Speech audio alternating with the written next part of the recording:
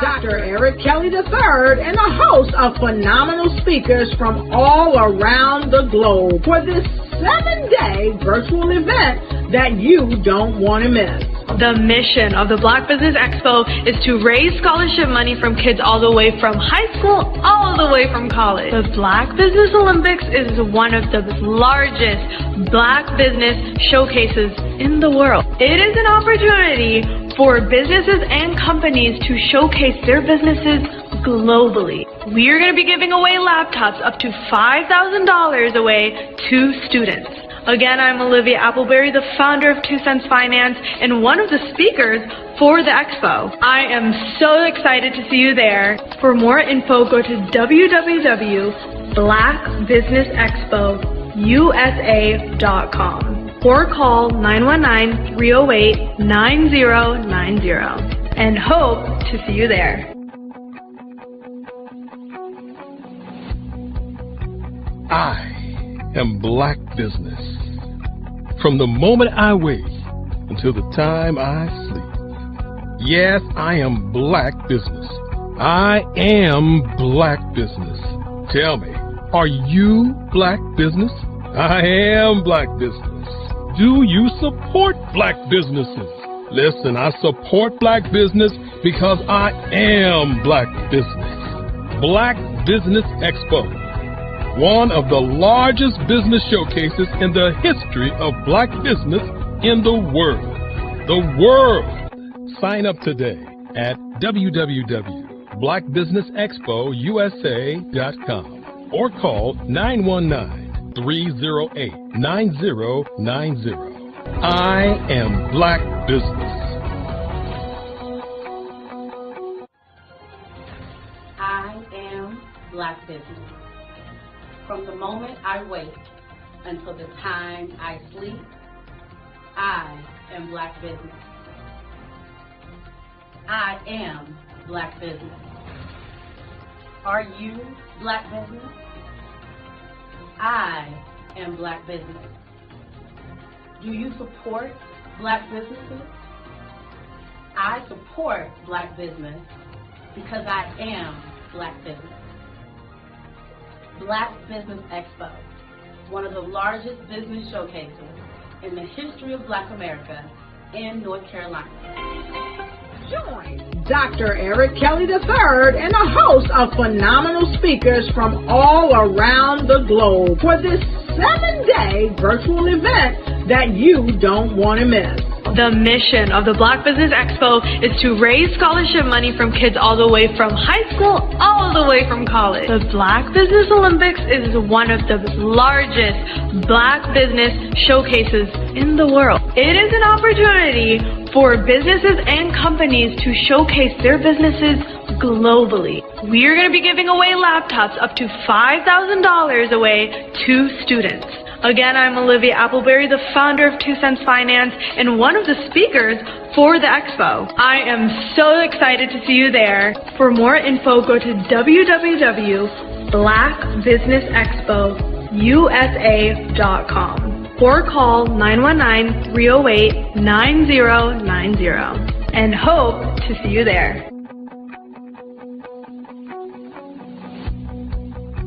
I am Black Business.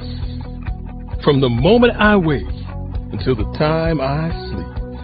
Yes, I am Black Business. I am Black Business. Tell me, are you Black Business? I am Black Business. Do you support Black businesses?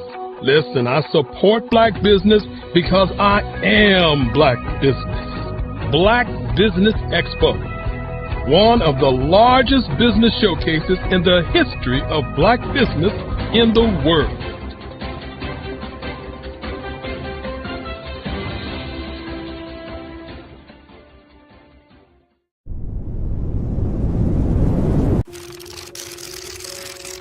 Bravery is not the absence of fear, but the ability to overcome it.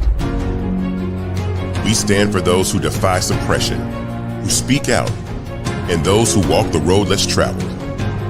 Everyone deserves to be seen and their voices to be heard.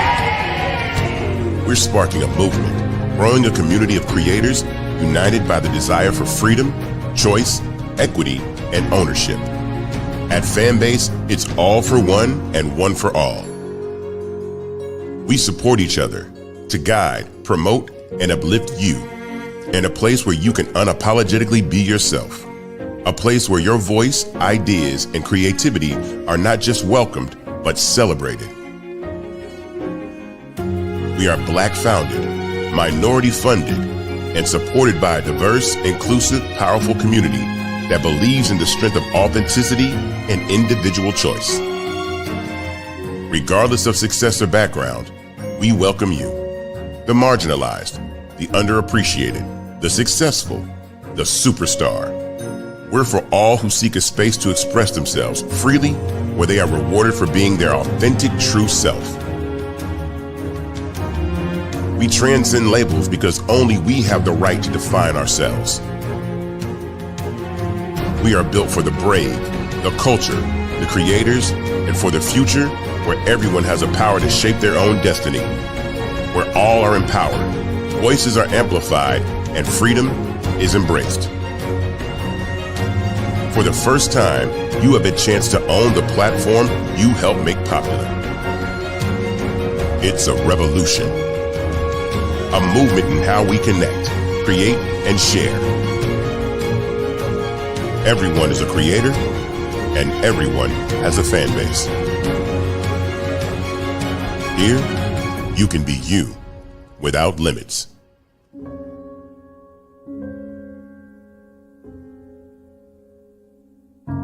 Sometimes you got to hear the news from the Black perspective, and more specifically, Black publishers. And that's exactly why you have to download the HeyTie app, the largest mobile app delivering breaking news, videos, and podcasts from 200 of your favorite Black publishers. Yes, 200 Black publishers delivering news as it happens, literally all in one app. Go to HAYTI.com or download the app in the Google Play Store or Apple App Store. It's completely free, along with information that you can trust, so go check them out. I was born in a little village on the island of Haiti. Many deadly diseases pounded me. It is as if they were on a mission to end my existence on this earth. I refused to give up. In 1983, I left Haiti and came to the United States of America. And I came with $5, 2 shirts. I didn't speak in English. I came to Atlanta. I got a job. I was a doorman. I was a doorman with a dream.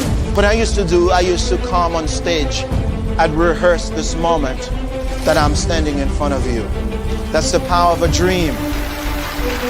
Maybe today is the day you begin acting as if you already have it. And then step out with full force. Take a risk. No condition is permanent. Don't let your situation distract you. You are chosen. You are called. You are born for a purpose in this life.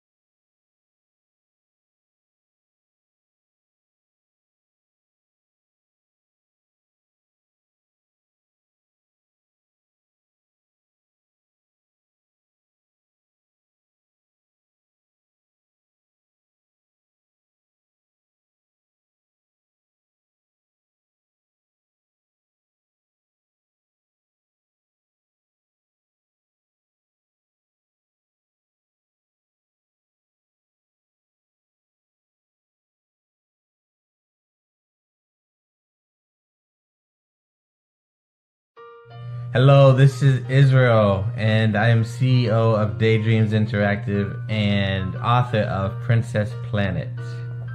So, genius is common. And as a kid, I loved to daydream. Even as an adult, I loved to daydream.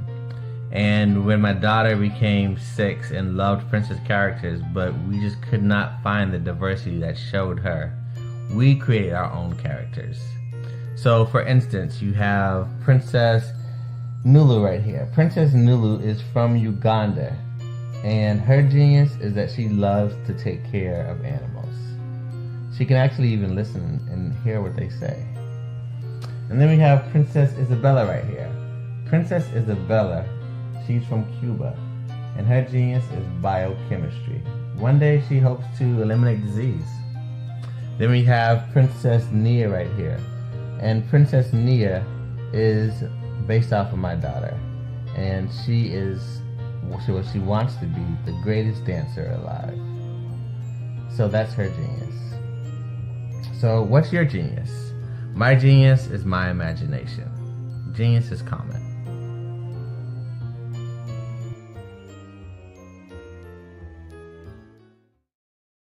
I'm Ramon Ray, founder of Smart Hustle Magazine and smallbiztechnology.com.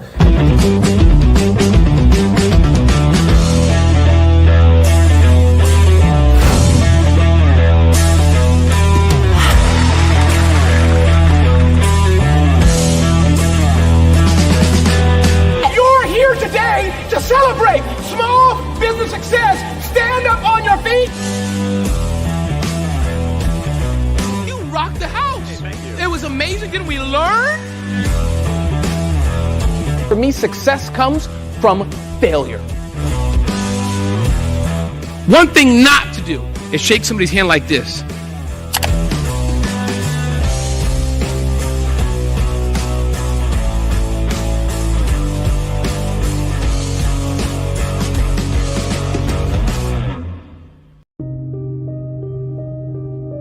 The Black Business Expo is changing my life.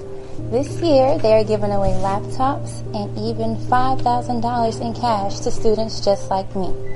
I'm Alexis, and I want to go to college to fulfill my dream of becoming an entrepreneur. Help the Black Business Expo going to www.blackbusinessexpousa.com and also becoming a vendor, a sponsor, or donating.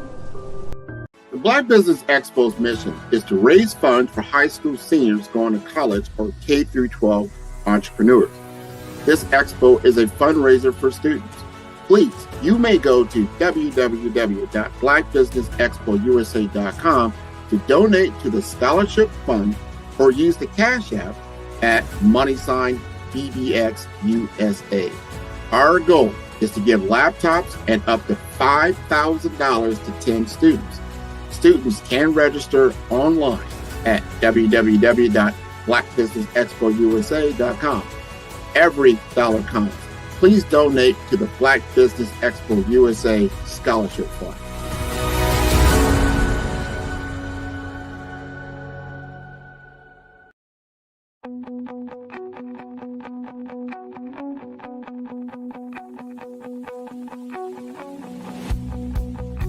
I am Black Business.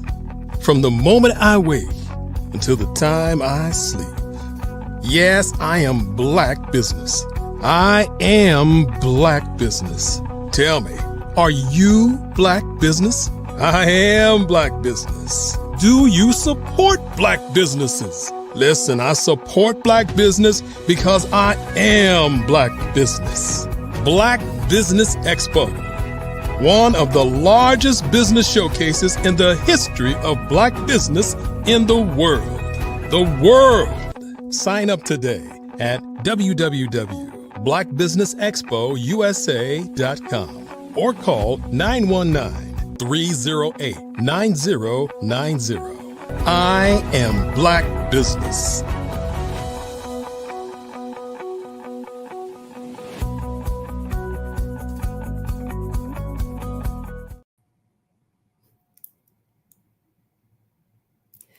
Good day, business owners, entrepreneurs, thought leaders, and corporations. Welcome to the Black Business Network. My name is Ravana Amos. I'm your business moderator for this session of the Black Business Network. The Black Business Network is a 24-hour business network showcasing Black businesses, business owners, entrepreneurs, and thought leaders worldwide.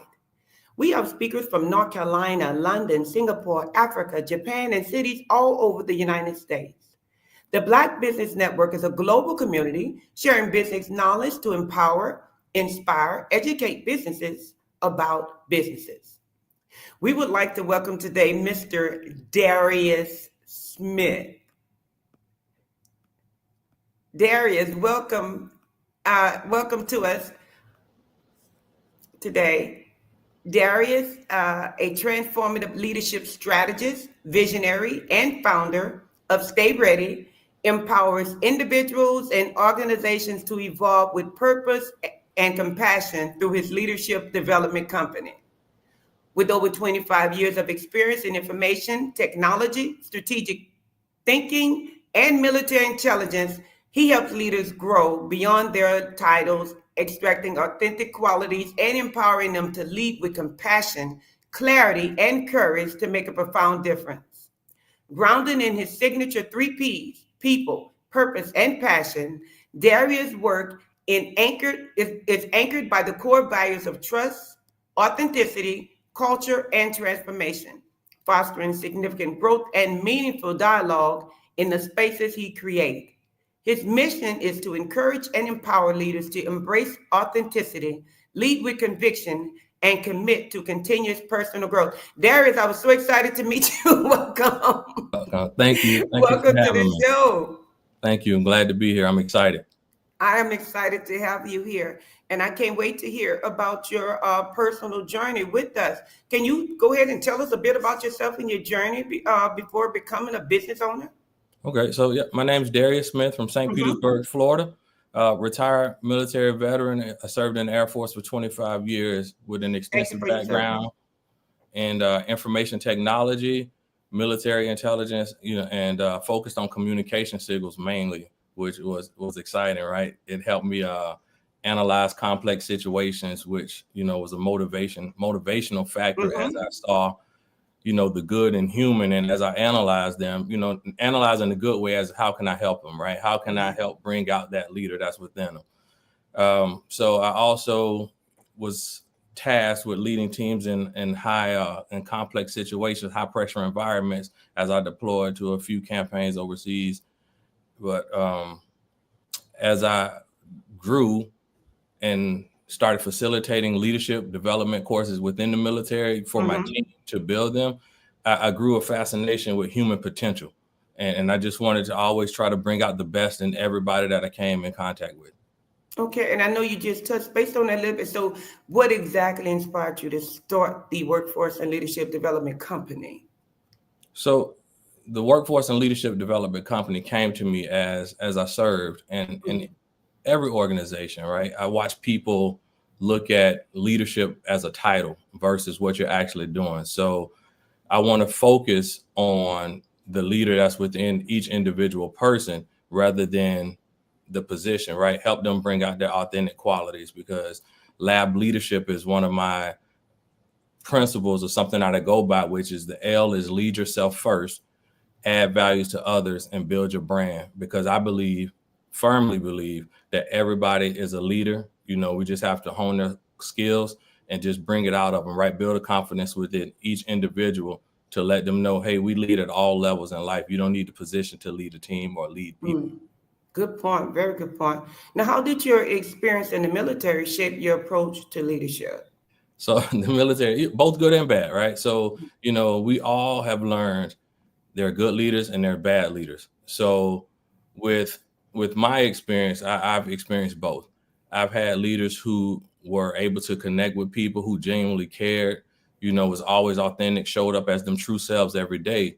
And then you had those, again, that showed up at work with just their title or their rank. We call it the rank on their sleeves, and just really was not a strong leader, didn't really care about the people. And me, I wanted to put that to bed, right? I want to always bring out the best in everybody, help them grow. And we always say leaders are learners.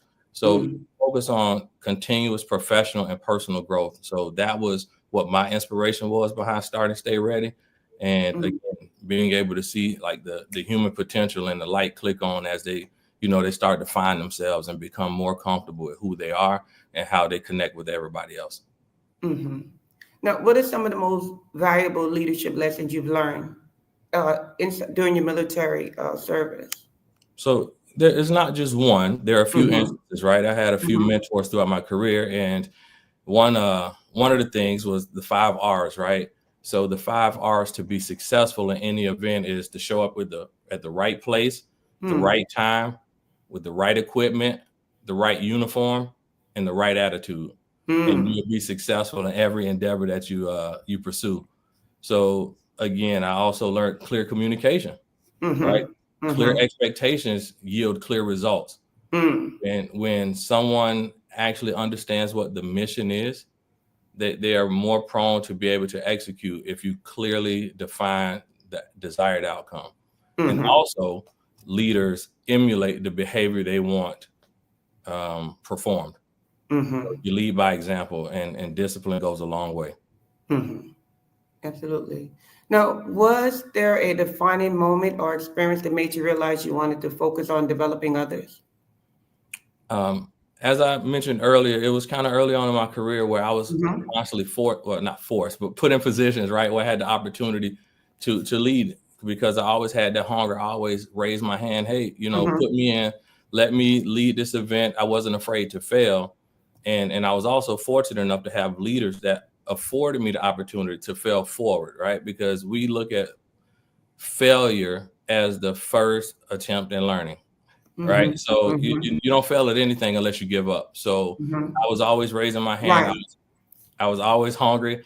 I stepped up to the plate. And then as I went, more teammates followed, and they were kind of interested in what I was doing. So instead of going alone, I decided to bring some of my teammates with me, and it just stuck with me through my career. Okay. Now, once you went into the business field as an entrepreneur, what challenges did you face starting a business as a Black entrepreneur?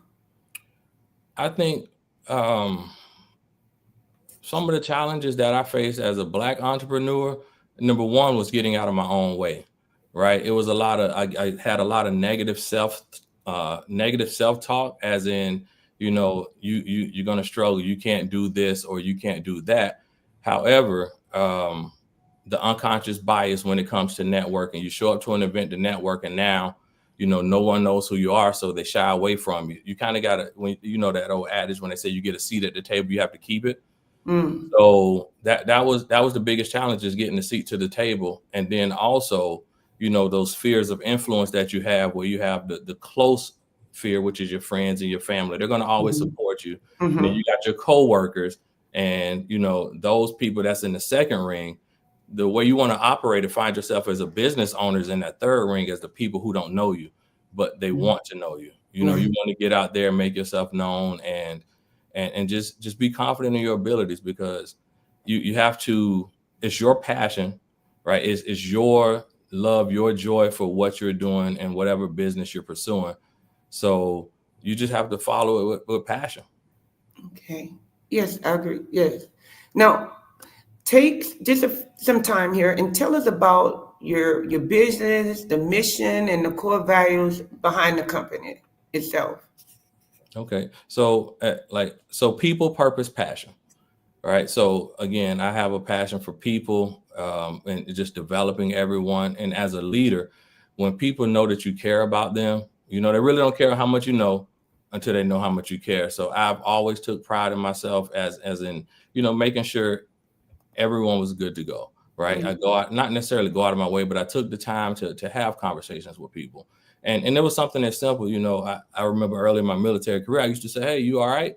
I asked people, you all right? And the normal answer is, yes, I'm okay. I'm all right, whatever. And then anytime someone would hesitate, I would pause and say, hey, what's going on? Let's have a chat. You start to unpeel or unpack what's going on within their life. They tend to open up and actually appreciate you more, because what it is it's that connection you're building, right? It's not just, here's a task, you go do it. I connect with them on a human level. I take pride in that. And then we go, we move forward together as a team. When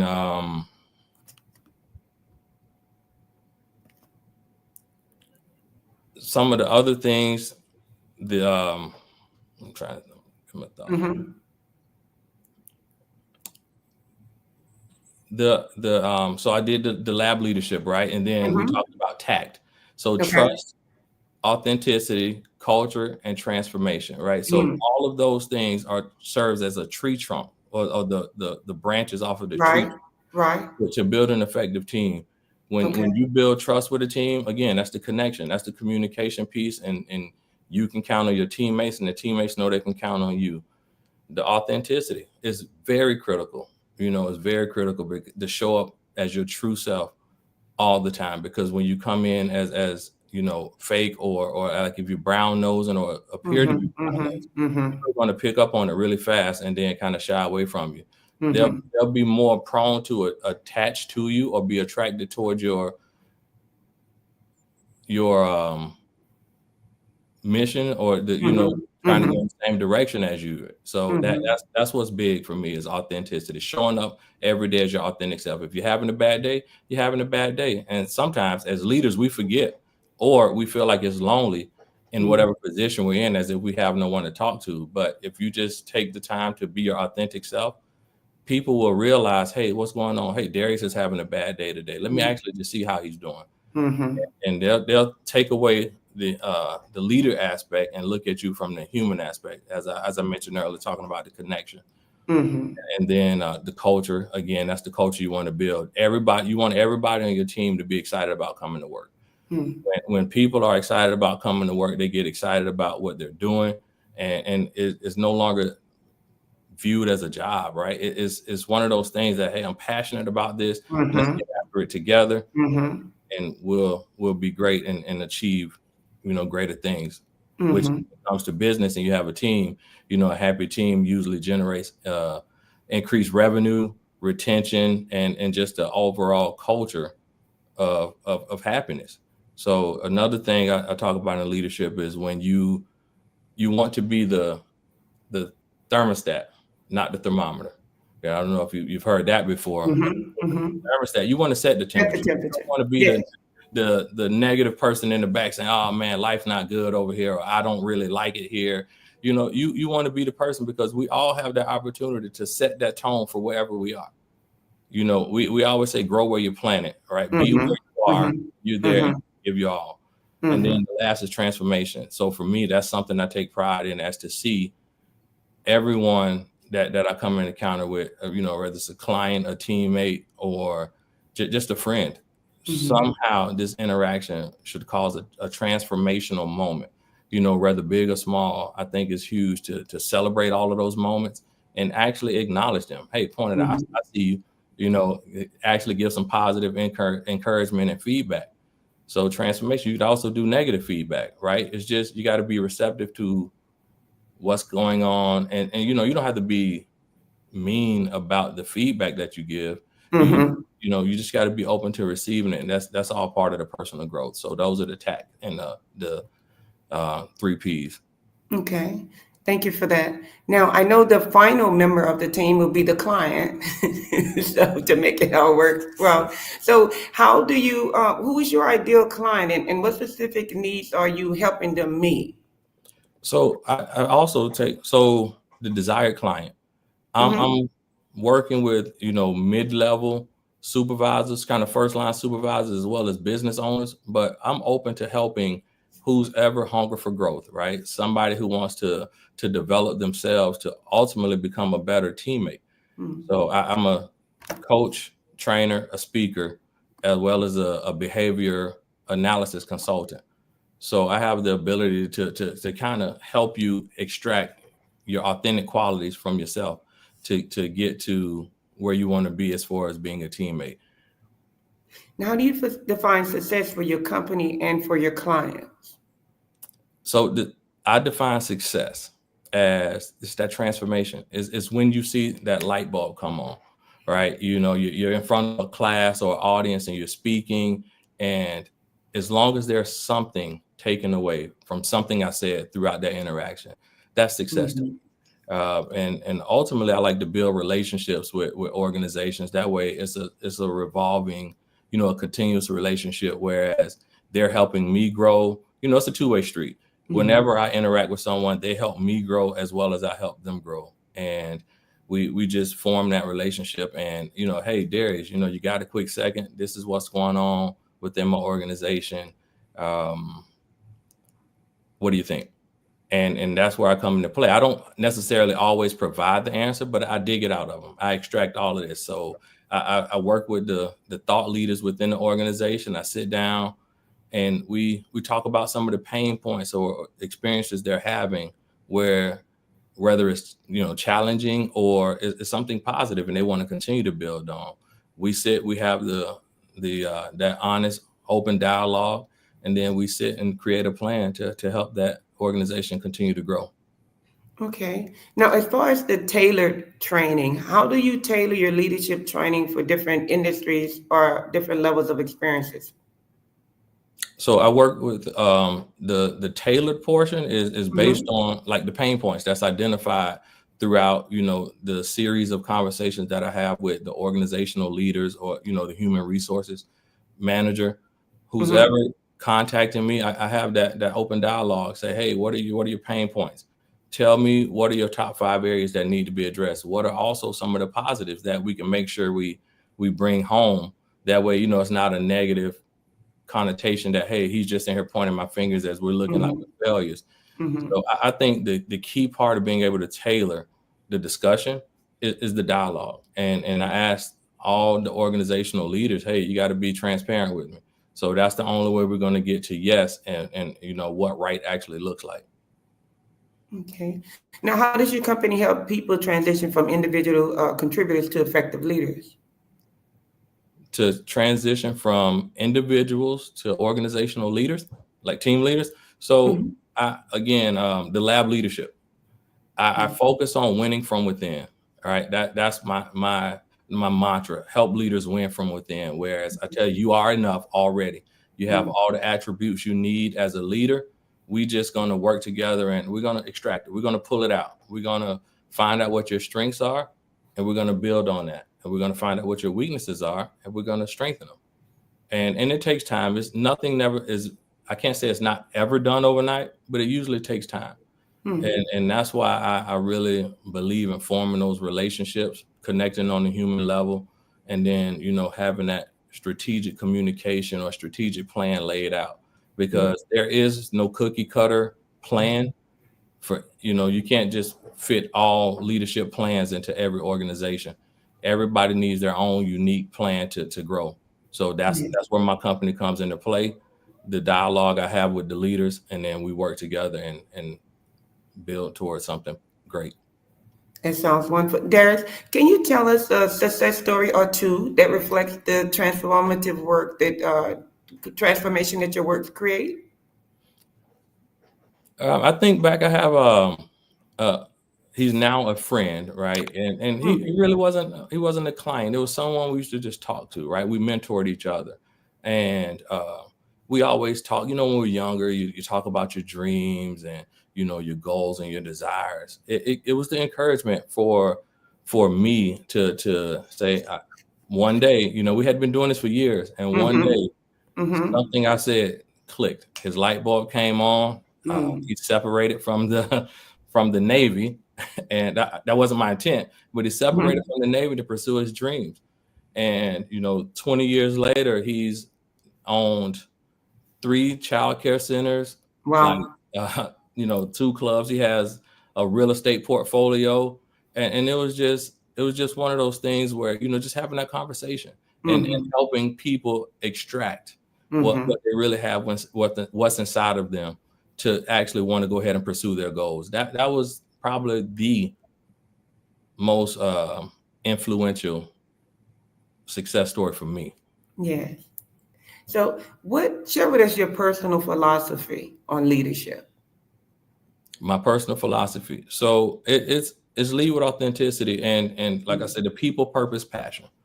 I am firmly planted in when the people know that you care about them, right? You're taking the time to connect, to communicate, clear goals, clear expectations, let them know they have a purpose.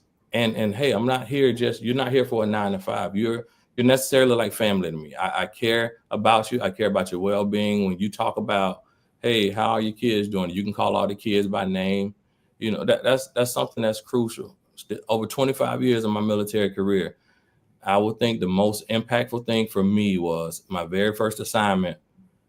My supervisor wrote my parents a letter about some of my accolades as a junior military member. I had no idea it happened. And still, 27 years later now, I hold a copy of that letter with me. Wow. So it's one of those things where when you impact, or when you're able to impact people, and so the people, and then the purpose, let them know they have a purpose, and they're more than just a mission execution or just a statistic or a percentage. And then the passion, you got to be passionate about what you're doing, because if you're not passionate, it's just going to become hard. They say fake it till you make it, and you can only fake it for so long before it becomes evident to everyone, and then it starts to take a toll on you, your health, and just your motivation. So, now, for those people who aren't ready to be leaders, those people don't see themselves as leaders, how do you approach developing leadership developing leadership styles and developing leadership in those people who don't see themselves just as leaders? It starts with a conversation, and I dig deep in. I ask the tough questions. What are you passionate about? Right. I think that's one of the things that a lot of people can't answer, believe it or not. And it doesn't necessarily start that way. I've come to find out, if you ask people an easy question first, hey, tell me about yourself, or what about your family? What are you happiest most about your family? This, and it opens them up. It makes them comfortable. They kind of relax a little bit, and then you say, hey, what are you passionate about? And based on their answers, we start to formulate a plan. I believe in baby steps, because if I try to force everything on you at once, you're going to shy away. I want to give them small victories, based on what they're passionate about. And it's not necessarily, it doesn't have to start off as leadership. If you want to get a degree, or you want to just pursue in one of the hobbies, right? Okay, so what's stopping you? I think the tough questions, just the thought-provoking questions, is how you get it out of them. And instead of giving them the answer, I can tell you how to be a leader, but it's not fair to you, because my steps, my journey will not be your journey. And I think that's the other thing people really need to understand, is everybody have their own journey. If you focus on your path and run your own race, you'll be successful every time. Thank you. And Darius, for those people who are just joining in with this, can you tell us how they can locate you? Tell us about how they can contact you on your site. Okay, so my site is Stay Ready Consulting, ST4Y, Stay Ready Consulting.com. I'm on Facebook at Stay Ready Leadership, Instagram at Stay Ready Leadership, and also on LinkedIn under Stay Ready. All with the 4, which is housed behind those branches I talked about earlier: the TACT, the trust, authenticity, culture, and transformation. Okay, and those of you who just joined us, we're with Mr. Darius Smith, a transformative leader and leadership strategist, visionary, and founder of Stay Ready. Darius, can you tell us how important is emotional intelligence, and what role does emotional intelligence play in leadership training? Emotional intelligence is critical. That's all about building relationships. It's compassion, empathy, also self-awareness, right? So you have to realize how, when you're interacting with other people, you got to take into account how they're actually feeling, how my actions are going to influence your reaction, how what I say might impact you. It's taking the time to kind of learn the individuals, and then once you're familiar, or you're having that conversation, it's not cookie cutter. You actually got to connect. And when I say lead with empathy, listen. Don't listen to respond. Listen so the person can be heard, or the individual can be heard, and that way you'll form that deeper connection with them, and the conversation will actually probably go deeper if they know you're taking a real hard look at what they're saying, right? You're valuing their opinion, and and it's something may result from what they're actually saying. So to me, emotional intelligence is at the forefront of leadership. That is the best way, because as I stated earlier, people really don't care how much you know until they know how much you care. Now, is there a way for leaders or those who want to be leaders to help develop their emotional intelligence? Is there a way for us to help build that? Yes. On that? Oh, I'm sorry, I cut you off. No, you're fine. Go ahead. So to build on your emotional intelligence, you just work at it, right? There's courses available. I have a few. There are books available, and you just work at it, right? Nothing changes overnight, but if you're taking those honest steps towards, trying to be deliberate at developing your emotional intelligence, it changes. It changes over time. You become more compassionate. You become more thoughtful. You listen. You learn to listen more, and you're actually going to be heard more, because people will open more up to you versus just saying, oh, here we go again, another negative person coming through, and then let's hear what Darius got to say, or he thinks he's the boss just because he's in his position. But if they know I'm going to come to him and I'm not going to give him anything that's nothing I would not do. There's never been a task that I asked someone else to do that I would not do. And I say leaders demonstrate the performance they want performed, right? They demonstrate the behavior they want performed. And I've always allowed them to see me do it first and then ask them to follow. Now, I see we talked a little bit about your military background, and before we leave, I want to talk about the transition from military to civilian a little bit again. But tell me, how much of your upbringing influenced your thinking today and your philosophy today? My upbringing, wow, yeah, good question. Thank you.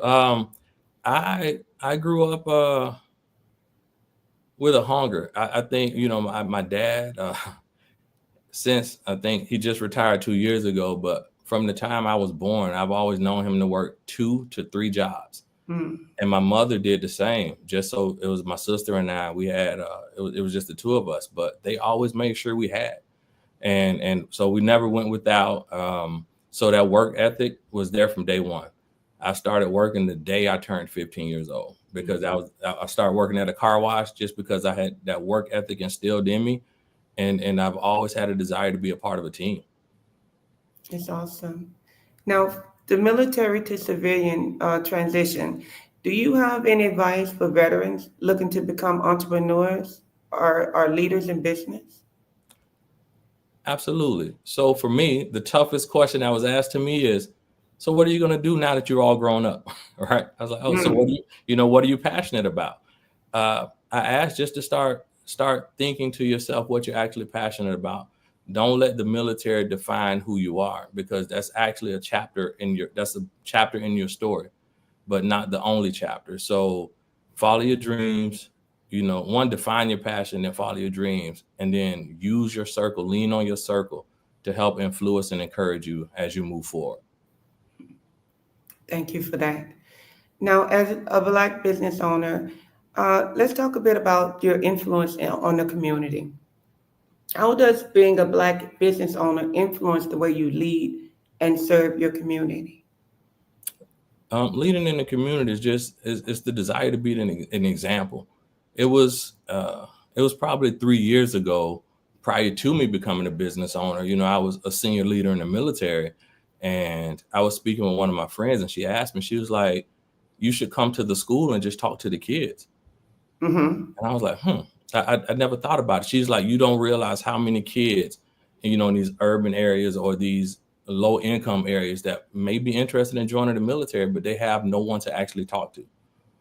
So, because their parents don't know anything about the military and so forth. So my goal is to be that positive influence. I won't say a role model, but be a positive influence and help these kids see that it can be done, or see others see that it can be done. If you just, you step out on faith and you follow your passion, things can be done. So my goal is to be the positive role model. Always, I won't say I'm in a glass house and always on watch, but I try to conduct myself as so. That way, people will see me, or, some of the kids, younger the younger generation to see and say, okay, I see it. It can be done. You know, when they see it, they can be it. Mm-hmm.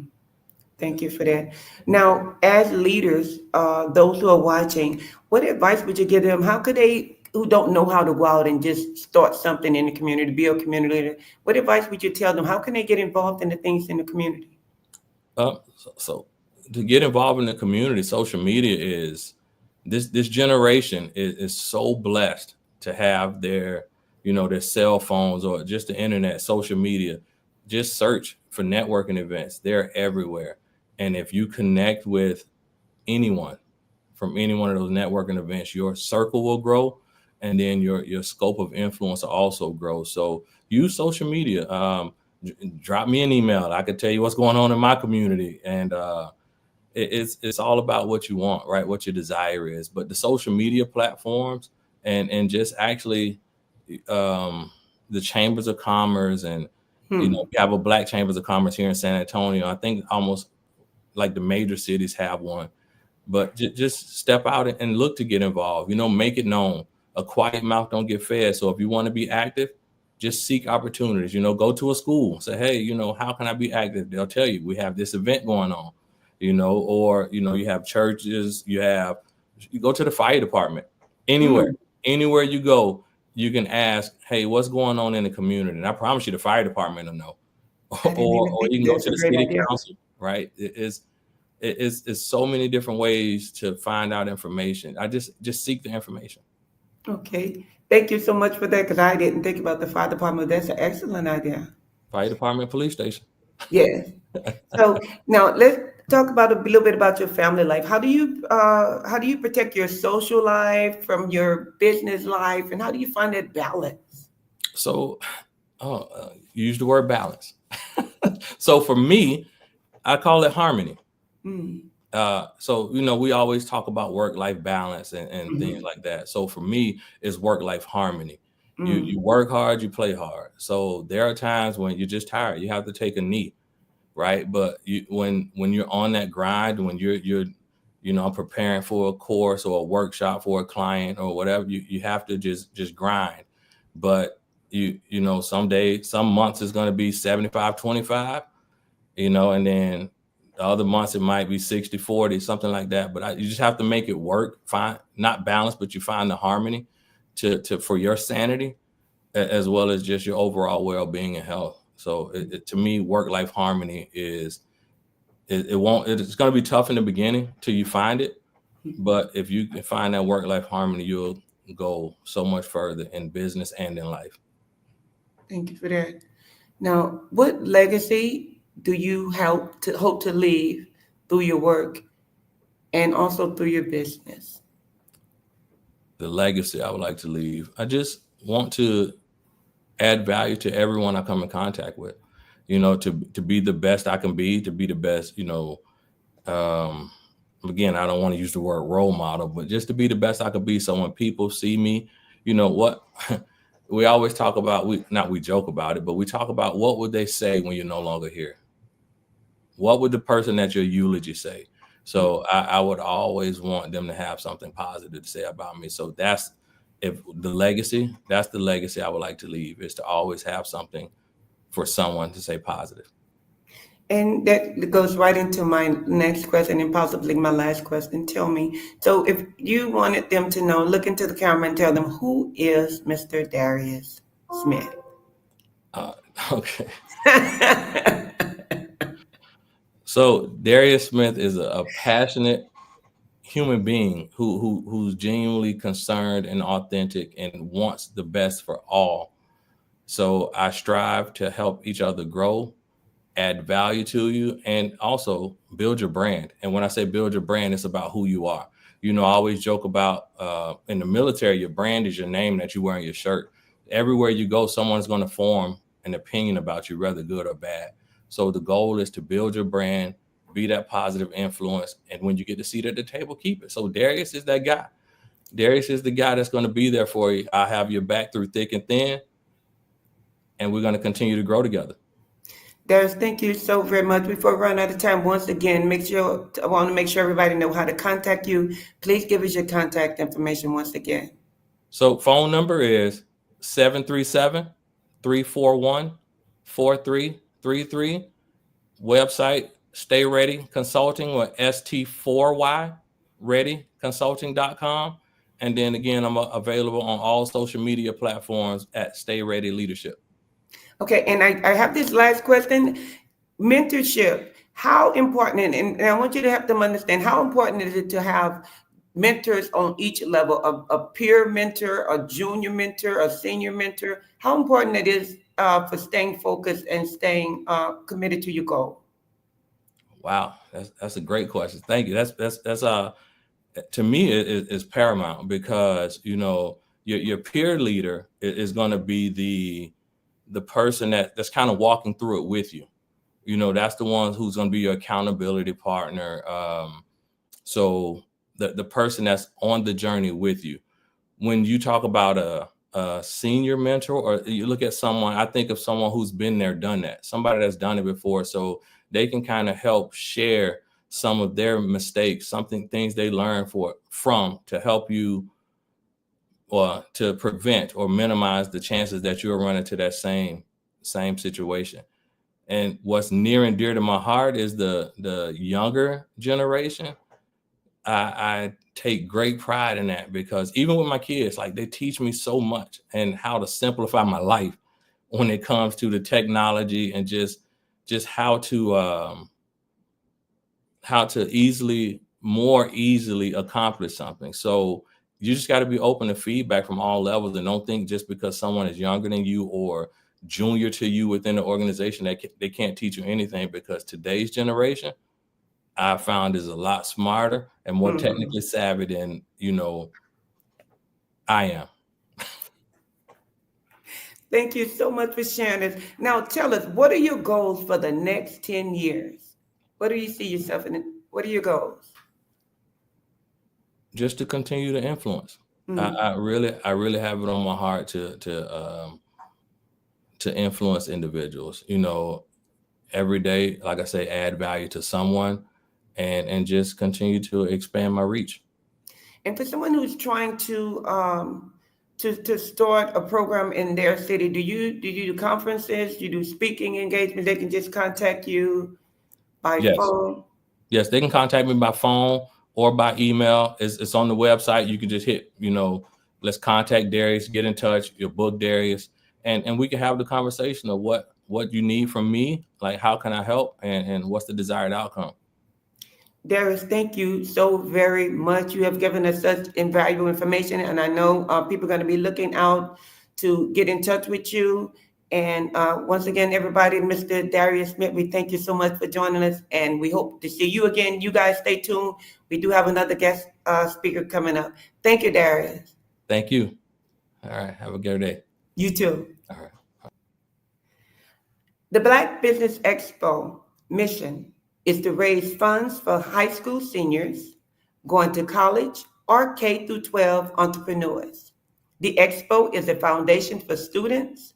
You may go to the www.blackbusinessexpousa.com. That's www.blackbusinessexpousa.com to donate to the scholarship fund. Or use the Cash App that's on the screen below and say Cash App BBBXUSA SUSA. Let me read that again. $ BBX USA. Our goal is to give laptops and up to $5,000 to 10 students. Students can register online at www.blackbusinessexpousa.com. Remember, every dollar counts. So we want to remind you to donate to the scholarship fund. We want to also thank our Black Business Expo USA sponsors for April 25. That's NC 100, Sway Soul, Carolina, Virginia Minority Supplier Development Council, Step Management, Marge McLean Foundation, Genius is Common, Executive Women's Success Institute, The Quality Coaching Company, Superwoman Business Services, Creative Force Studios, Lee Entertainment, Black Business Olympic, Artistic App Design, Banks Law Firm, and Black Business Expo USA. Once again, thank you. Remember, genius is coming, and I'll see you on the other side.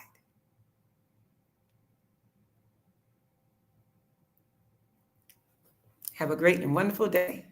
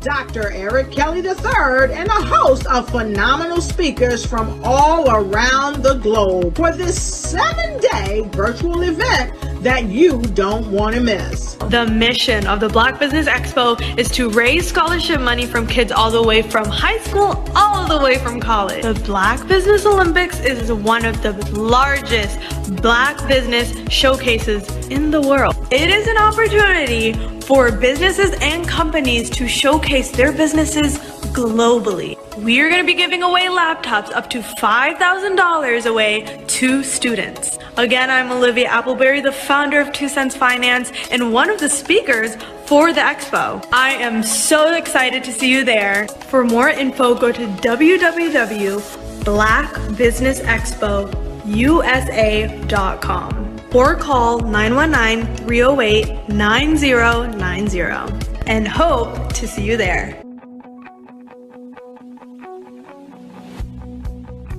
I am Black Business. From the moment I wake until the time I sleep.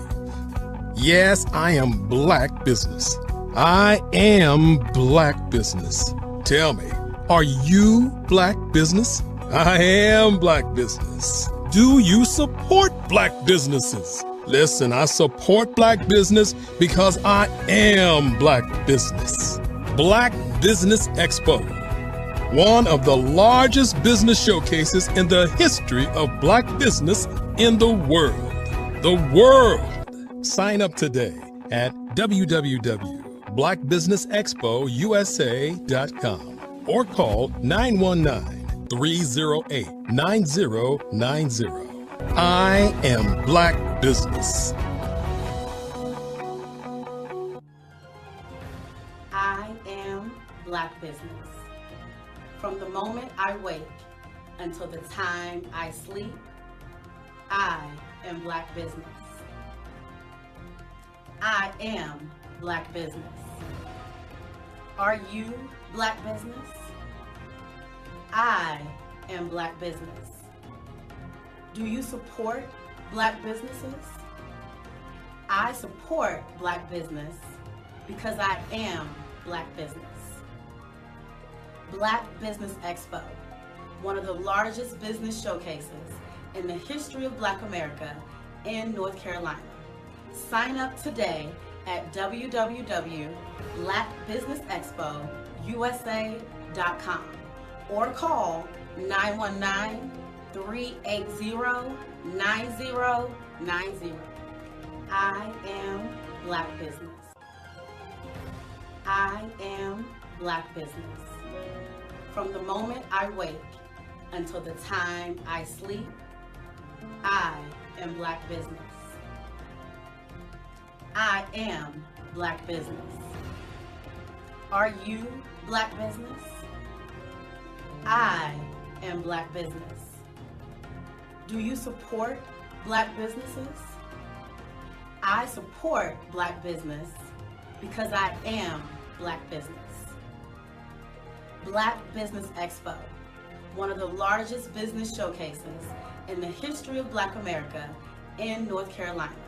Sign up today at www.blackbusinessexpousa.com or call 919-380-9090. I am Black Business. I am Black Business. From the moment I wake until the time I sleep, I am Black Business. I am Black Business. Are you Black Business? I am Black Business. Do you support Black businesses? I support Black business because I am Black Business. Black Business Expo, one of the largest business showcases in the history of Black America in North Carolina. Sign up today at www.blackbusinessexpousa.com or call 919-380-9090. I am Black Business. I am Black Business.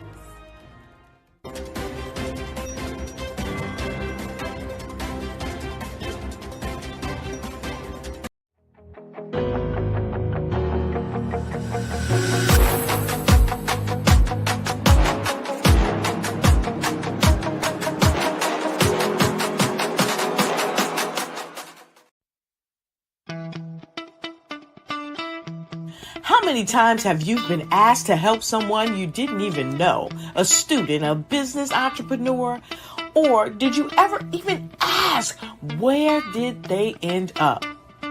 That business, that friend, that entrepreneur. Well, just maybe they ended up in a gang, bankrupt, homeless, or worse, dead. Maybe they turned to crime, drugs, and alcohol. Did you ever wonder? Did you destroy their dream, or was your life always so easy? At the Black Business Olympics, we started a movement to help students complete. Give them hope and foster success. Help them to leave their dreams of providing laptops, computers, and up to $5,000 in scholarship funds. Today, we ask you to help a student, a business owner, or an entrepreneur to realize their dream by sponsoring them, supporting them, and buying from them. Consider this. With $1.6 trillion in our Black community, we only ask for a small donation for our students, our businesses, and our entrepreneurs. And you can change a life today. So I ask you, what are you going to do? Sit on the sideline and watch our students in high school be losers, miss out on their dream from lack of resources? Or are you going to donate to the movement and change their future and yours as well?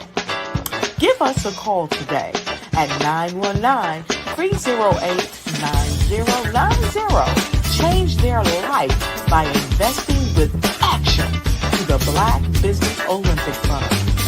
The Black Business Olympics, one of the largest business showcases of Black business in the history of the world.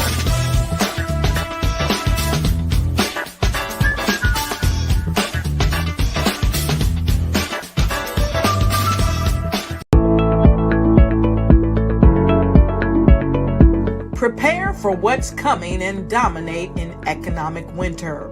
Stand strong and thrive by showcasing your great products and services globally through the Black Business Network and Black Business Olympics. The Black Business Network has showcased over 2,000 companies with over $7 billion in sales each year. Over 10 million attendees have viewed the rebroadcast each month. Through the Black Business Olympics, unique styles of business training and mentoring are turning students into business owners and entrepreneurial warriors who will dominate in any economy. Gain the ultimate advantage of the Black Business Olympics, 7 days of unbelievable topics and speakers speaking around the globe.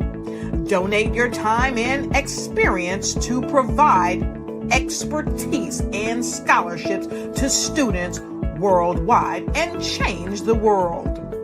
Now, more than ever, new insights, tools, strategies, and capabilities are needed. This is your chance for a major presentation to the world. Fill out the form and join the more than 2,000 speakers who have presented to over 200 countries. Join the Black Business Network streaming live into the Metaverse, STEM City, Black Multiverse Enterprises, Hulu, Amazon, YouTube, iHeartRadio, Apple, Facebook, LinkedIn, Pod TV, IBM TV, Spotify, and Google Podcasts. Sign up today. Spaces are limited, and we will see you there.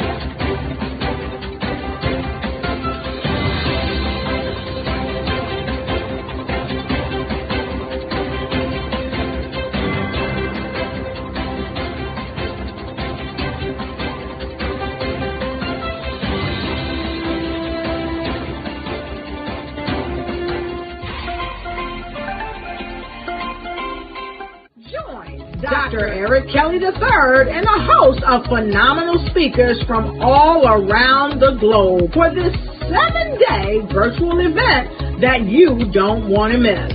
The mission of the Black Business Expo is to raise scholarship money from kids all the way from high school, all the way from college. The Black Business Olympics is one of the largest Black business showcases in the world. It is an opportunity for businesses and companies to showcase their businesses globally. We are going to be giving away laptops up to $5,000 away to students. Again, I'm Olivia Appleberry, the founder of 2 Cents Finance and one of the speakers for the expo. I am so excited to see you there. For more info, go to www.blackbusinessexpousa.com or call 919-308-9090 and hope to see you there. I am Black Business. From the moment I wake until the time I sleep. Yes, I am Black Business. I am Black Business. Tell me, are you Black Business? I am Black Business.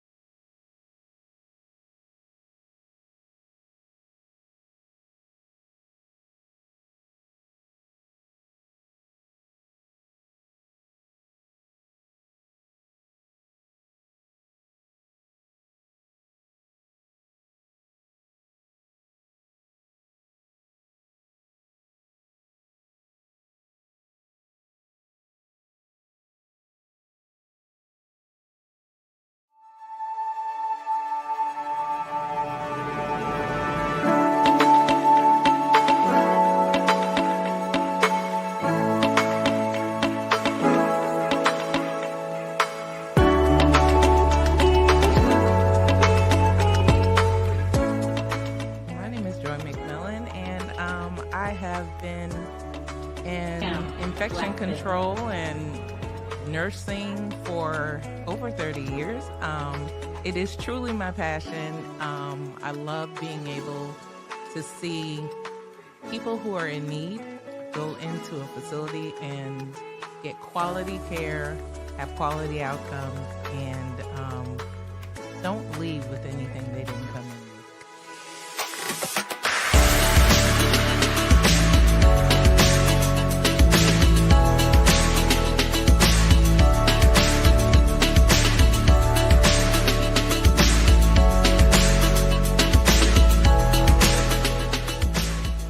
JAD Infection Control Experts is really about having the ability to partner with facilities, partner with organizations who may not have the resources to be able to make sure their residents or patients, depending on the setting, get the best care that they have. What we're finding a lot of times is a lot of people are wearing many different hats, and staffing is hard right now. And COVID did a whopper on all of healthcare, and everyone is hurting. So I come in, and our organization, we're here to be that support system for them, to provide that extra pair of hands, the innovation that they need for efficiencies, things that are going to make the difference in what happens. And we don't come in when the surveyors come in. What differentiates us is we're their partner. So when you get us, but we're helping you proactively monitor, proactively engage, proactively look at real-time information so that we can make the difference ahead of time.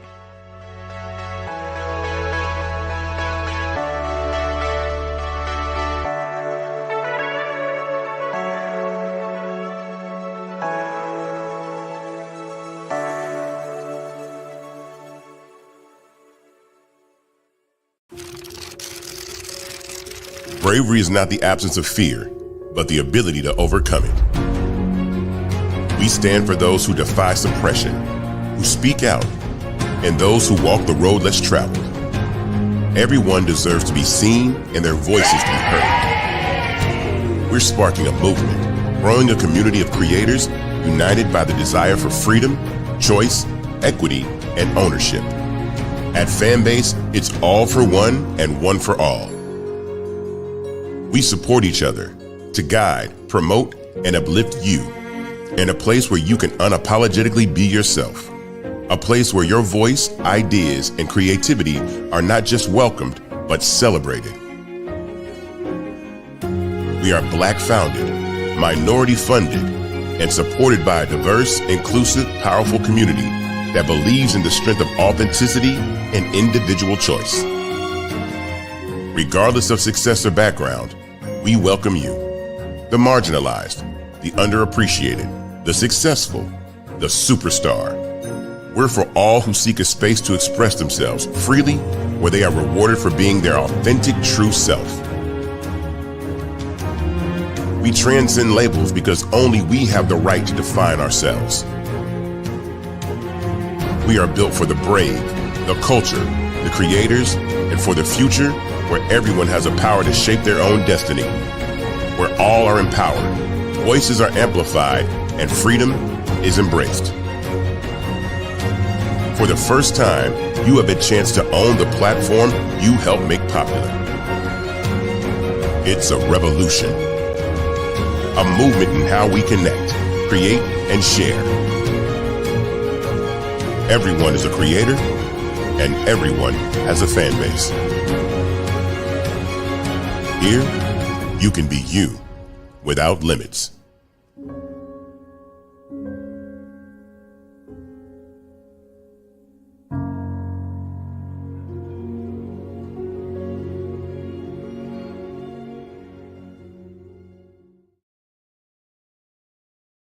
Are you a forward-thinking entrepreneur or business owner? The world is changing faster than ever, and it's time to pivot and adapt to the future. Hello LLC is here to help you do just that. Hello stands for helping enterprises leverage leading-edge optimizations. Our innovative solutions can streamline operations, reduce overhead costs, and give you a competitive edge in a market projected to reach $5 trillion by 2030. By pivoting to the metaverse, businesses can tap into a rapidly growing market that is projected to be a significant part of daily life for 25% of Americans by 2026. As a full digital metaverse agency, the Hello LLC can help you create custom solutions to streamline operations.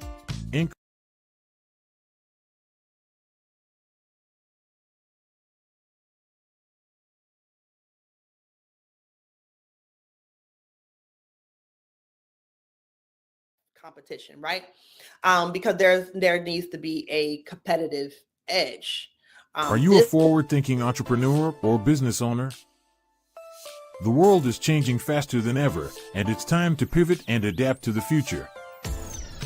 Hello LLC is here to help you do just that. Hello stands for helping enterprises leverage leading-edge optimizations.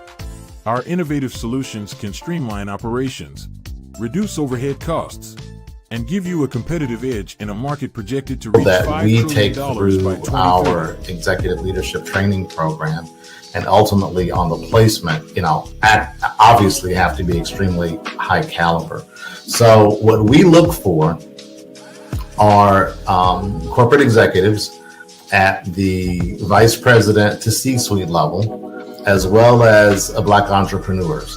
When we look at the Black corporate executives, we're looking for some very specific skill sets, whether that be around supply chain, sales and marketing, engineering, product development. We want our folks to be able to add immediate value to the corporate board, right? And the other thing is, even if they don't necessarily have specific industry experience, they're bringing a diversity of thought.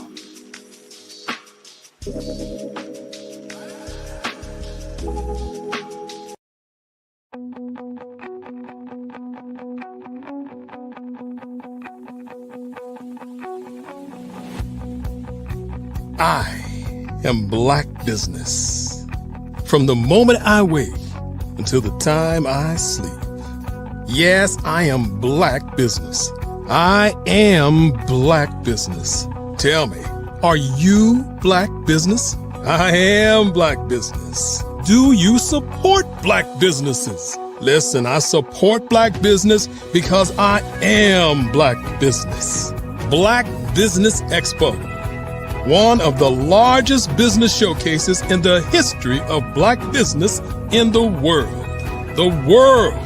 Sign up today at www.blackbusinessexpousa.com or call 919-308-9090. I am Black Business.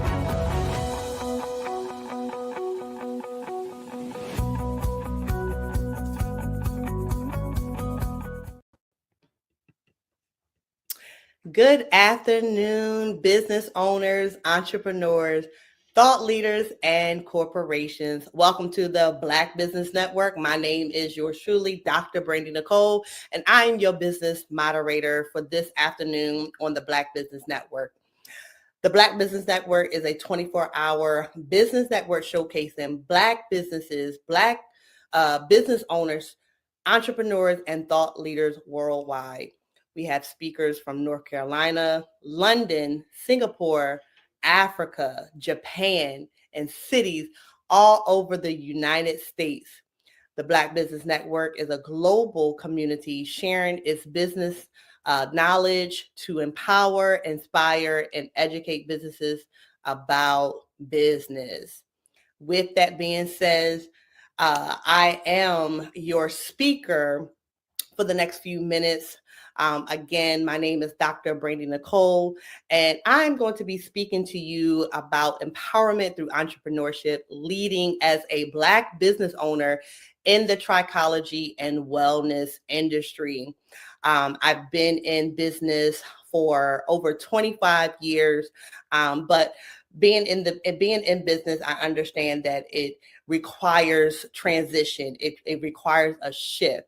And so being in business, I decided to really shift from the beauty industry to more of a lucrative industry, such as the wellness industry. I own the Hair Clinic RX, award-winning on the Eastern Shore of Maryland. I also have a podcast, Trichology Talk, where you can find it on all major platforms, Apple, Spotify, and also Amazon Music, if you will. But again, I want to talk about the empowerment through entrepreneurship, leading as a Black business in the trichology industry, building a legacy of health and confidence and community. And so one of the things that I want to really touch on, because what I understand is a lot of individuals do not know what trichology is. It's my passion, right? But trichology is a paramedical science that studies the hair in the scalp, right? A trichologist is the actual specialist that studies the hair in the scalp. And so my journey as a business owner has definitely evolved in such a way. My backstory is being in business for over 25 years, seeing business in the negative, six figures in the negative before I seen it in the positive.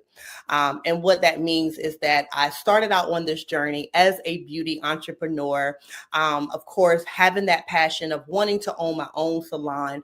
However, opening up my first salon had yielded me a lot of pain and trauma by connecting with a investor who calls me six figures in the negative. And what that means is just not being able to properly do business, not having the right contracts, not really knowing the legalities behind dealing with an investor. And so it actually put me in the negative $189,000. That's a lot of money to start out, especially when it's your first business. And as I said, it was trauma, right?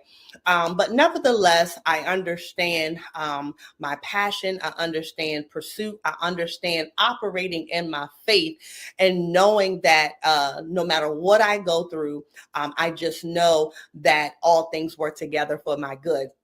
And so with that being said, seeing six figures in the negative, I began to evolve and just really just plow the ground in the beauty industry, becoming a celebrity stylist, becoming an educator, and a really major kingdom entrepreneur and influence in the industry, which now yielded me to be able to successfully open up the first hair clinic on the Eastern Shore of Maryland, dominating the market, right? Dominating the market as a trichologist, being the #1 and only one hair care, hair restoration expert on the Eastern Shore of Maryland.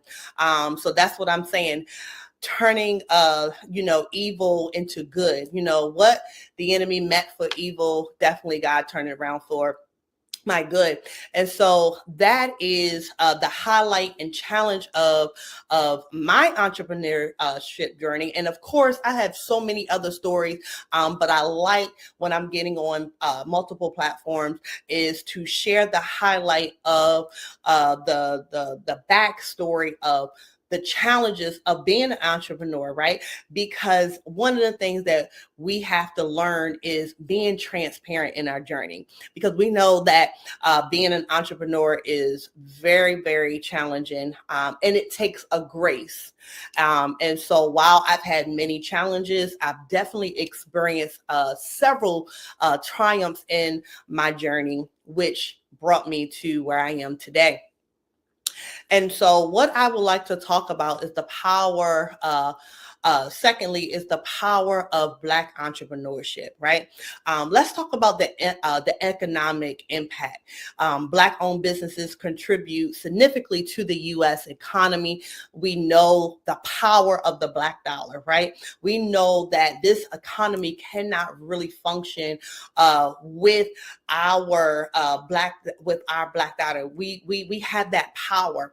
And so what I want you to take away from today is to know and understand that not only do we have the power, but we have the authority to shift the dynamics of an economic system, right? We have the authority to really make a change in the impact. And so as a community, we must know and understand how to be able to come together as one, unity, love, right? And not really focus on the systemic of racism, but focus on our power as a community, right? And so entrepreneurship is a tool and should be a tool as far as building generational wealth. Come on here now.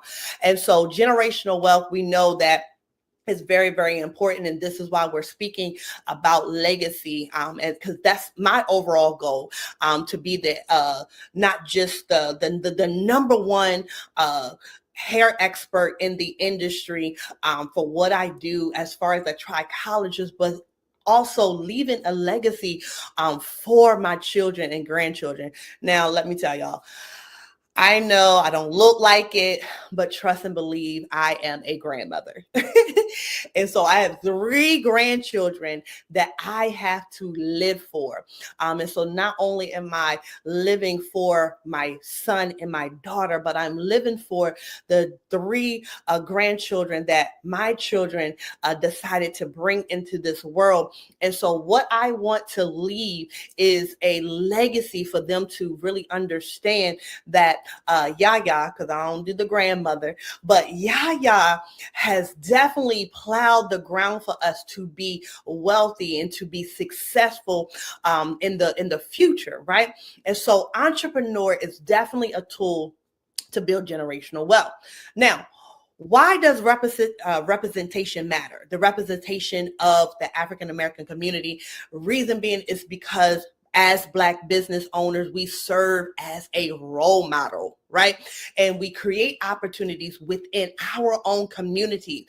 And so here's the thing. We don't want to continue to complain and really talk about what is going wrong.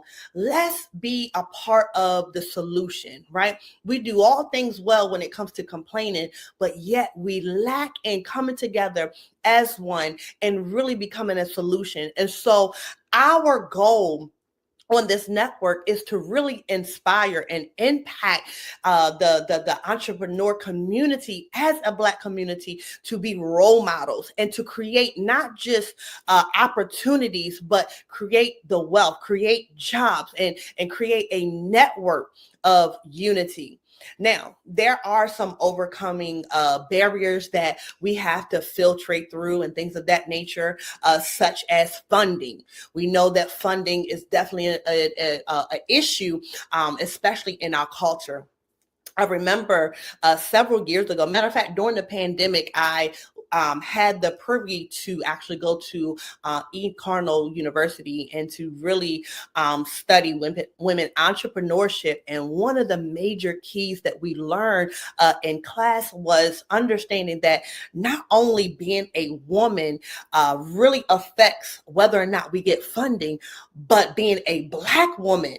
So we are a double minority. I'm speaking from a double minority aspect, right? As a Black woman, and how it can really affect the impact of whether or not we receive funding opportunities, limited resources, and then again, the systemic inequities when it comes to trying to overcome these barriers. You know, I remember the song that says, "This is a man's world," and we get that. But at the end of the day, I understand. We should understand that without the man, you need the woman. You know, the woman, we are the one that actually gives birth, right, to the men. And so this is why the power of unity is really, really important in our community to really assist us to overcome challenges as such. And so there needs to be an importance of having resilience and being able to adapt to the changes. And even though there is a systemic inequalities when it comes to being a minority, nevertheless, we should learn to be able to thrive in spite of, you know, the adversities that we may experience in our entrepreneurship journey, and definitely providing community support. So I'm really big on that. So let's talk about why trichology matters in the Black community. This is my favorite part. So I just wanted to, you know, talk about the importance of our community, but why should trichology matter? One of the things is basically having a unique hair care needs, right? And so we know, especially as Black women, we love our hair. Image is everything. However, I understand that when a woman loses her hair, she loses her confidence. And especially if a woman's identity, hear me, identity is rooted and grounded in her hair, it could actually alter her identity and how she feels about herself, right? Although, because I remember NDI says, I am not my hair, and we should not, and we are not our hair. However, it is our crown and glory. And we know that when our hair ain't right, we got a whole attitude. If it don't look good, we do not feel good, right?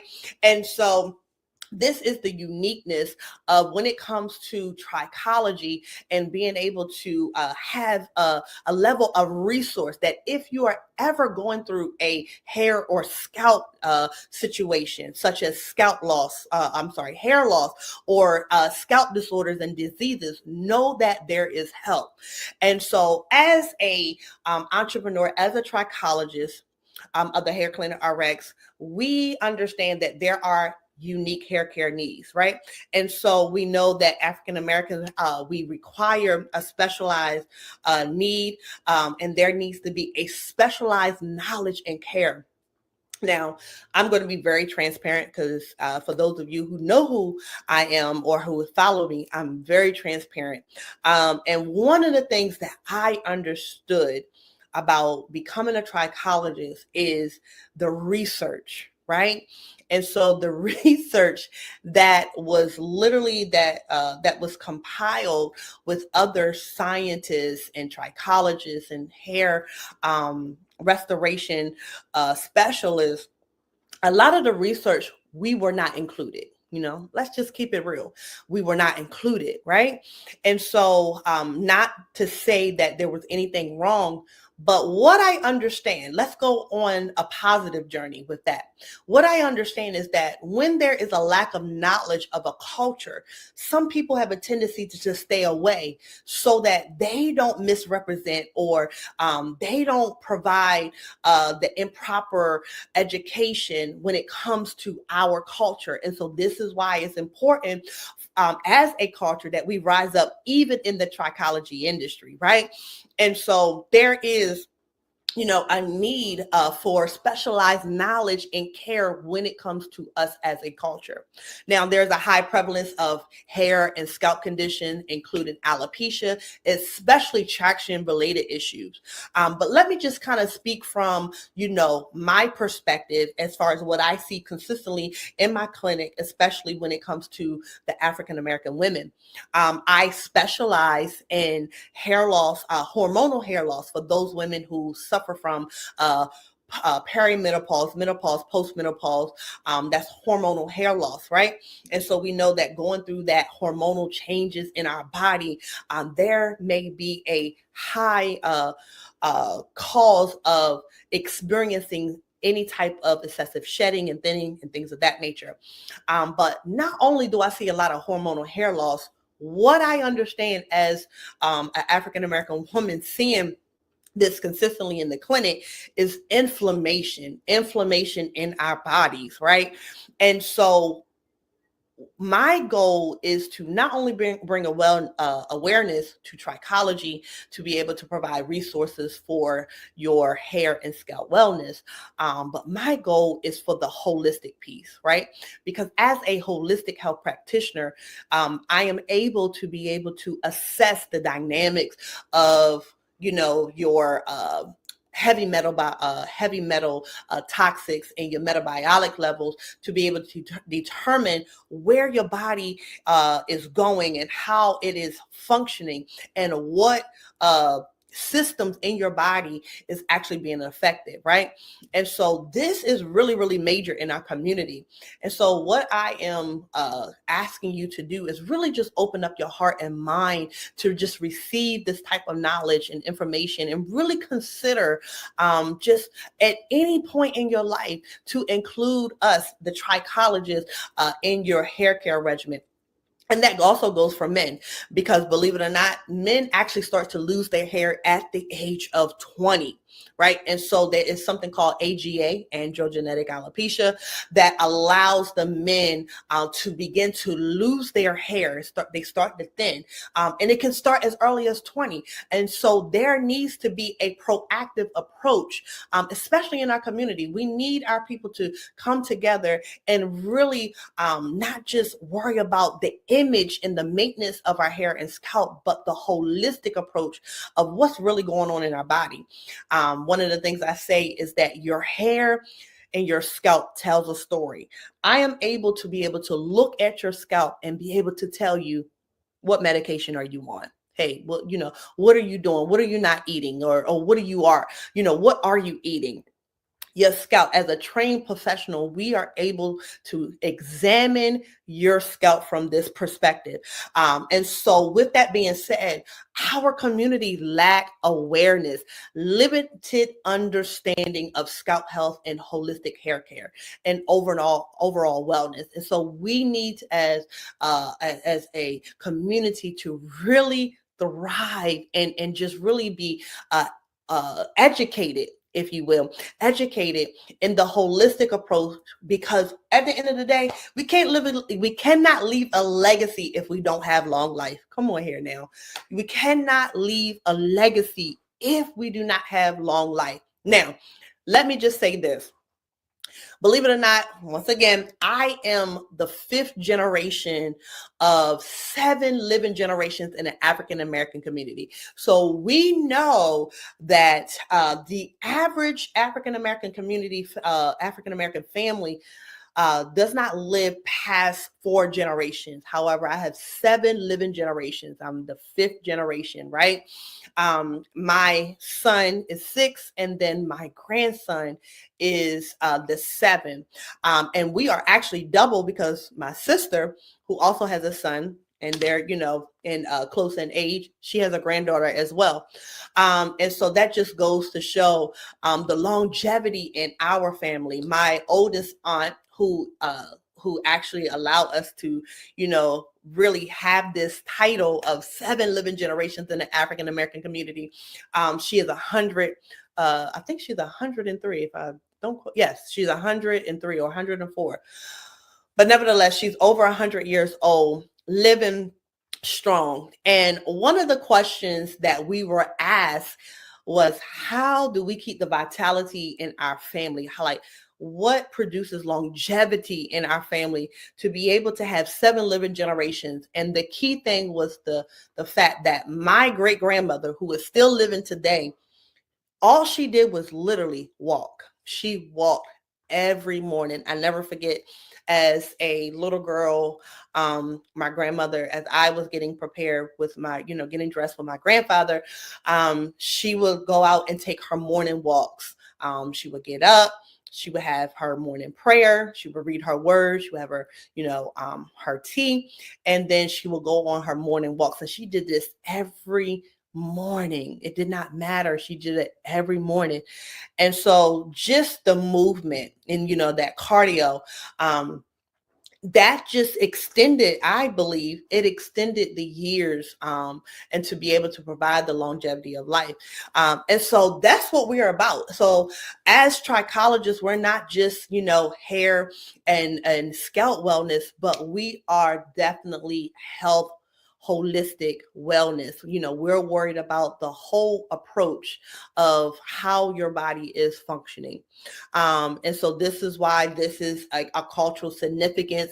Why? Because of the fact that our hair is, again, I said it earlier, is a symbol or symbolic of identity. It's symbolic of beauty and empowerment. It is nothing more beautiful than a woman expressing herself through the power of her hair, right? As you can see, I wear a nice short platinum blonde cut. For those, again, who know me, that's how I love to rock my hair. That's what gives me confidence. That's what allows me to walk in a room and just own the room, because of, that's my personality. That's part of my identity. But you as a woman, you may have, luxurious locks, or, that beautiful, natural curly hair. No matter what the texture, no matter what the type, the color, the length, doesn't matter. It's all beautiful. This is our culture, and we just need to learn to embrace that, okay? And so, yes, hair is the symbolic of our identity. And though it should not be who we are, it should be a part of who we are, the beauty and the empowerment in our community. And so, again, our role as a trichologist is to be able to provide the proper education, customizing solutions, and having a holistic approach to your hair and scalp health. That's really important. And to let you know, I am such a science geek. I'm that science geek that I love quantum physics. I love biology. I love chemistry. And oftentimes we don't really hear our culture of women or men saying that they actually love a subject such as science, because science can be very, very complex. But nevertheless, I just feel as though that when you have such a great love, it's a grace. And so I believe me loving science is a grace, which is why I went into trichology, because of the fact that it's a combination of my love for science and my love for hair. And then the creative part of me, as a hairstylist, just to be able to just maximize and just, pair that all together is such a beautiful experience for me. Now let's just talk about how to, what it comes to building a business, right? Building a business. So each entrepreneur, so, even though I'm speaking from a trichologist perspective, I feel as though that these steps of success can definitely encourage you and just push you in the right direction of really succeeding in business. Because at the end of the day, that's what we want. When we become entrepreneurs, we want to be able to thrive and strive for greatness and excellence, right? And so some of the steps that I'm going to share with you today is gaining specialization in training and certification. So it does not matter whether it's trichology. I know I'm speaking a lot about the beauty industry, but I also do a lot of business coaching, right? And so getting that specialized training and certification in business, in branding, in marketing, right?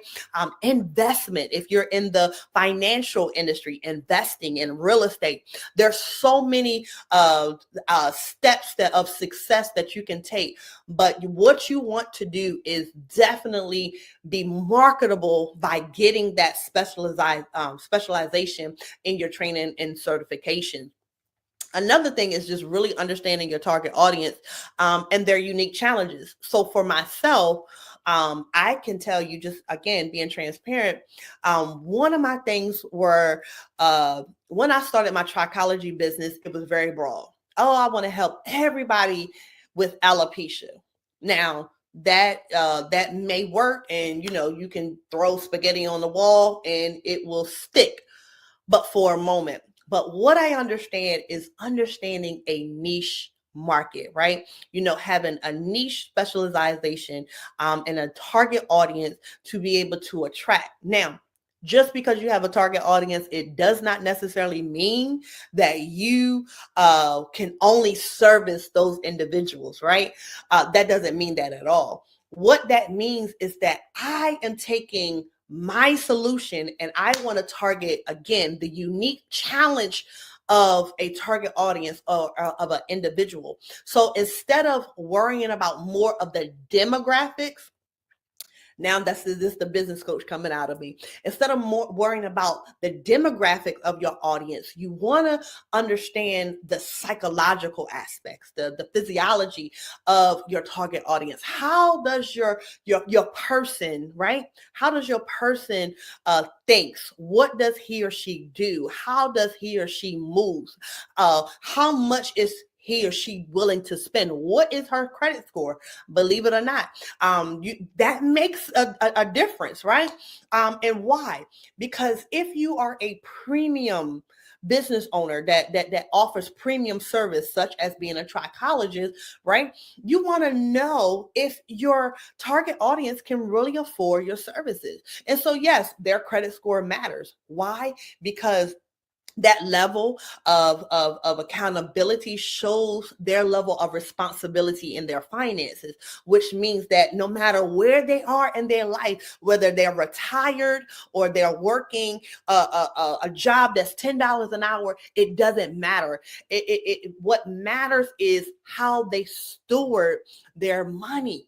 And so when we look at the business aspect from that perspective, then we'll be able to shift the dynamics of the success of our business, right? And so just again, understanding your target audience and their unique challenges. Also creating a business model that incorporates education, services, and community outreach. Now, I love education. I love all things education, right? And so the thing about it is, one of the things that I will say is, whatever it is that you choose to do, you want to definitely have an educational aspect. Why? Because that opens up doors for speaking opportunities, right? Just as I am here today, having an educational aspect to my business allows me to go wherever, I am called, right? To really function at the highest level of myself, the highest version of myself, to get on stage and be able to educate you from any perspective, from confidence in business to ministry in the marketplace, dominating the 7 mountains of influence of how to be, a successful kingdom entrepreneur, to being, in the beauty industry, and then creating a 6-figure trichology clinic. That right there, because of, your level of education and you pouring into yourself, what you need to do is re-evolve yourself and be able to pour out into others. So incorporating educational models in your business model to be able to open up doors of opportunities. And especially services, and then incorporating community outreach. Ladies and gentlemen of the jury, we do not go into business to make money, right? That is the byproduct of the success, right? While we want to make money and we want to make sure that we're in the black, not in the red, but nevertheless, at the end of the day, we want to go into business to solve a problem. Because if I focus on solving your problem, guess what? The money's going to come. And so it's all about mindset. And so this is why it's important to really create that business model. Okay. Challenges in the industry. Educating the community about the importance of trichology. So many people, they don't know what trichology is. And so this is why, because I've seen the opportunity to be able to understand, especially from a minority, right? A double minority, a Black woman. I decided to be the blueprint. Okay, let's create a podcast, Trichology Talk. So as I stated in the beginning, I have a podcast called Trichology Talk. And what Trichology Talk will do is be able to provide you with scientific and educational information to be able to assist you, whether you are a beauty professional, medical professional, or just a consumer who just want to properly educate themselves. We are providing you with information to be able to help you to thrive in your hair and overall wellness aspect of just where you are in life, right? And so just being able, again, I can't stress it enough, educate the community and the importance, right, of your business. And in my regard, the trichology business, the wellness industry. Competing with mainstream, right? So competition, yes, we're going to have competition, right? Because there needs to be a competitive edge. This competition is actually good. If we look at it in a healthy form, we can see it from the perspective that what it does, it gives us a different perspective to be able to provide a same or the same or a similar service of someone else, but with our own twist, with our own vision, without moving into stealing other people's clients and things of that nature. I have a hashtag that says hashtag collaborating to millions, because I understand the power of collaboration. Collaboration will allow you to not actually have accountability, but it will give you, it's almost like that iron sharpened iron, right? And so that's what we want to do. And so be able to really capitalize on collaborating versus competing in business. And so in my industry as the trichologist, there are mainstream hair care solutions. Everybody has a hair growth oil. Everybody has a hair growth vitamin. Everybody has, a hair salon. But here's the beauty of it. They're not you. They don't have your grace. They don't have your anointing to do what you were called to do, right? And so at the end of the day, it's just understanding where you are, understanding that we need that competitive edge because we need to know what we're working with. But at the same time, have that level of transparency and creativity to be able to do what we need to do. Okay, so I want to close out with these remarks because just again, I just hope that I've said something that really kind of motivates you, inspire you, or kind of make you like, oh, wow, this is amazing. Never knew anything about this. My goal is to bring awareness. But overall, 3 points that I want to leave with you. As a business owner, we are not just running business, especially Black business owners. Let me say that. As Black business owners, we are not just running businesses, right? We are shaping the futures and building legacy and empowering our community. If we're not empowering our community, what are we really doing? We should never, ever magnify the problem more than the solution.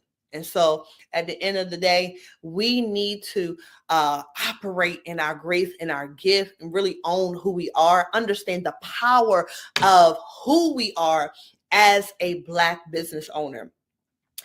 Second point is hair is our crown, but health is our foundation. Let's create a future where both are actually celebrated. Yes, it is okay to have the image of just loving your hair, loving your locks, and and just wearing the makeup and the lashes. I don't, that doesn't bother me. But what bothers me is that when we put specific things such as our image over our health, right? Our health should always be the ultimate foundation of why we thrive and succeed, especially in our community. So let's create a future where they are both celebrated, right? And last but not least, I definitely want to thank you for just tuning in, and definitely want you to just connect with me. You can connect with me on all major platforms. I am Brandy Nicole, Nichole. I am Brandy Nicole. Well, thank you, Brandy.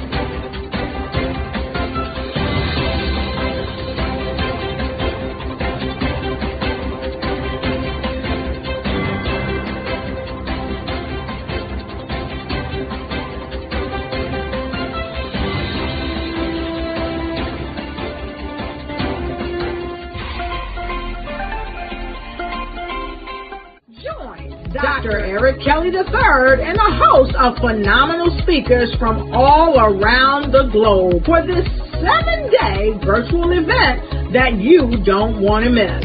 The mission of the Black Business Expo is to raise scholarship money from kids all the way from high school, all the way from college. The Black Business Olympics is one of the largest Black business showcases in the world. It is an opportunity for businesses and companies to showcase their businesses globally. We are going to be giving away laptops up to $5,000 away to students.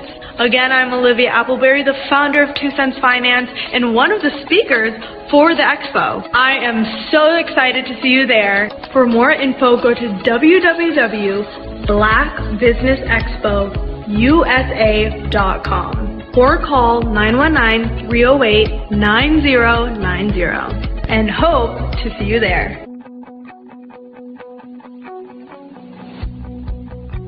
I am Black Business. From the moment I wake until the time I sleep. Yes, I am Black Business. I am Black Business. Tell me, are you Black Business? I am Black Business. Do you support Black businesses? Listen, I support Black business because I am Black Business. Black Business Expo, one of the largest business showcases in the history of Black business in the world. The world! Sign up today at www.blackbusinessexpousa.com or call 919-308-9090. I am Black Business. I am Black Business.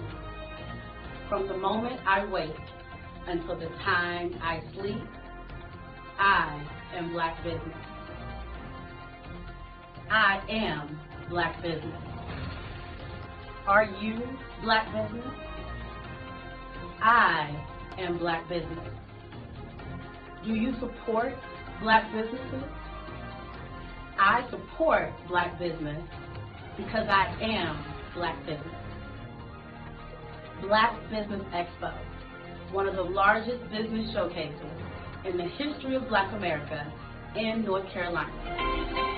Join Dr. Eric Kelly III and a host of phenomenal speakers from all around the globe for this 7-day virtual event that you don't want to miss. The mission of the Black Business Expo is to raise scholarship money from kids all the way from high school, all the way from college. The Black Business Olympics is one of the largest Black business showcases in the world. It is an opportunity for businesses and companies to showcase their businesses globally. We are going to be giving away laptops up to $5,000 away to students. Again, I'm Olivia Appleberry, the founder of 2 Cents Finance and one of the speakers for the expo. I am so excited to see you there. For more info, go to www.blackbusinessexpousa.com or call 919-308-9090 and hope to see you there. I am Black Business. From the moment I wake until the time I sleep. Yes, I am Black Business. I am Black Business. Tell me, are you Black Business? I am Black Business. Do you support Black businesses? Listen, I support Black business because I am Black Business. Black Business Expo, one of the largest business showcases in the history of Black business in the world.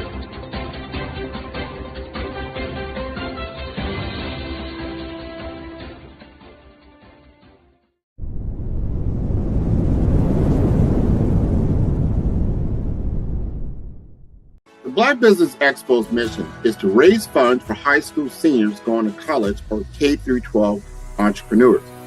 This expo is a fundraiser for students. Please, you may go to www.blackbusinessexpousa.com to donate to the scholarship fund or use the Cash App at $BBXUSA. Our goal is to give laptops and up to $5,000 to 10 students. Students can register online at www.blackbusinessexpousa.com. Every dollar counts. Please donate to the Black Business Expo USA Scholarship Fund.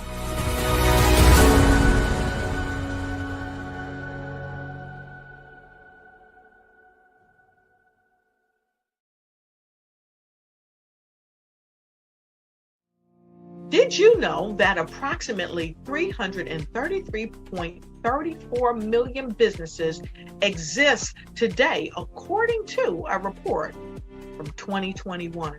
And you may be one of those businesses, or maybe you're not in the business market yet, but you're aspiring to be a business owner. Well, guess what? You're in the right place at the right time. Because let's face it, everything is about timing and opportunity. Hi, my name is Dr. Lotus Richey, and I'm the CEO and founder of the Lotus Richey Coaching and Consulting LLC, along with the Lotus Richey Ignite Show. 15 minutes of success with Dr. Lotus Richey, as well as books to boom your business and bring who you are. And today, I want to bring this amazing message to you about the Black Business Network and the Black Business Olympics. See, the Black Business Network and the Black Business Olympics is designed to help people just like you, that's right, that look like me, to take their business to the next level. Not just in your front yard or your backyard, but globally. The Black Business Network and Black Business Olympics is designed not to just help you survive, but to help you thrive. So join us today as we come together with businesses all around the world to support our students, our children, our young teens, our young entrepreneurs. What we do is we come together to help raise funds for students who are aspiring to be business entrepreneurs, who are aspiring and who are thriving in college. We endow them with a wonderful opportunity to gain scholarship of either a laptop or several thousands of dollars. And we invite you to help be a contributor to this amazing opportunity to help someone that looks just like you. So join us today at our website and let us connect with you and help you ignite and take flight in every area of your life on the Black Business Network and the Black Business Olympics. I'll see you on the other side.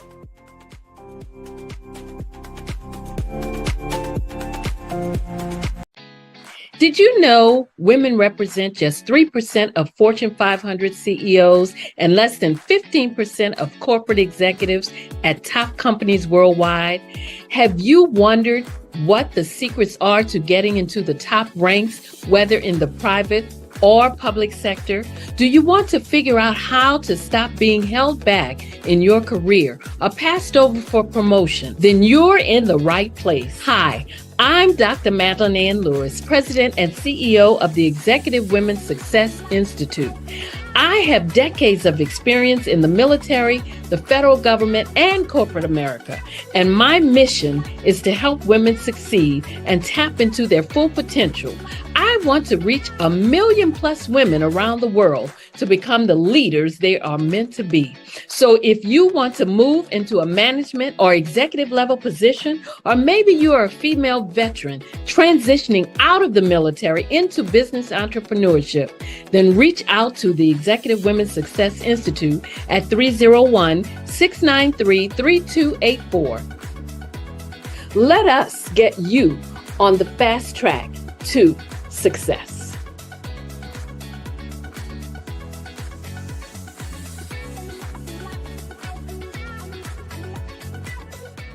Over the past few years, we've seen the growth of existing and new initiatives focused on financial inclusion, building global networks, and reducing the wealth gap in response to the idea there's not enough seats at the table.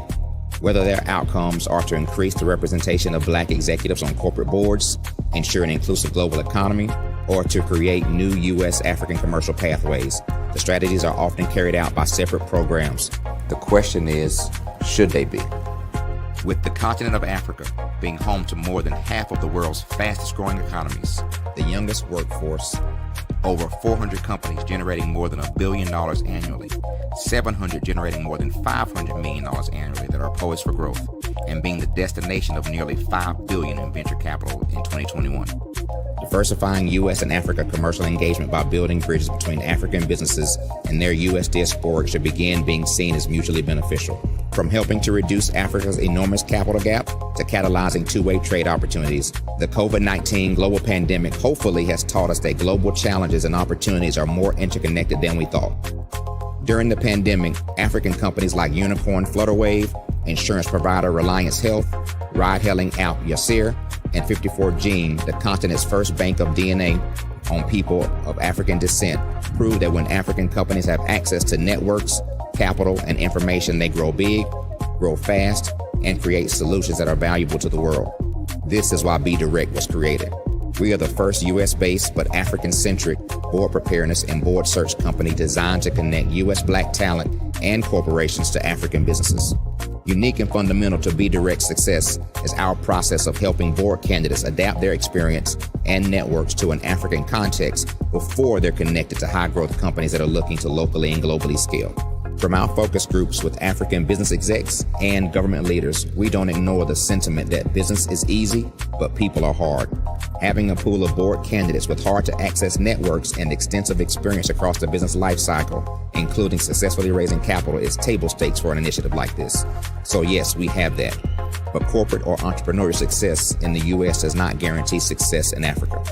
Developed alongside industry partners on the continent, our training program, Be Direct Prep, is designed to transpose their experience to create cultural comfort, understanding, and a commitment to helping businesses in Africa scale.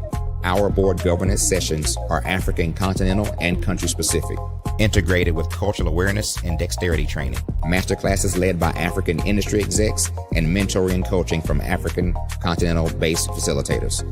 But even more unique to Be Direct Prep, we cap off our training program with an immersion trip to help candidates that have not been to Africa before see and feel Africa's complexity and opportunity from African soil.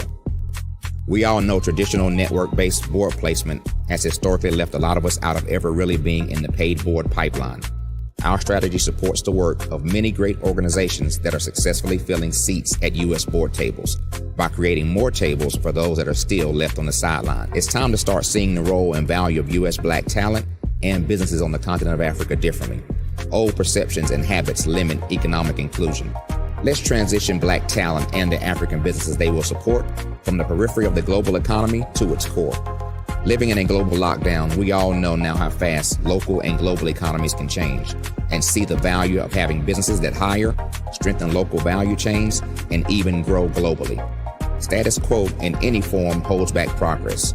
We must democratize U.S.-Africa commercial engagement by socially and economically connecting cultures that have long been disconnected.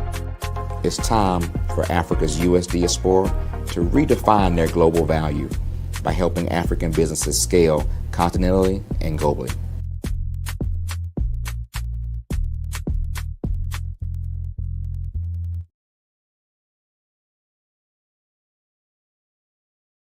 Absolutely. So our coaching program help people that have the lack of time, that lack strategies, and lack the confidence to go after their dream life. So we help them implement tools. We help them implement, I love to leave the inherited lack of finances or the education behind finances.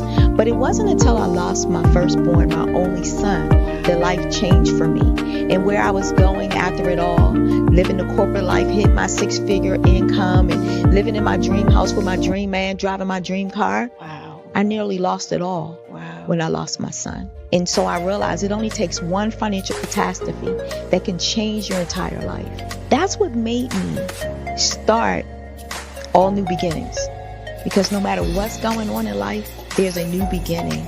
And because of that, we develop a program called Wise Minded. My little slogan is, don't just dream it, let's live it. If they want to connect with you or work with you, what is the best ways for them to be able to do that? Well, for my social media guru, you can connect with me on every single social media platform as Tanya T. Rose.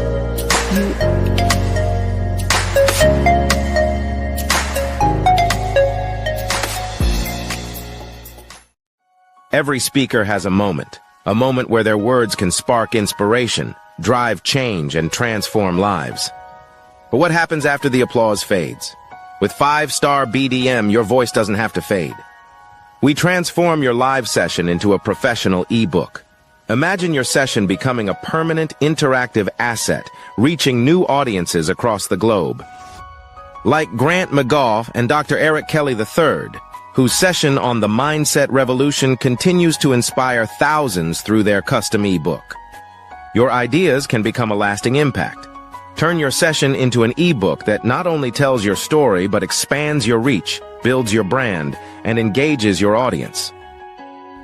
With embedded videos, custom graphics, and a stunning flipbook or PDF format, your message will inspire long after the event is over. And for a limited time only during the Black Business Olympics, get your custom ebook today. This is your chance to transform your message into something truly unforgettable at an unbeatable price. Your package includes a professionally designed ebook, a flipbook or PDF, embedded video of your session, and custom graphics. Everything you need to showcase your message in a way that lasts. With 5-star BDM, your session becomes more than a moment. It becomes an opportunity for growth, greater visibility, and lasting impact. See your influence multiply as your message reaches new clients, partnerships, and platforms. Ready to turn your ideas into a global movement? Visit 5starbdm.com to secure your custom ebook today. Your audience is ready to listen.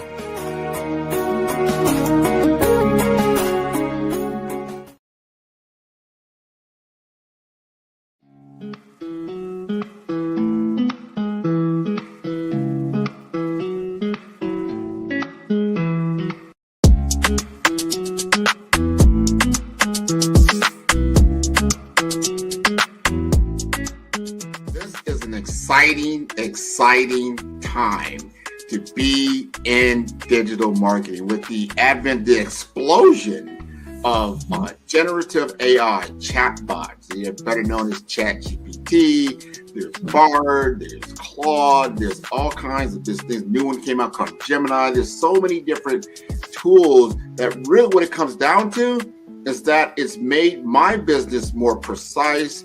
I can do things more quicker, I would say, and to elevate my brand messaging to a level that allows me to be as creative as possible.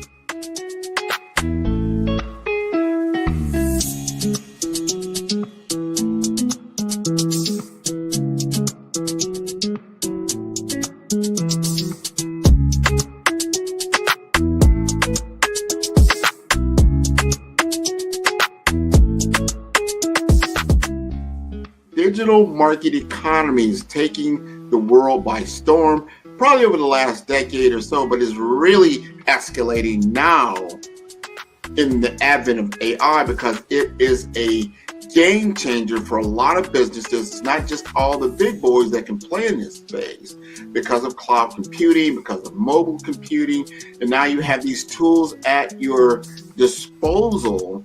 You've got a laptop, you've got a computer, you can now digitize yourself to a level and get your message out there, and that equates to business.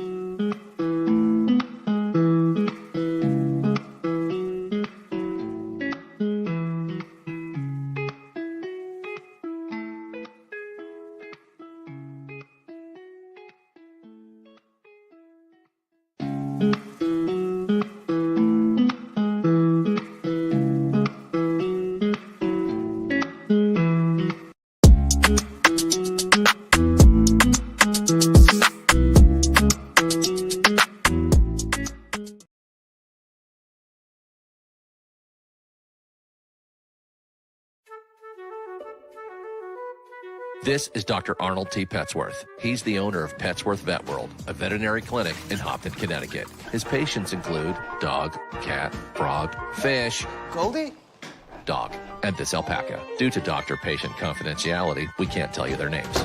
Business at Vet World was steady, and then quarantine hit. Neighbors brought new four-legged friends into their homes. Bunnies. Bunnies everywhere. Dr. Petsworth welcomed these new patients with open arms. The only problem? There were more appointments than he could manage. That's when Dr. Petsworth turned to his American Express business card, which offers spending potential that's built for his changing business needs. He decided to hire a new assistant, Julio, and with spending power built for business purchases, he used his card to furnish a new exam room. Together, Dr. Petsworth, Julio, and American Express Business made sure all the pets of Hopton got the love and care they deserve. And everyone was happy. Get the card built for business by American Express. Absolutely. So our coaching program help people that have the lack of time, that lack strategies, and lack the confidence to go after their dream life. So we help them implement tools. We help them implement, I love to leave the inherited lack of finances or the education behind finances. But it wasn't until I lost my firstborn, my only son, that life changed for me. And where I was going after it all, living the corporate life, hit my 6-figure income, and living in my dream house with my dream man, driving my dream car. Wow. I nearly lost it all. Wow. When I lost my son. And so I realized it only takes one financial catastrophe that can change your entire life. That's what made me start All New Beginnings. Because no matter what's going on in life, there's a new beginning. And because of that, we develop a program called Wise Minded. My little slogan is, don't just dream it, let's live it. If they want to connect with you or work with you, what is the best ways for them to be able to do that? Well, for my social media guru, you can connect with me on every single social media platform as Tanya T. Rose.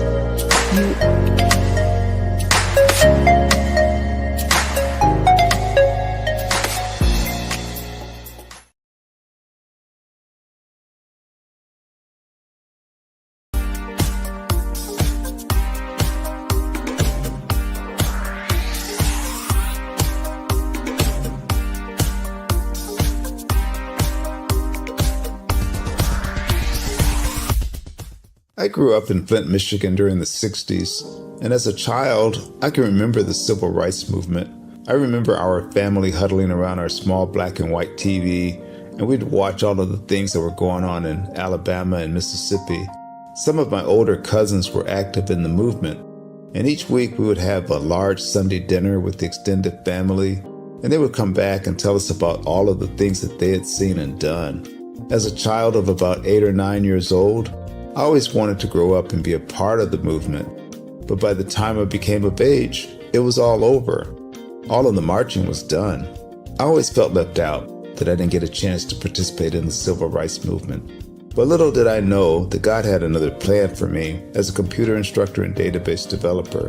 But even then, it bothered me that I didn't see many people of color in my classes. That is when journalist Dr. John Ray introduced me to Dr. Joel Dudley Sr. and Dr. Eunice Dudley of Dudley Products, who had been mentored by the millionaire S.B. Fuller. Through Dr. Dudley, I was introduced to Dr. Lafayette Jones, past Vice President of Marketing for John H. Johnson of Johnson Publishing, and his wife, Sandra Miller Jones, who was the vice president at Quaker Oats, and together they created SMSI, a national marketing firm. Dr. George C. Frazier of FrazierNet and the Power Networking Conference, Dr. Jackie Mayfield of ComproTax, founder of the largest Black-owned income tax service, and even billionaire Michael B. Roberts. They all believe that the way to close the wealth gap is through entrepreneurship, because we as a people had to overcome slavery, and secondly, obtain our civil rights to be able to eat in any restaurant or stay at any hotel that we wanted. But the third piece is economic equality. And now I am also convinced that we must become entrepreneurs, and to do so we must embrace technology and a strategy of global networking. That is why I created Every.Black, to use my vast experience as a computer instructor to teach entrepreneurs how to use technology and artificial intelligence in business. Every.Black members are listed in our online website directory, promoted in our digital newsletter, on our social media, and on our podcast. And we also conduct weekly virtual mastermind meetings where we read positive books, learn from the experts, while networking with like-minded individuals from around the world, educating them about every aspect of becoming a successful entrepreneur. That is what Every.Black is all about. Just go to www.every.black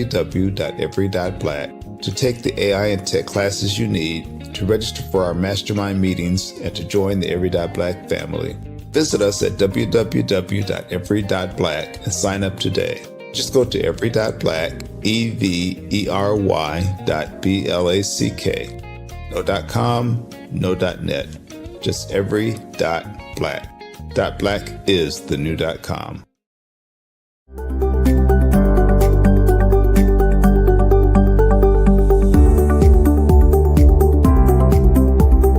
My name is Katie Bennett, and I own Lexicon Presents Publishing.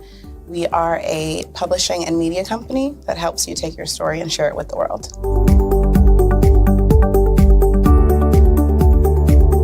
You know, for a while, I just had my family telling me to just hang it up, get over it, and I had no support. And it was in your program that I really understood the necessity for having that help, having that support. And so now I actually feel like a CEO as we scale, as our clientele changes, as my company is opening doors for other people to, take care of their families. It's just completely changed from just a mom who was publishing books.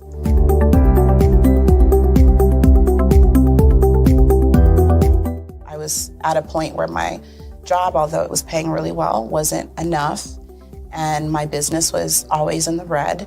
And I was tired of it. And so I came in just hoping to get some sort of help to just not end up in the red every month.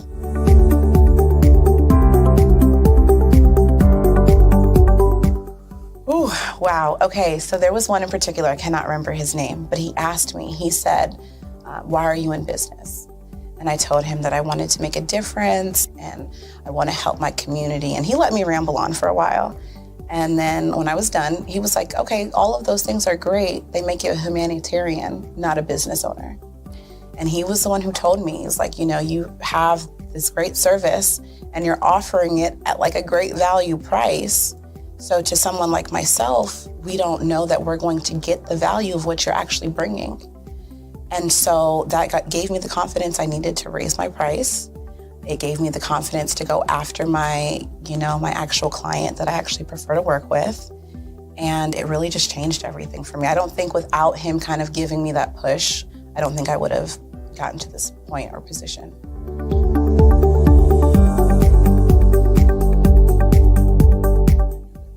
Wow, the benefits is just having a coach that holds you accountable. They set goals with you. That's been my favorite part. She has amazing experience, and so she brings her strategies and her ideas, and she helped me narrow down, what services I actually wanted to offer, how I could actually continue to offer it, how many clients at one time could I have. All of the information that she's given has just really transformed my entire company. And so I know I would have never gotten to where I am today and having some of these partnerships that I'm, having now without her help.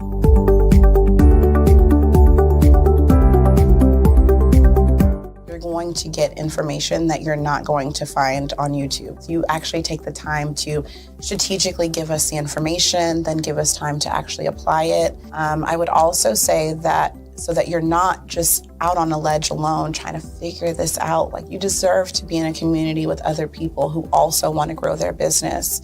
And then finally, the biggest thing I think I took away from CMET was that I had a whole office in Longwood, I still do, and at the time I had not paid my business tax receipt. I didn't know that that was something you had to do. So that was like one of the first couple days of information, and I'm like, oh my gosh, let me go get that together right now. So I'm really glad that, CMET was there for myself, and anybody else who has the opportunity, they need to do it.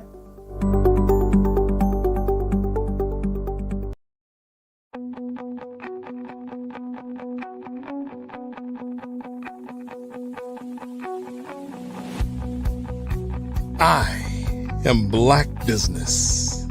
From the moment I wake until the time I sleep. Yes, I am Black Business. I am Black Business. Tell me, are you Black Business? I am Black Business. Do you support Black businesses? Listen, I support Black business because I am Black Business. Black Business Expo, one of the largest business showcases in the history of Black business in the world. The world! Sign up today at www.blackbusinessexpousa.com or call 919-308-9090. I am Black Business.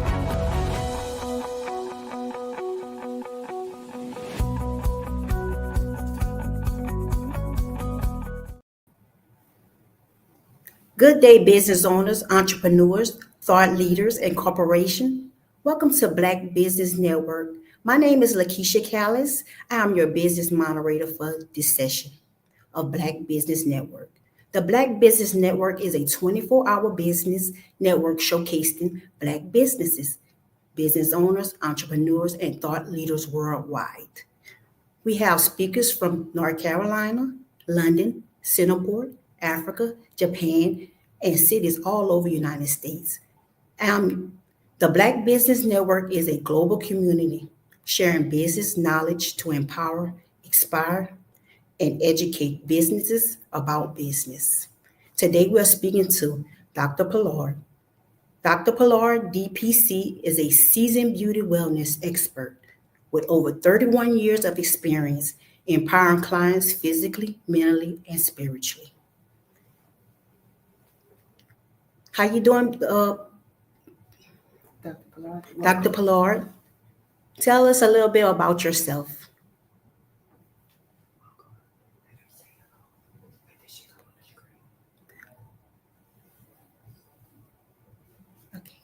You are a Black-owned business and you're looking for new ways to expand your reach.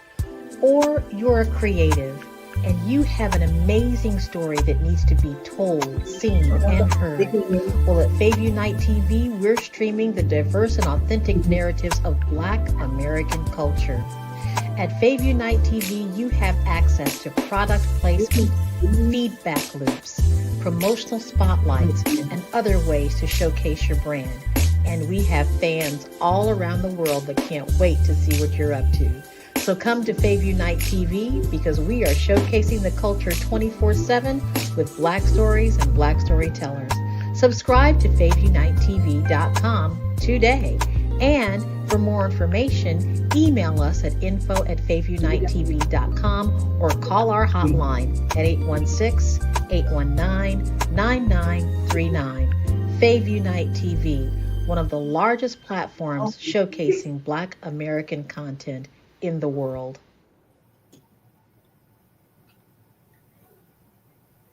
How you doing, Miss Pollard? Tell us a little bit about yourself. I am a licensed cosmetologist of 31 years. I'm also a licensed cosmetology instructor and a trichologist. That's great to hear. What is the experience you entered beauty and wellness industry? I actually, at the age of 16, young age, started, with my family, others in the community, styling hair. And that's how I got started. And here I am today, still a beauty professional. That's great. What does beauty mean to you beyond physical appearance? It means a lot. There's a little cliche that said your hair is your crown, and that's with male and female. That's the first thing, everybody want, there's a quote that says if you look good, you feel good. So it's a beautiful field to be in and a beautiful career to be in to help someone feel beautiful on the inside and out. That's great. How do you empower your clients to feel great? Actually, just the care, service them, just do small things, putting your hand on their shoulder and paying attention to them and hearing their stories about their grandkids and what happened during on the news, or just different things going on in the community. Just being an ear, being attentive, giving them your undivided attention and letting them know that they matter. Wow. Can you share one of the most powerful client transformation stories? I have so many. I have so many. Today, there's a lot of individuals that's dealing with hair loss. So to be able to have a consultation with someone that has dealt with hair loss, have searched for years, and to actually have the education and the professional training on how to help them where they thought their hair wouldn't grow back and actually their hair grow back. So that's the most wonderful transformation. That's something that I can offer. And it's just such a great feeling to get professionally trained to know how to transform lives, and something that seemed impossible, actually see it happen right before your eyes. That's great. How do you help clients discover their purpose? Actually, as I mentioned, by just listening to them, seeing what their needs are, and like I mentioned, getting professionally trained, standing up with the trends of what's new, what's in, being a attentive ear, and have what they need, even as for products, not only the service, but what they can do at home, to keep enhance their beauty even when they're not in the chair. What is some of the common challenges people face when it comes to self-worth? Things such as hair loss, some are conscious about their face shape, they're conscious about their ears, just little Right. small things that they're conscious about, and just knowing the right things, as I mentioned, to bring out the inner beauty that enhances the outer beauty, so it's just it's a challenge, but as I mentioned, being professionally trained, how to break those barriers and to see someone leave smiling, feeling good, to get testimonials, to get text messages, and to have others, that'll come in and say, look, I saw someone, can you do my hair? It's just such a wonderful feeling. How has the beauty industry changed over 30 years? It has changed a whole lot. Almost on every corner, there's, barbershops, beauty salons. But what makes it unique and different, as I mentioned, is getting continued education and really not looking at it as a dollar. Like, it's beyond the chair. I was mentioning that earlier. It's beyond the chair. I love my clients. I have such passion about what I do. And as I get into the continued education and the knowledge, how to transform lives, hair, even scalp disorders, that may seem like I can't get rid of this problem, and to know that you have the solution and actually see those changes is it's such a wonderful thing. What advice do you have for women balancing business, family, and faith? There definitely has to be balance. You can have the most successful career, But if you're not spending time with family or even with self-care, something's going to get lost. You definitely, I actually just wrote a book about balancing everything. And I myself have a testimonial. I began to take more care of myself, like take breaks. Look, I would never take vacation, and I can laugh at this. I would never take a Saturday, a hairstylist, never. And it feels good to get off. Like it's okay to take a break. It's okay to sit down and eat your food. Look, I would say, oh, I have heartburn. Oh, I don't feel. That's because I ate my food so fast. But self-care, balance, your family needs you. It's just you must have balance. It's very important. At some point you're gonna get it. And I'm so grateful that I got it, and I'm really enjoying my life. I'm pursuing my career. I'm experiencing open doors and opportunities, but I'm also enjoying my life. I'm taking breaks and taking time, taking vacation, and not just education and not just working, but really enjoying myself and enjoying my family and friends. So it's a wonderful thing. And I'm really trying to express it everywhere I go, about balance because it's very important. That's great. What do you believe in divine calling in your season of your life? Well, really realizing that it's not just about me. I don't want to just live in this life and it's about me. I love to help others. I just attend a business networking event, and it just felt so great. Not to just think about yourself, to hear someone else's ideas and their achievements and share. We were able to share with one another different nuggets on business ideas, and it just felt so great. It felt so unified. So I feel it's very important to, just to network and not just focus on yourself, that is so much more to life. It's so much more, even entering to the realm of being an entrepreneur. It's just so much more. And you enjoy it so much more by sharing knowledge, with other individuals. And as I mentioned, hearing testimonial, it's things I heard at that networking event I never knew before. I was like, oh my God. When you think you've arrived and just to hear someone's thoughts, hear someone's ideas, and it's like, wow, this can enhance my business, or this can make me work smarter and not harder. Look, it's so exciting. You probably could see it in my expressions. I get so excited about it because it's just so wonderful. And just to know that everyone is going to have a chance, like you're going to have a chance. And to be able to support someone, to uplift someone and to be their cheerleader.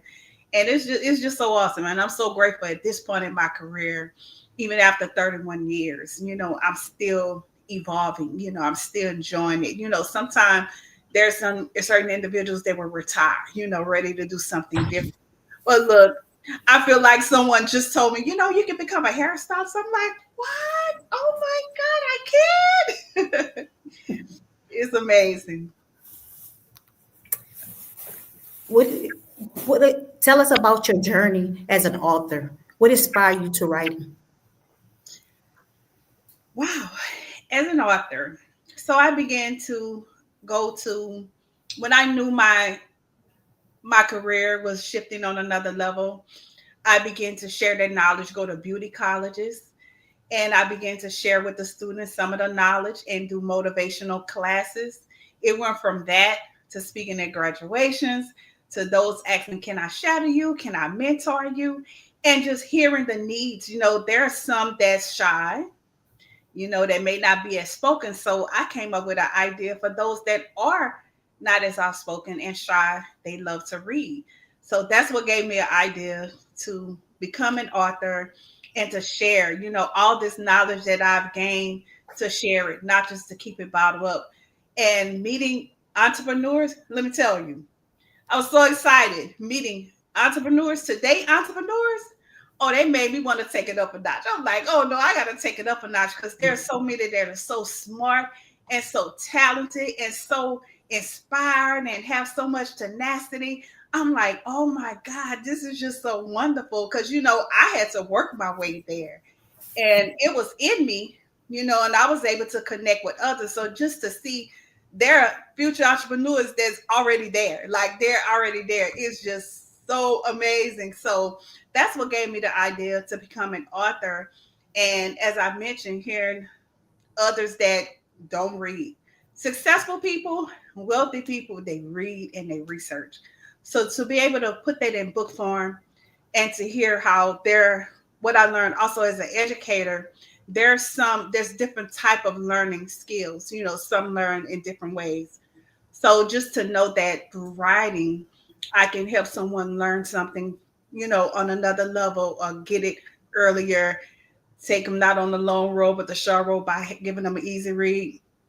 I knew that I had to become an author, and so far has helped so many people. That's so inspiring. Yes. What is one of the messages you always hope your clients walk away with? That they're beautiful, that they're loved, they're thought of. Early in my career, I just would think I just need a lot of clients. But sometimes it's just one.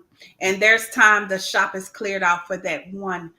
And just to know that you have what it takes to give someone an experience, So each time someone comes to the salon, I don't want them to just get a service. I want them to get an experience. And look, let me tell you what's one of the most wonderful things.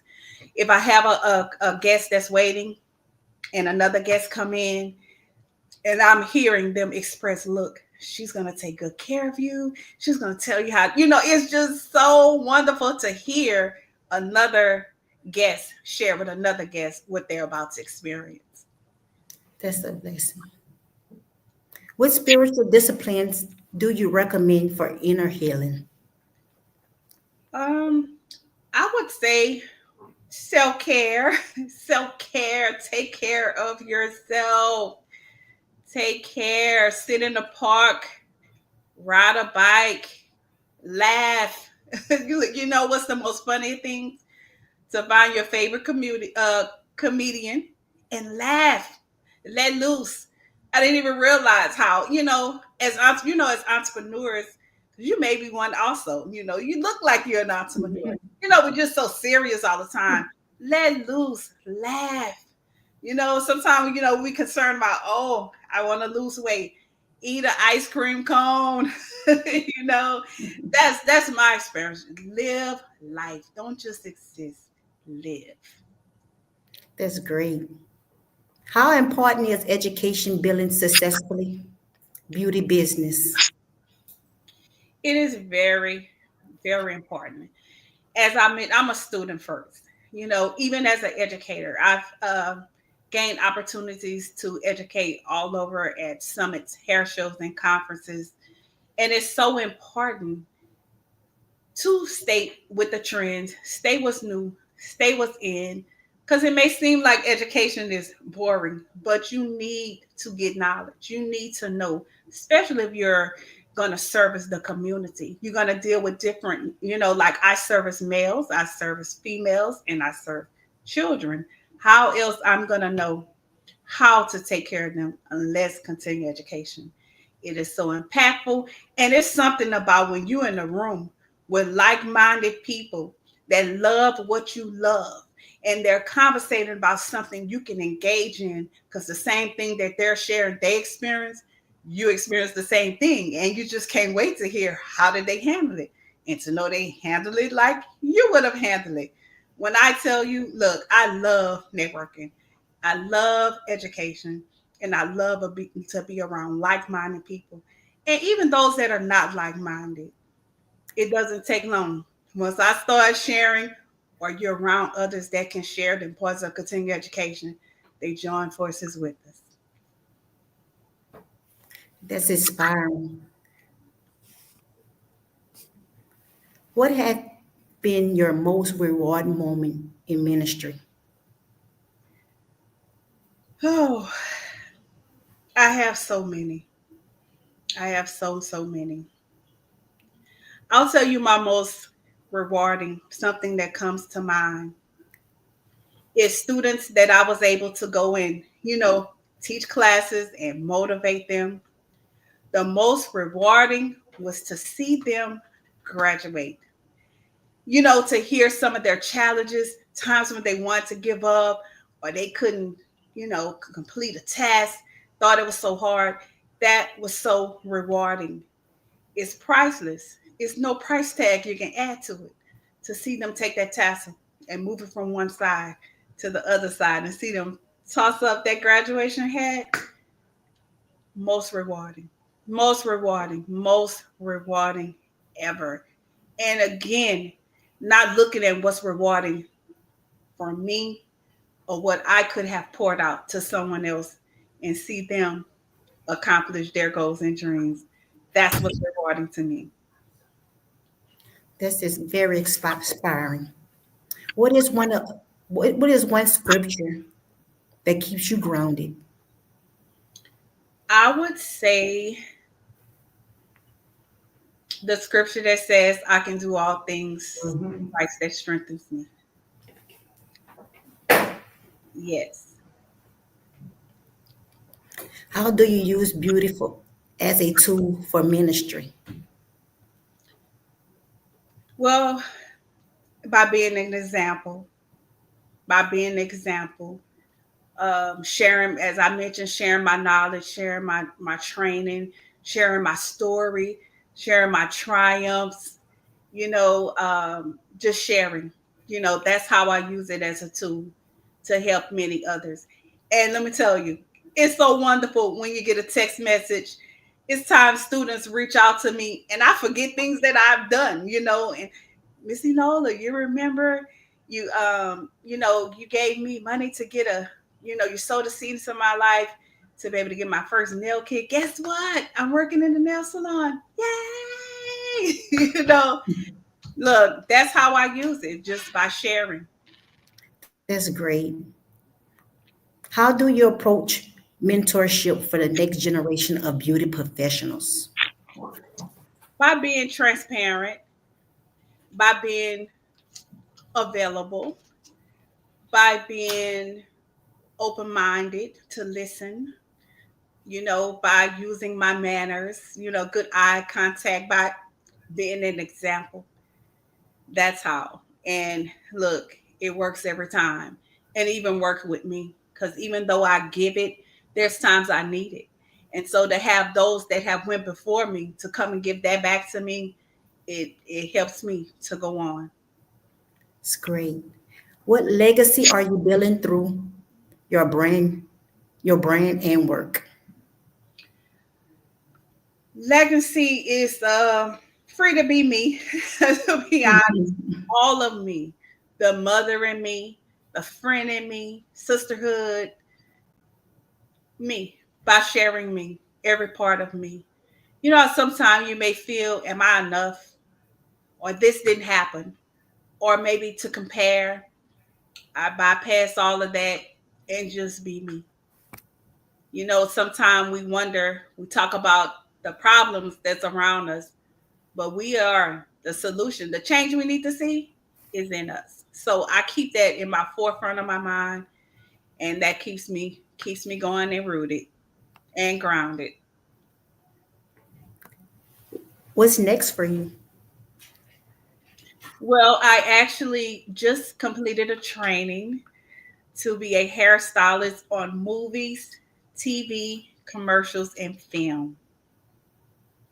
Wow. So that's my next. Yes. Any new books? Yes, I have a few projects that's coming out. Actually, one that I'll share. And look, you're someone special because you're one of the first ones to know. I have a children's book that's coming out, and it's on sickle cell awareness. And what I find that there are individuals that are young that may have learning disabilities or even to wear braces and to wear glasses. I felt it was a message to let them know that they matter, that they can find, they can have that and still be exceptional, great. So that's the impact that I'm looking forward to. This book is on sickle cell awareness, And it's actually, if you would say, who is my audience, that's who my audience, those that are young, that may have disabilities or sickness, but it's also to the parents, to some work so hard, to take good care of their child, and to let them know they matter and they can make a difference. So I'm so excited about that. Who is Miss Anola? Dr. Anola Panoy. If I had one word to express myself, I would call myself um, brave, Braveheart. That's something, that's a name that I give myself, a brave heart. I want to always have a brave heart. So that would be the word that would describe me in every area of my life, a brave heart. How can people connect with you or and experience your services? I have a website. It's AshanteEnterprises.com. So anyone can reach me and know all the services that I offer. I'm also on social media, Enola Pillard, Facebook, and Ashante Enterprises on IG. Do you have any 10-year plans? Yes, I do. I have two. So my desire is to open a training center. What I've gathered that there's beauty professionals that have to get licensed, but they're normally trained to be able to pass the exam.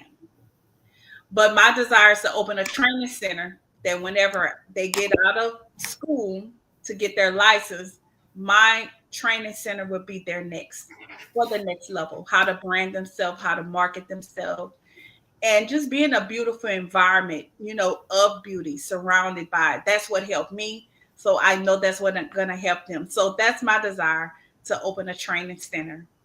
And I also, my mom and dad, both are deceased. So I would love to open a facility where the elderly can go, where the kids can go to get after school tutoring. That's something that I desire to do in memory of my mom and dad. Wow, that's awesome. That's great. And I hope all your plans and goals go through. It was great talking to you. You inspire me. I hope you inspire everybody else watching. Thank you. You're so welcome. Can you give the website one more time?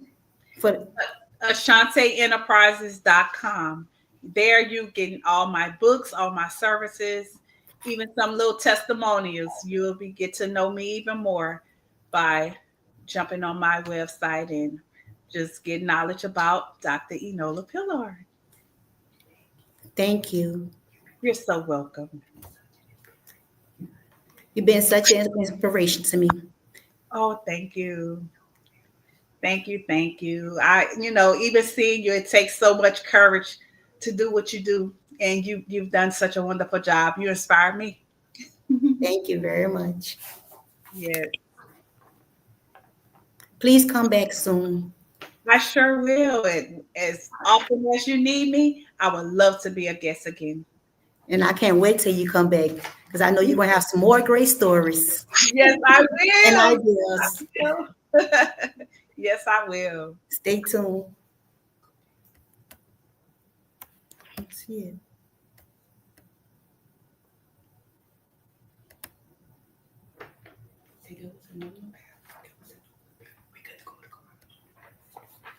Guys, that was Dr. Enola Pillard talking with her.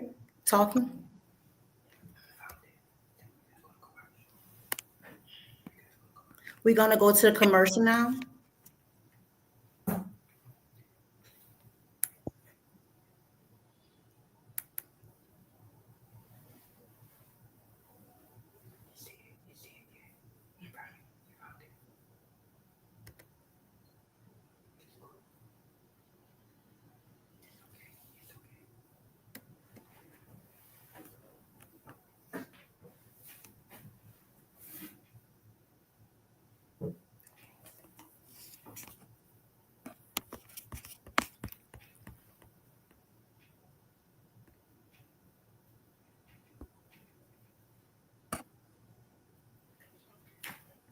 The Black Business Expo mission is a fundraiser for high school seniors going to college or K through 12 entrepreneurs.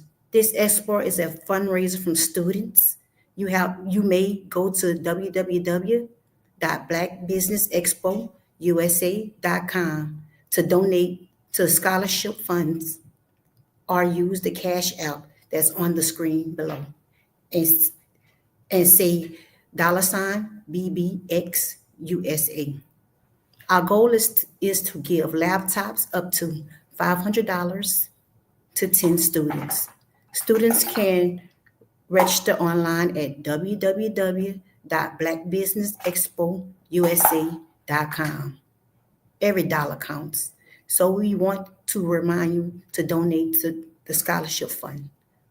We want to thank our Black Business Expo USA sponsors for April 2025.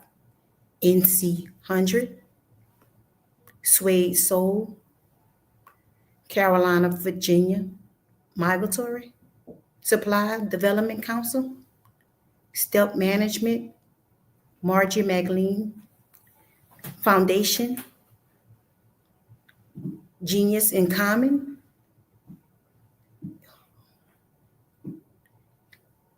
the Quality Coaching Community, Superwoman Business Services, Creative Force Studios, Lee Entertainment,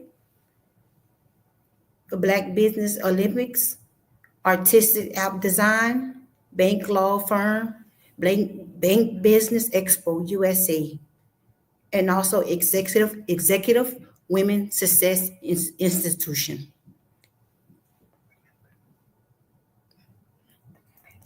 Thank you for joining.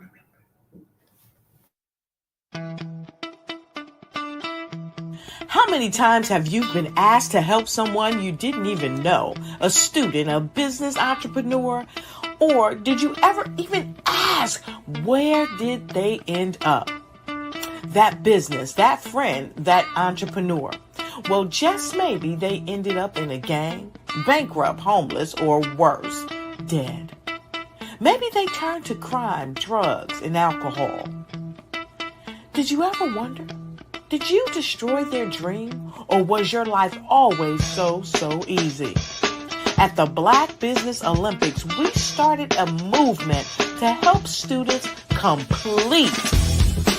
Give them hope and foster success.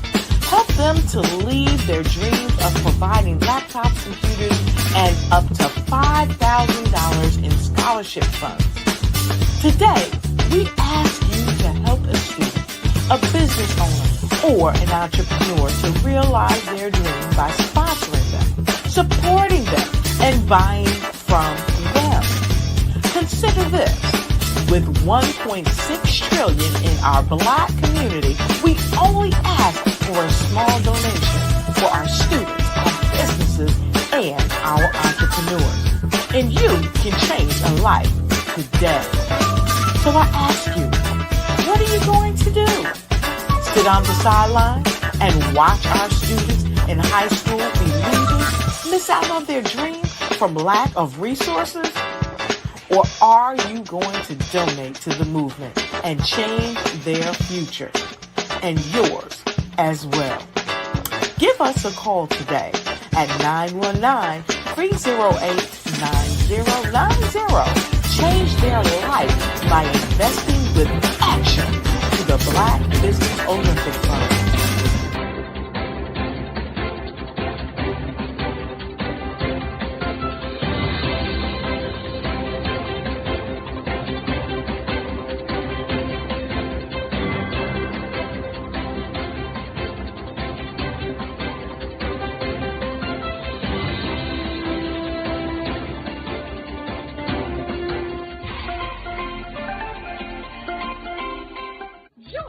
Dr. Eric Kelly III and a host of phenomenal speakers from all around the globe for this 7-day virtual event that you don't want to miss. The mission of the Black Business Expo is to raise scholarship money from kids all the way from high school, all the way from college. The Black Business Olympics is one of the largest Black business showcases in the world. It is an opportunity for businesses and companies to showcase their businesses globally. We are going to be giving away laptops up to $5,000 away to students.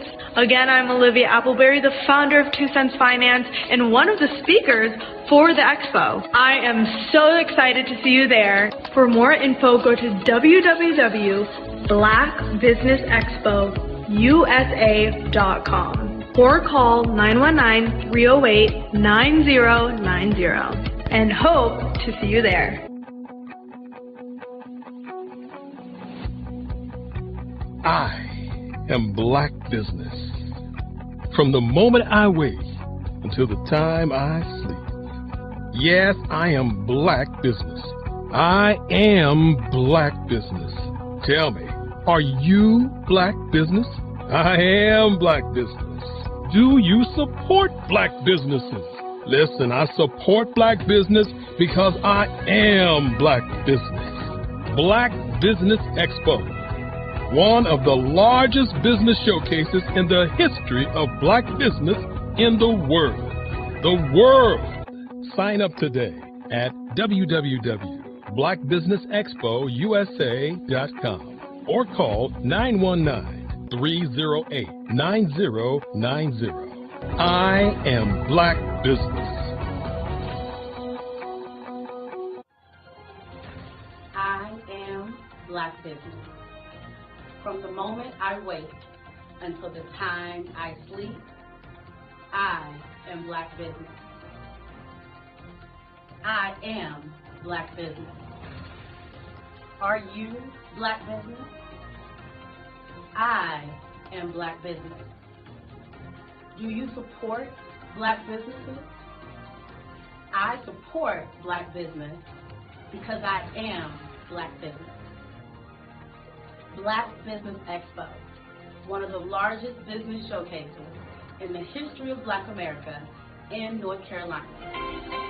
Join Dr. Eric Kelly III and a host of phenomenal speakers from all around the globe for this 7-day virtual event that you don't want to miss. The mission of the Black Business Expo is to raise scholarship money from kids all the way from high school, all the way from college. The Black Business Olympics is one of the largest Black business showcases in the world. It is an opportunity for businesses and companies to showcase their businesses globally. We are going to be giving away laptops up to $5,000 away to students. Again, I'm Olivia Appleberry, the founder of 2 Cents Finance and one of the speakers for the expo. I am so excited to see you there. For more info, go to www.blackbusinessexpousa.com or call 919-308-9090 and hope to see you there. I am Black Business. From the moment I wake until the time I sleep. Yes, I am Black Business. I am Black Business. Tell me, are you Black Business? Black Business Expo, one of the largest business showcases in the history of Black business in the world.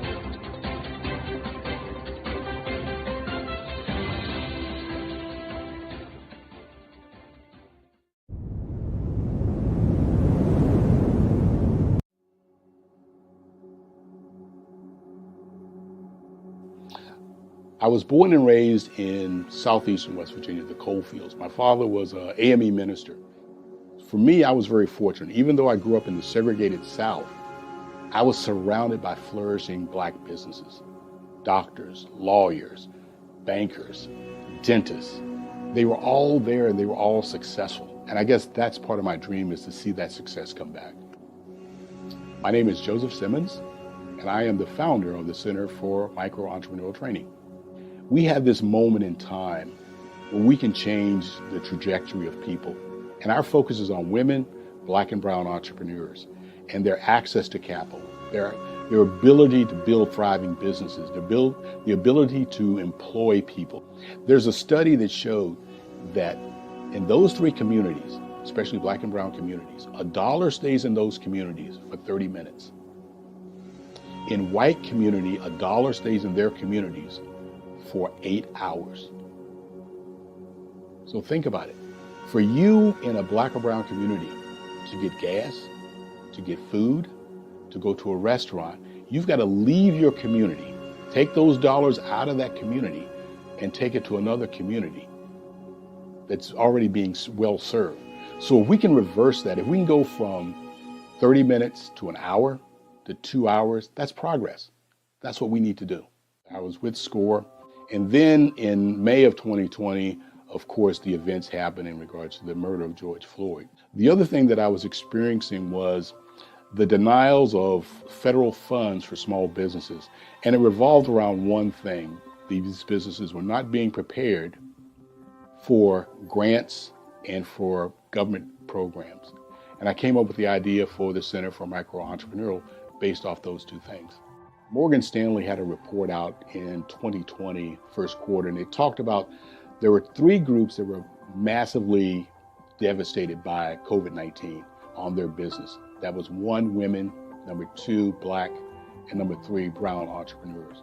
The research showed that they had less cash on hand, they had less opportunity to go into a bank and get money, and they were very dependent on family and friends to keep their business up and running. If we can focus on those 3 groups, then we can have a dramatic impact on our communities. Really, the focus is on 3 areas. And those 3 areas are 1, the people, number 2, the courses, and number 3, a support network. Here at CMAT, we will provide you with the fundamentals for generational success. And you will be creating a vibrant community by attending our 5-day immersive training course.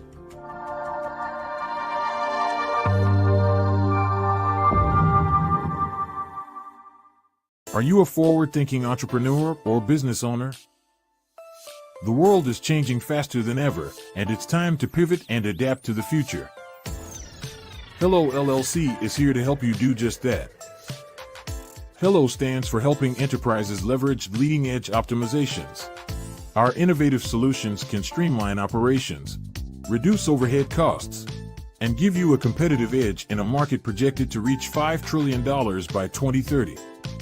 By pivoting to the metaverse, businesses can tap into a rapidly growing market that is projected to be a significant part of daily life for 25% of Americans by 2026. As a full digital metaverse agency, the Hello LLC can help you create custom solutions to streamline operations, increase productivity, reduce costs, and drive brand recognition. Why should you pivot to the metaverse with the Hello LLC? By leveraging cutting-edge technology, you can provide immersive experiences for your customers, expand your global reach, and unlock new revenue streams. Contact us today to make the pivot.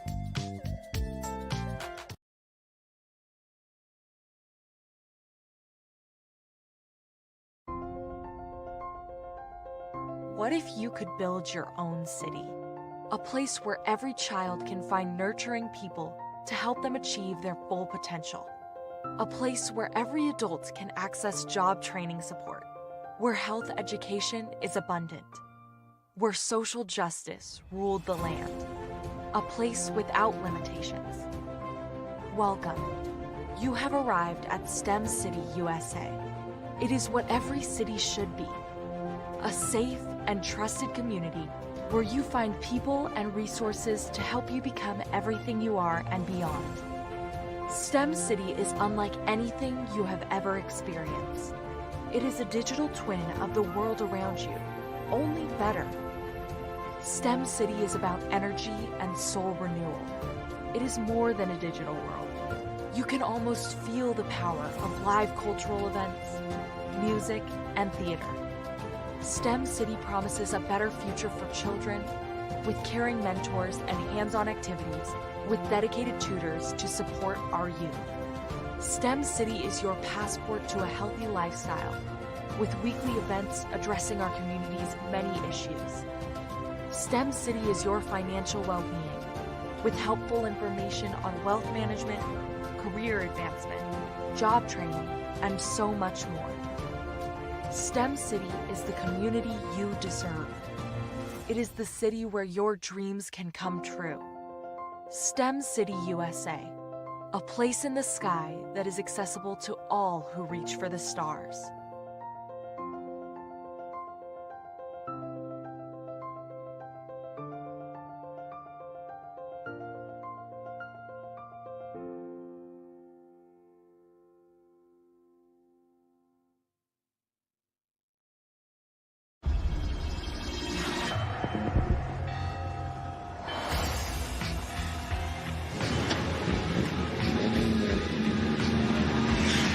La connexion.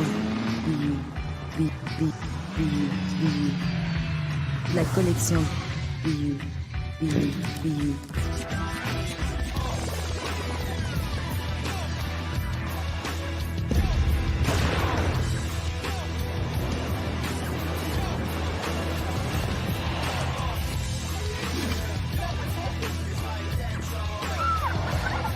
In a world obsessed with the cult of celebrity, I challenge you not to aspire to anyone else's greatness, but instead strive to reveal and ignite the greatness within you. Are you serious? I totally think that that's it. Hey. No! Hey! To me, sexy is a man that knows who he is and what he wants. Okay. He's comfortable. You look at him, you see him, he's just comfortable being himself. And you're like, Baby, be you. Be you, baby. Just be you. I like it. Introducing the Be You collection, exclusively available at K&G Fashion Superstore. Absolutely. So our coaching program help people that have the lack of time, that lack strategies, and lack the confidence to go after their dream life. So we help them implement tools. We help them implement lack of finances or the education behind finances. But it wasn't until I lost my firstborn, my only son, that life changed for me. And where I was going after it all, living the corporate life, hit my 6-figure income and living in my dream house with my dream man, driving my dream car. Wow. I nearly lost it all when I lost my son. And so I realized it only takes one financial catastrophe that can change your entire life. That's what made me start All New Beginnings. Because no matter what's going on in life, there's a new beginning. And because of that, we develop a program called Wise Minded. My little slogan is, don't just dream it, let's live it. If they want to connect with you or work with you, what is the best ways for them to be able to do that? Well, for my social media guru, you can connect with me on every single social media platform as Tanya T. Wallace.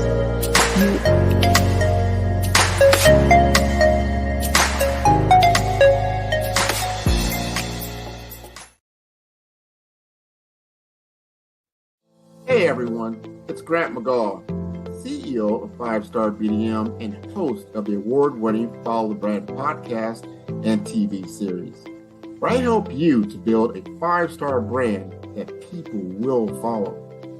My genius is personal brand development through intelligent communication and helping you achieve your business and career goals. I am a requested speaker on digital technology and brand development issues. I want to work with you to increase the value of your current opportunities while attracting new ones. Every one of you is unique, and we all share challenges that can be addressed through smart branding. As a super connector, I work with you as an executive coach to guide you along the complicated business and career development road, providing the enhancement tools and information you need to succeed. Together, I will help you succeed in today's challenging business climate. I will evaluate and measure your progress. Best of all, I am right alongside you every step of the way. Build the brand called you. Genius is coming.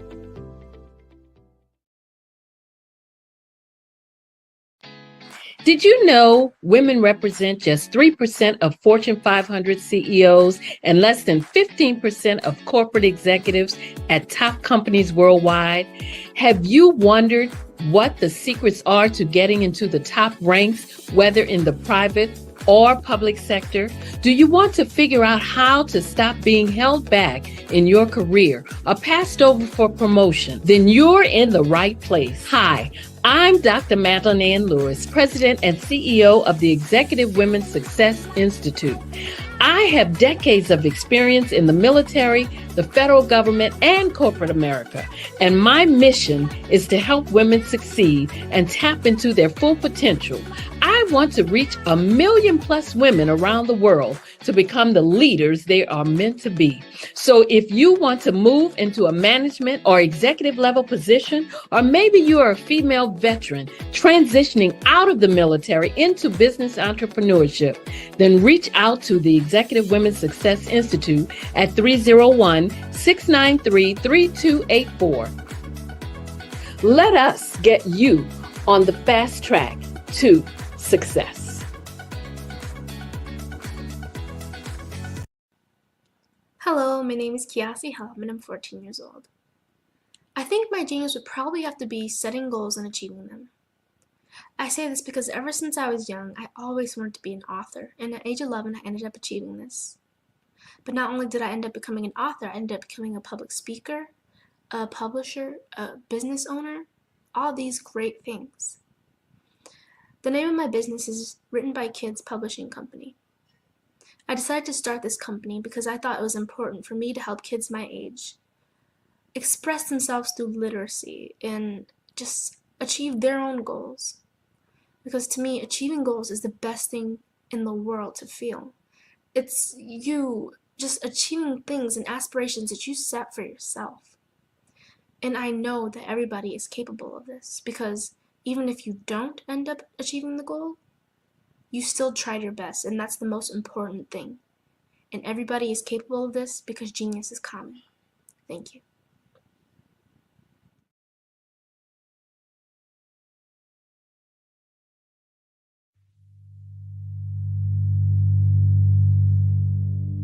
So what we have to do is when we get in a spot, we need to create some spots for us.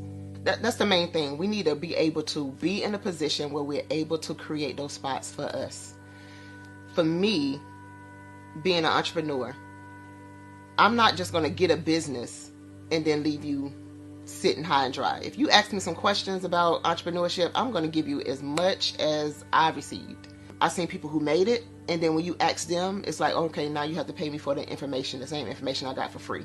We probably in totally different cities. There's no way that we're going to bump heads or anything. We're not competing. Bring me up with you. And so I just think that whatever education that I have, then I need to be able to give that to my own as well. So create the spots. You can create the spots when you get there.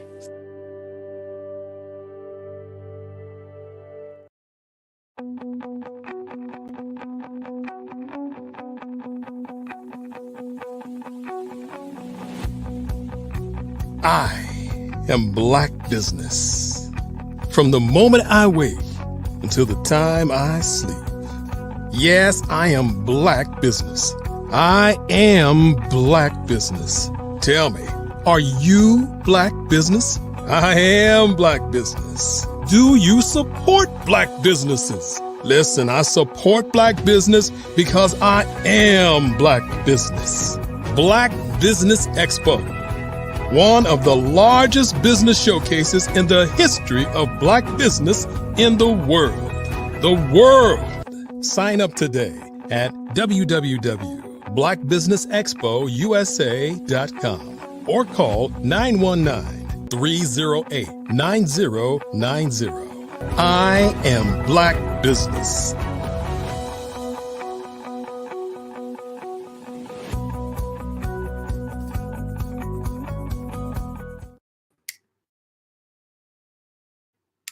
Good afternoon, business owners, entrepreneurs, thought leaders, and corporations. Welcome to the Black Business Network. My name is Spiritual Teak, and I'm your business moderator for this afternoon on the Black Business Network. The Black Business Network is a 24-hour business network showcasing Black businesses, Black owners, entrepreneurs, and thought leaders worldwide.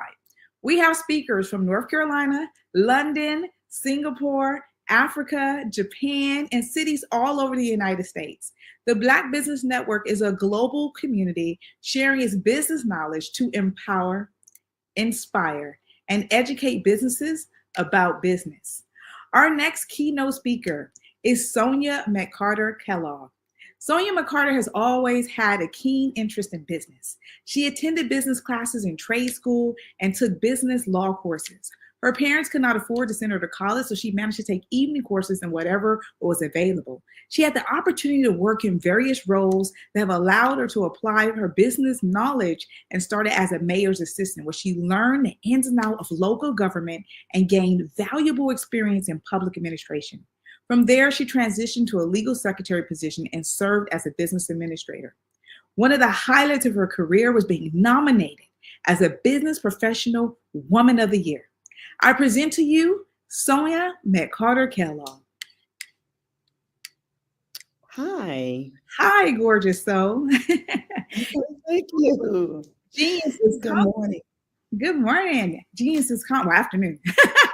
Genius Oh, is coming. yeah, afternoon. Yes, absolutely. Absolutely. Genius is coming, darling. And I'll see you on the other side. Have a good show. Thank you. Thank you. And good afternoon to everyone. Again, my name is Sonia McCarter Kellogg. I am CEO, founder of SMC Management Solutions, and we are located in Gaston, Alabama. As the moderator has said, that I have always had a keen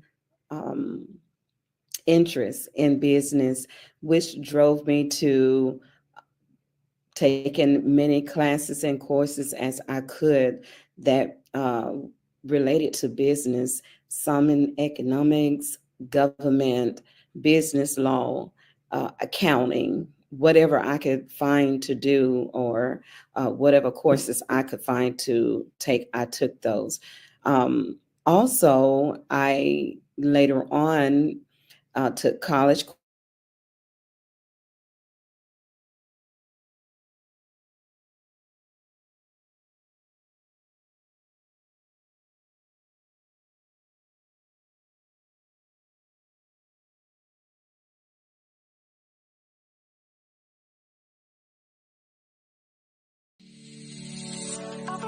Did you know that our black dollar only lasts for 6 hours in our community? Yet other communities, their dollars last for 19 or 30 days. The Black Wall Street Nation. Black Wall Street Nation. Yes, that's why we created the Black Wall Street Nation. Black Wall Street Nation is a centralized directory available to all black businesses across the world. It was created for businesses like you, the ones that want to start and the ones who have a dream that have already started, such as businesses like Drop in a Bucket Productions, Valito Foods, Sugar Tea Branding Firm, All the Dazzle, Bun Cakeaholic, Miss Riot, and you. We'll have marketing, seminars, and some funding coming soon just for you. So, we want you to come and join us at www.blackwallstreetnation.com. See you there.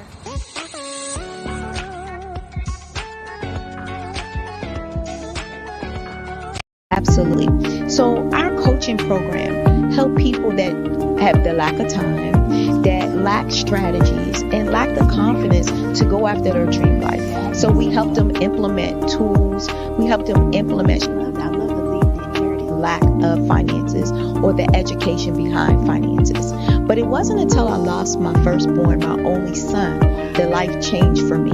And where I was going after it all, living the corporate life, hit my 6-figure income and living in my dream house with my dream man, driving my dream car. Wow. I nearly lost it all. Wow. When I lost my son. And so I realized it only takes one financial catastrophe that can change your entire life. That's what made me start all new beginnings.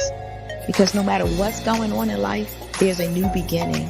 And because of that, we develop a program called Wise Minded. My little slogan is, don't just dream it, let's live it. If they want to connect with you or work with you, what is the best ways for them to be able to do that? Well, for my social media guru, you can connect with me on every single social media platform as Tanya T. Wallace.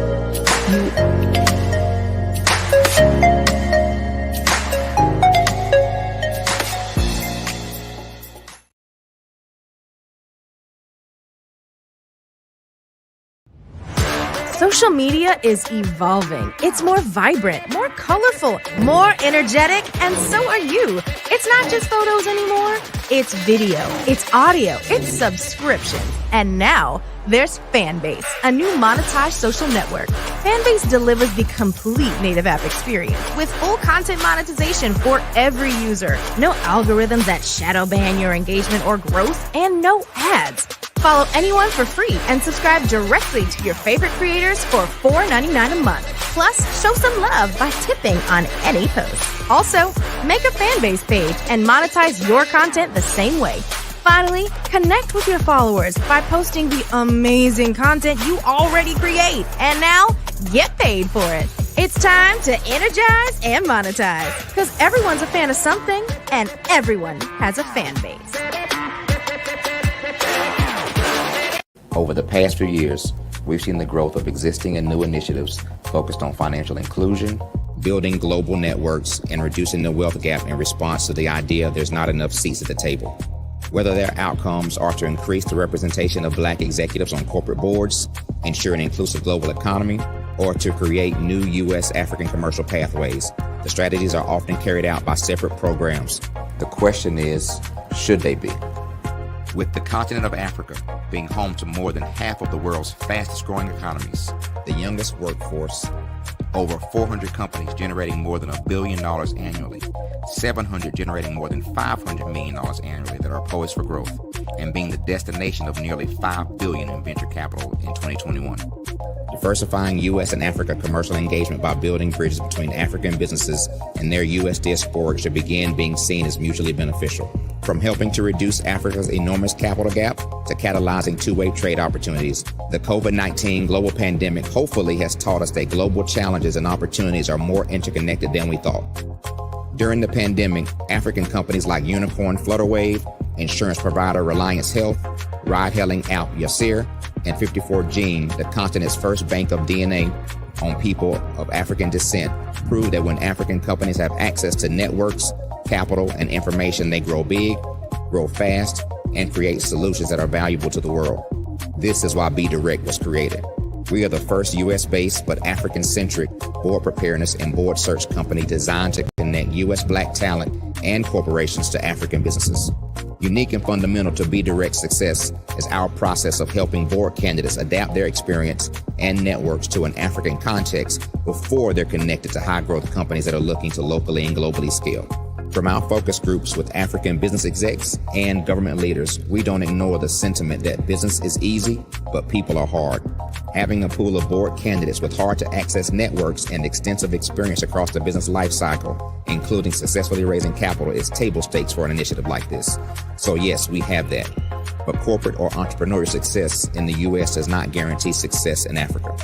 Developed alongside industry partners on the continent, our training program, Be Direct Prep, is designed to transpose their experience to create cultural comfort, understanding, and a commitment to helping businesses in Africa scale.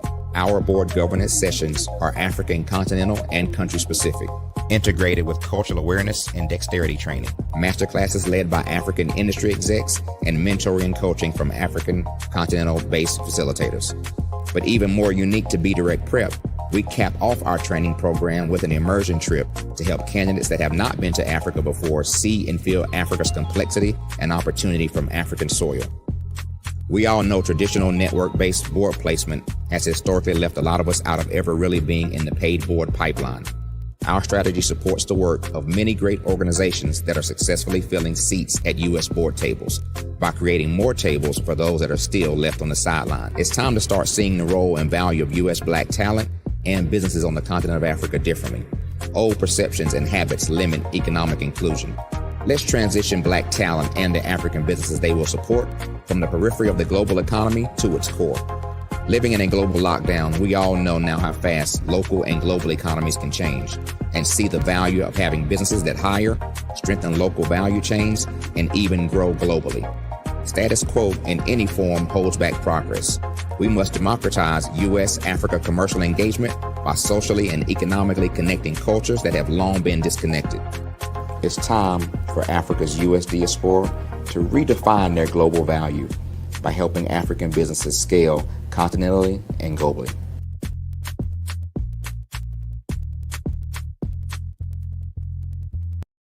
I am from Washington, D.C., but I was raised in Durham, North Carolina. I came to Durham when I was about 5 or 6, and then I traveled back and forth to D.C. because it's where my people are from. One of the unique things about my family is my mother, she's also an artist. She does quilting, and she does a lot of artistic things. And then my son, he draws with both hands, his right hand and his left hand like I do. So that's kind of a family trait. And then my other son, he's a videographer, and my daughter, she works, she's a regional vice president for Sunglasses.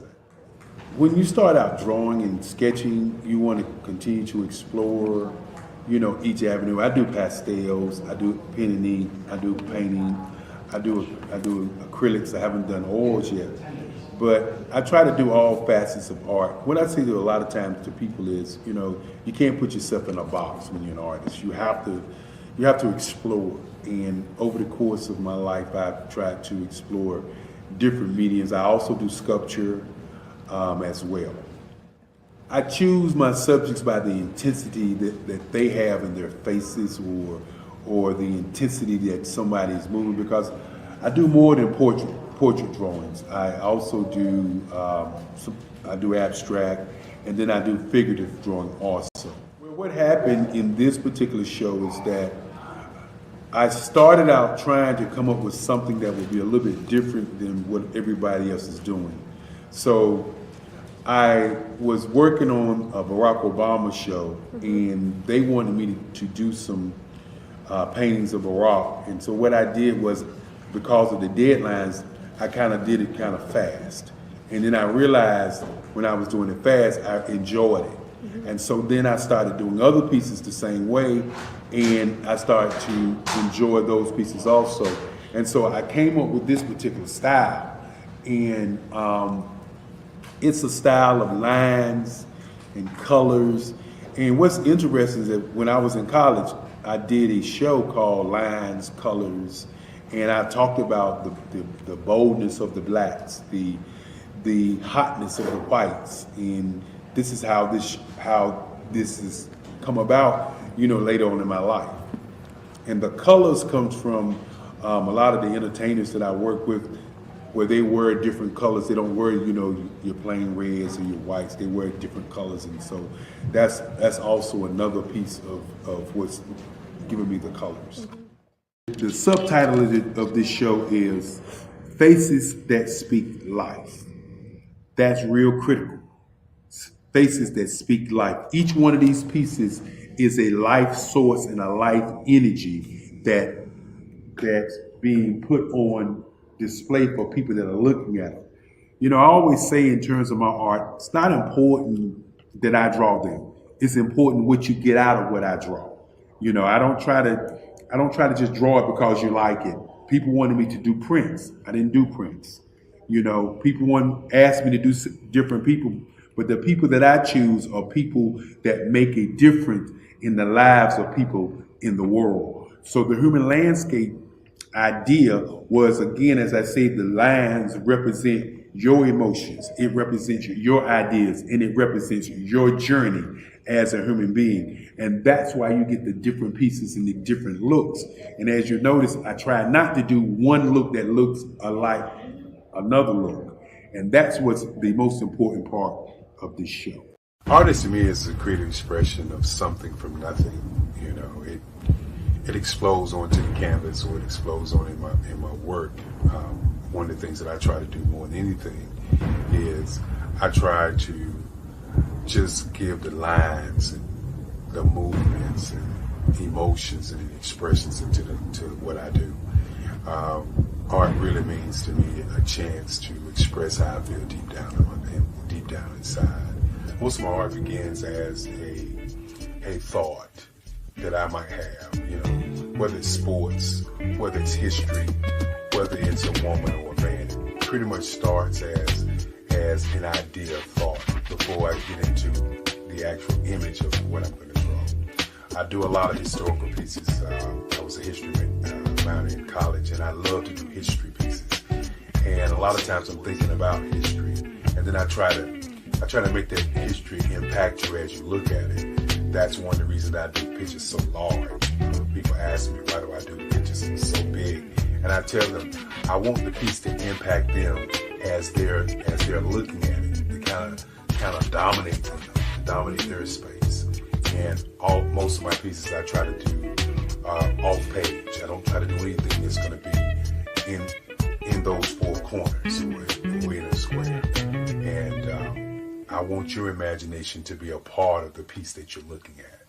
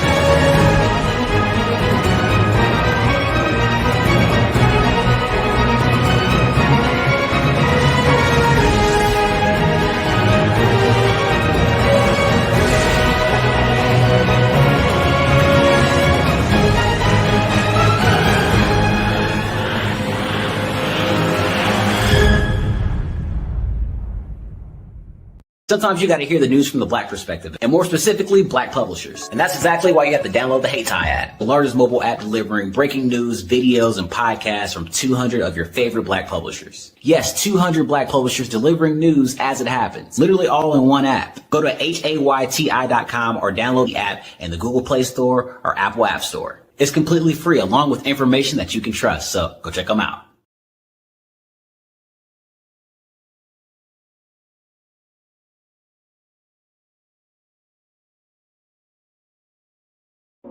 Ladies and gentlemen, and fellow professionals, please allow me to introduce myself. I am David Jones, the co-founder and CEO of the Hello LLC, where I am passionately dedicated to guiding individuals and businesses toward their own return on time investment. Time is my only competition. With over 20 years of experience as a corporate C-level executive, I bring a wealth of knowledge and expertise to the Hello LLC. My career journey has been marked by a relentless pursuit of excellence in marketing, strategy, and business management leadership. I have had the privilege of working with renowned Fortune 500 companies such as Xerox, American Airlines, Hilton, and Geico. However, what truly drives me is the transformational work we do at the Hello LLC. We are pioneering a new approach to business in the metaverse, where we empower businesses and individuals to build strong foundations, automate their processes and systems, while thriving in the ever-evolving digital landscape. More than just a 3D digital marketing agency, the Hello LLC is truly a community built on love, kindness, and integrity. We want more for you than from you. As I often say, collaboration is the new competition. In an era where time is the most precious commodity, I am here to guide you toward your own return on time investment, because if time was sold in stores, it would be sold out. With a deep commitment to excellence and a strong belief in the power of community, I don't just lead a company, I lead a movement into the future of business. Ladies and gentlemen, it is both an honor and a pleasure to be your guide on this remarkable journey. I am David Jones, and together, we will embrace a future marked by success, collaboration, and the transformative work we do at the Hello LLC. Hello stands for helping everyone live life optimally. So, let's make that pivot together and start living life optimally. today.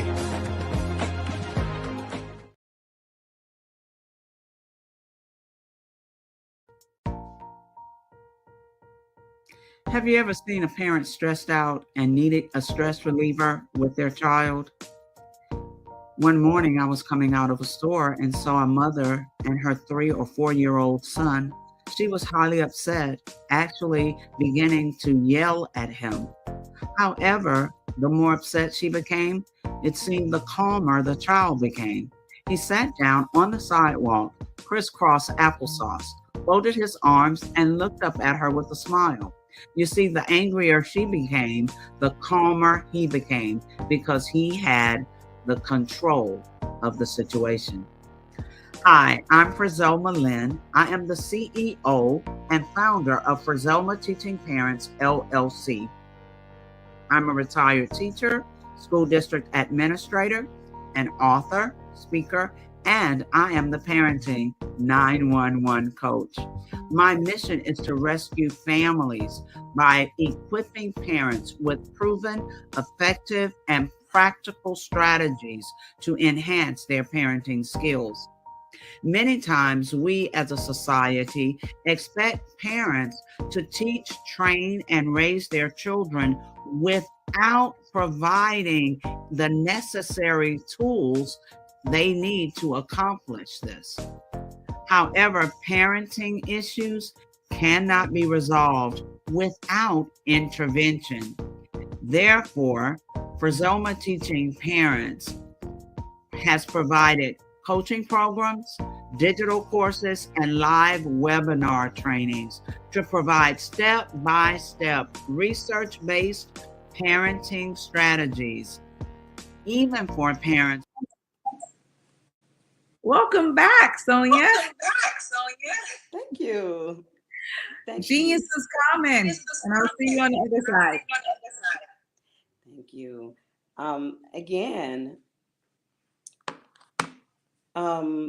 since my younger years, I've always had a desire to work in the business field. This caused me to be driven and determined. And with that determination and being driven, I would take courses, every course that I could find relative to business, I would take those courses. Even after graduating high school, because my parents could not send me to college, I would pay for my own college courses and take as many courses as possible. I've learned that through the years, these things were the reasons or were the causes of me really venturing out to achieve my dream and goal. The more you have to work for something, the more you have to strive for it, is the more that you will appreciate it. And I was just determined to become a business owner or to be in corporate world. Well, after several years of preparing educationally, I landed position and jobs that also added experience, added different nuggets under my belt. Therefore, one thing led to another. It also allowed me to become engaged with different people in different offices, and all of those experiences and all of those different places and different people were very vital to my role in business and also becoming a business owner. Even after moving to Gaston, Alabama, there were people who remembered my work and remembered me. And as they began to venture out in their business, they would call me asking for advice or my expertise in starting up a business or even in proper development, because after moving here, I also have property management and development experience through the Greater Gaston Housing Authority. So this began, one thing led to another, and it began my journey in the field of business and property development. Everything that you experience, sometimes you feel that it's not good, or you wonder how that could really benefit you in your life. But everything that you experience has everything to do with where you're going. And I found that to be very true. Nothing is wasted. It all can play a part of your business.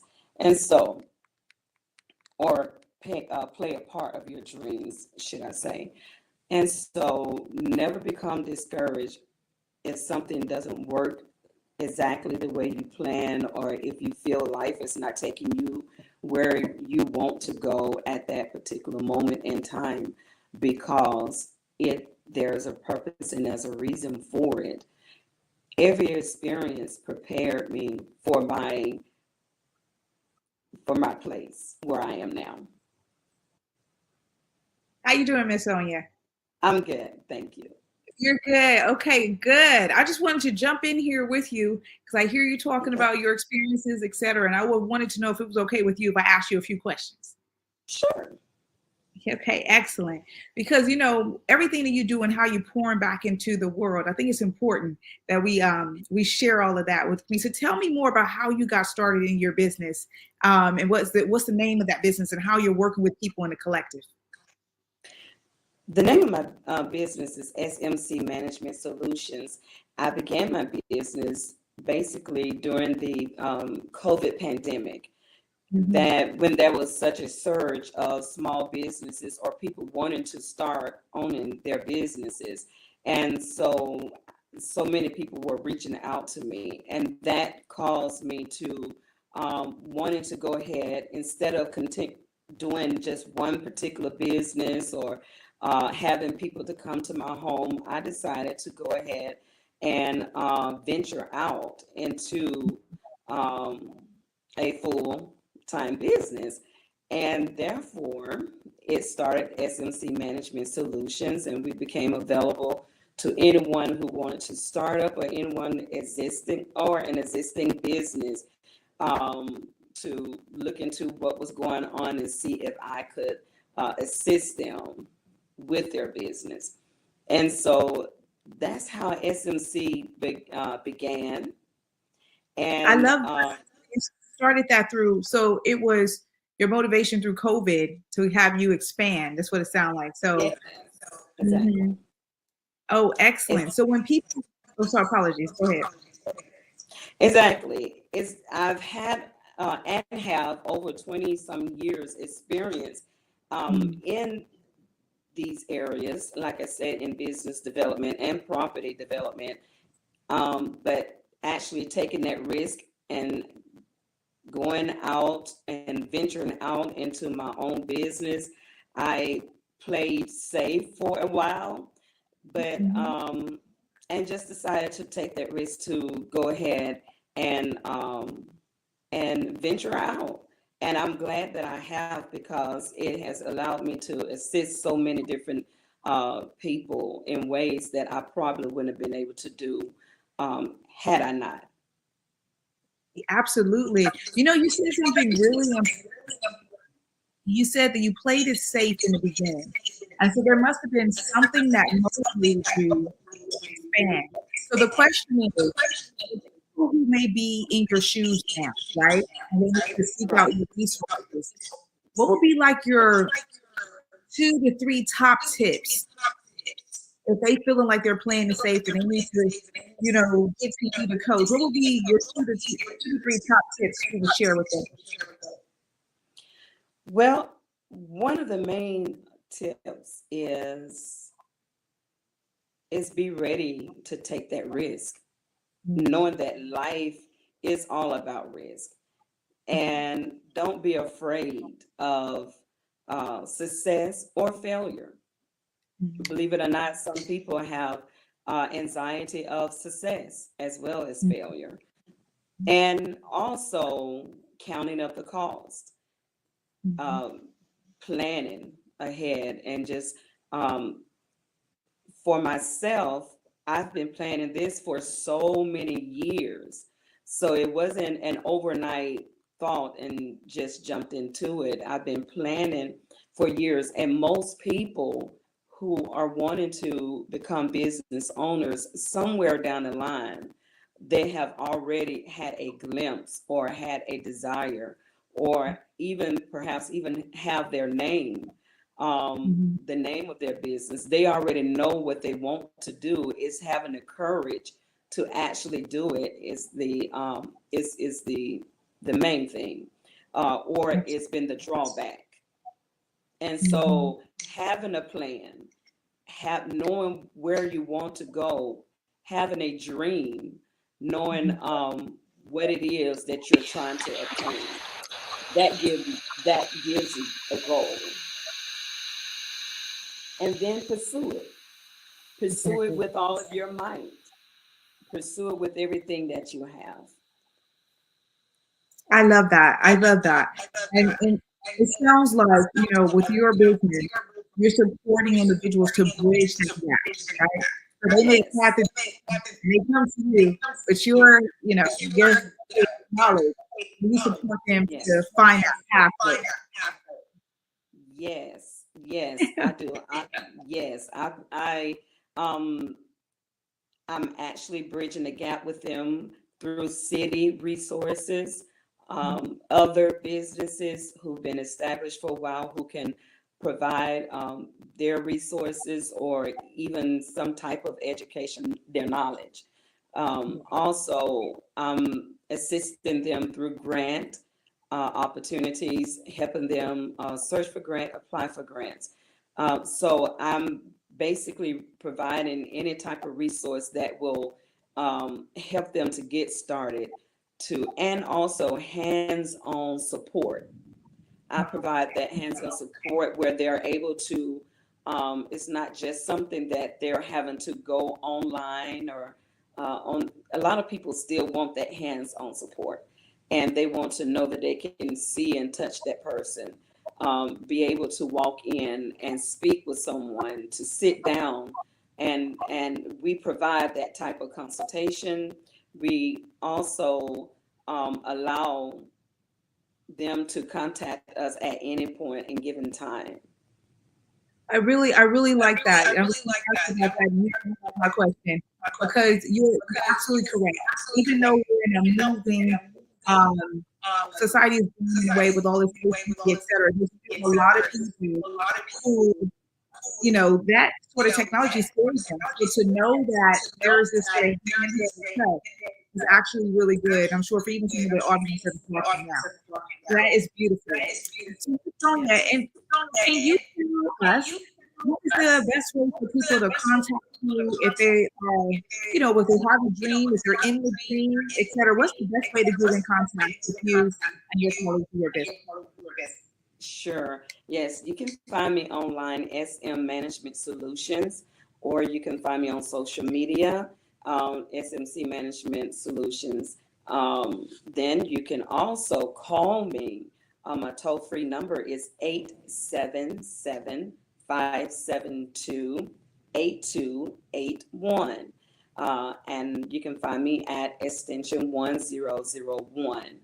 My local number is 256-277-6905. So I can be found at any of those locations. That is excellent.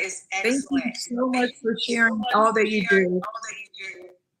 Yes. Genius of come. You're welcome. And I'll see you on the other side. Okay. Thank you. Thank you. A beautiful soul. All right. The Black Business Expo mission is to raise funds for high school seniors going to college or K through 12 entrepreneurs. This expo is a fundraiser for the students. You may go to www.blackbusinessexpousa.com to donate to the scholarship fund or use the Cash App that's somewhere on the screen. Our goal is to give laptops and up to $5,000 to 10 students. Students can register online at www.blackbusinessexpousa.com. Every dollar counts. So we want to remind you to donate to the scholarship fund. We want to thank our Black Business Expo USA sponsors who are the NC100, Moody Capital Partners, Suede Soul, Lotus Ritchie Coaching and Training, Carolina, Virginia Minority Supplier Development Council, it's a mouthful, Step Management, the Hello LLC, Barbara H. Smith LLC, Margie McLean Foundation Incorporated, Genius is Common, Earth Essentials, 5-Star BDM Media, Mullane Shaney Global, Executive Women's Success Institute, The Quality Coaching Company, Superwoman Business Services, Creative Force Studios, Lee Entertainment, Artistic App Design, and the Black Business Expo USA. Genius is coming, and I'll see you on the other side.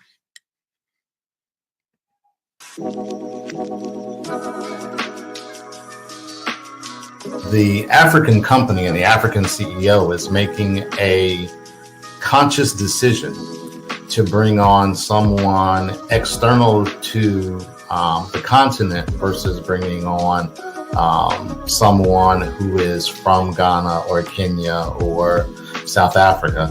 And so the skill sets of the people that we take through our executive leadership training program and ultimately on the placement, obviously have to be extremely high caliber. So what we look for are corporate executives at the vice president to C-suite level, as well as Black entrepreneurs. When we look at the Black corporate executives, we're looking for some very specific skill sets, whether that be around supply chain, sales and marketing, engineering, product development. We want our folks to be able to add immediate value to the corporate board, right? And the other thing is, even if they don't necessarily have specific industry experience, they're bringing a diversity of thought.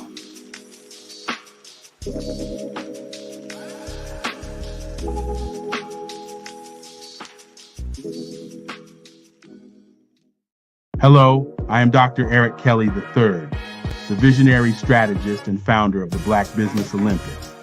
I invite you to showcase your Black-owned businesses on the Black Business Network global stage.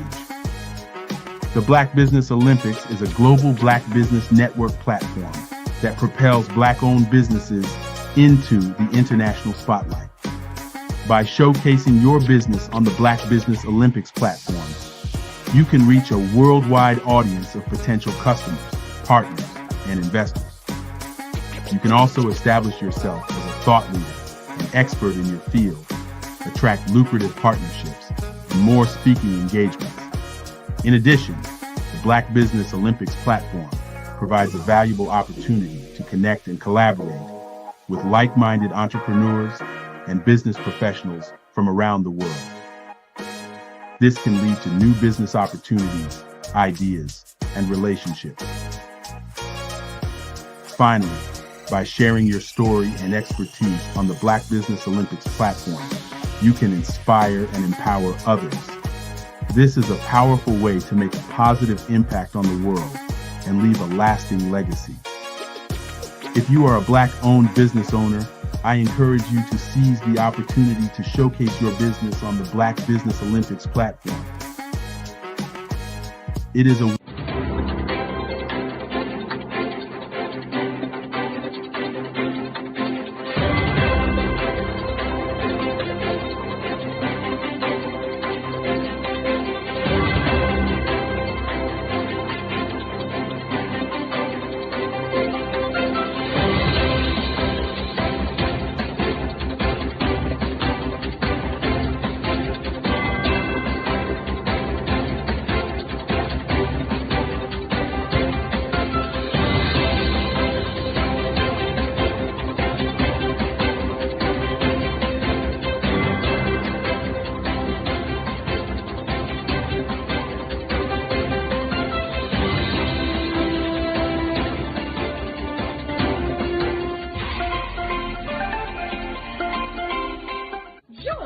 Dr. Eric Kelly III, and a host of phenomenal speakers from all around the globe for this 7-day virtual event that you don't want to miss.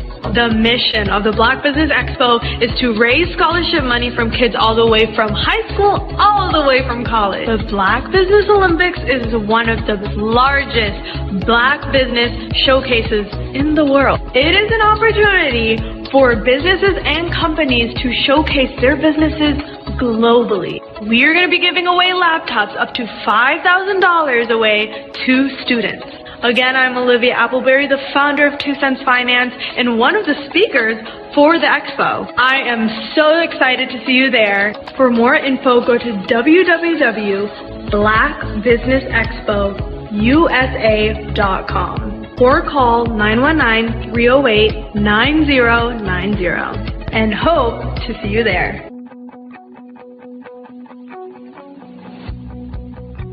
I am Black Business. From the moment I wake until the time I sleep. Yes, I am Black Business. I am Black Business. Tell me, are you Black Business? I am Black Business. Do you support Black businesses? Listen, I support Black business because I am Black Business. Black Business Expo, one of the largest business showcases in the history of Black business in the world. The world! Sign up today at www.blackbusinessexpousa.com or call 919-308-9090. I am Black Business. I am Black Business. From the moment I wake until the time I sleep, I am Black Business. I am Black Business. Are you Black Business? I am Black Business. Do you support Black businesses? I support Black business because I am Black Business. Black Business Expo, one of the largest business showcases in the history of Black America in North Carolina. Sign up today at www.blackbusinessexpousa.com or call 919-380-9090. I am Black Business. I am Black Business. From the moment I wake until the time I sleep, I am Black Business. I am Black Business. Are you Black Business? I am Black Business. Do you support Black businesses? I support Black business because I am Black Business. Black Business Expo, one of the largest business showcases in the history of Black America in North Carolina. Sign up today at www.blackbusinessexpousa.com or call 919-380-9090. I am Black Business. I am Black Business. From the moment I wake until the time I sleep, I am Black Business. I am Black Business. Are you Black Business? I am Black Business. Do you support Black businesses? I support Black business because I am Black Business. Black Business Expo, one of the largest business showcases in the history of Black America in North Carolina. Sign up today at www.blackbusinessexpousa.com or call 919-380-9090. I am Black Business. Dr. Eric Kelly III and a host of phenomenal speakers from all around the globe for this 7-day virtual event that you don't want to miss.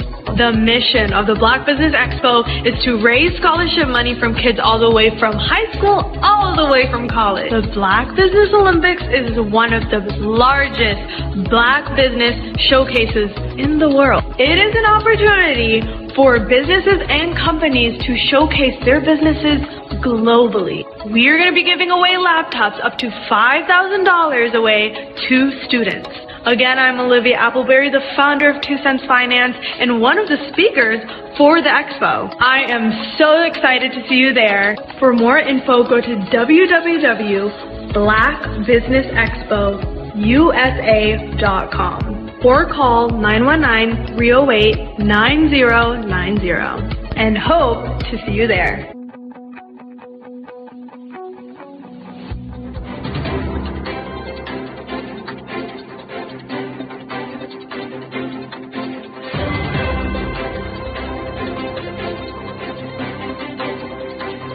I'd like you to imagine with me, if you will, opening an app where you can collaborate with like-minded individuals from around the world, get inspiration and in-app tools to launch and grow your business, as well as share your knowledge and earn compensation, all in one app. Well, the name of that app is Truso, short for Truly Social. Hi, I'm Matthew Newman, the founder and CEO of Truso, a new concept in social media. Truso is designed from the ground up to be a platform that's both social and empowering for all its users. How exactly do we do that? I'm glad you asked. First, Truso brings the world together via video. Psychologists assert that video provides a significantly more effective connection than audio only. When you enter a community on Truso, you're face to face. Second, on Truso, you don't have to have 1 million followers to monetize. Our business model allows all hosts and moderators to monetize, no matter the size of your following, by 1, producing fee-based content, and 2, inviting others to join the platform as subscribers. Even more, Truso has an in-app resource library with over 100 free resources, forms, and documents to help you build your brand and grow your business. Third, Truso is inclusive. The deaf and hard of hearing communities make up 360 million people worldwide. Unlike audio-only apps, Truso embraces this community, providing a networking platform that allows them to participate via video and closed caption. We even have a deaf and hard of hearing foundation in the works as well. Fourth, Truso is both social and safe. We refer to Truso as a virtual extension of the beauty shop, barbershop, and brainchild of the community. A place where there's laughter, along with wisdom, growth-oriented conversation, and genuine connections in a safe space. Truso even has proprietary security to ensure we maintain a safe environment for everyone. Where are we at now? Truso is live, y'all. We've launched in beta, and we're acquiring users daily. We have an incredible development and marketing team, plus amazing celebrity influencers at the table, helping us spread the word around the globe, beginning within the African diaspora and beyond by creating a safe space for growth, connection, and collaboration. We're truly excited about Truso. We've created something special for which there is a global market. And we invite you to embark on this journey with us as a shareholder. The future for Truso is truly bright. Join us and let's go there together.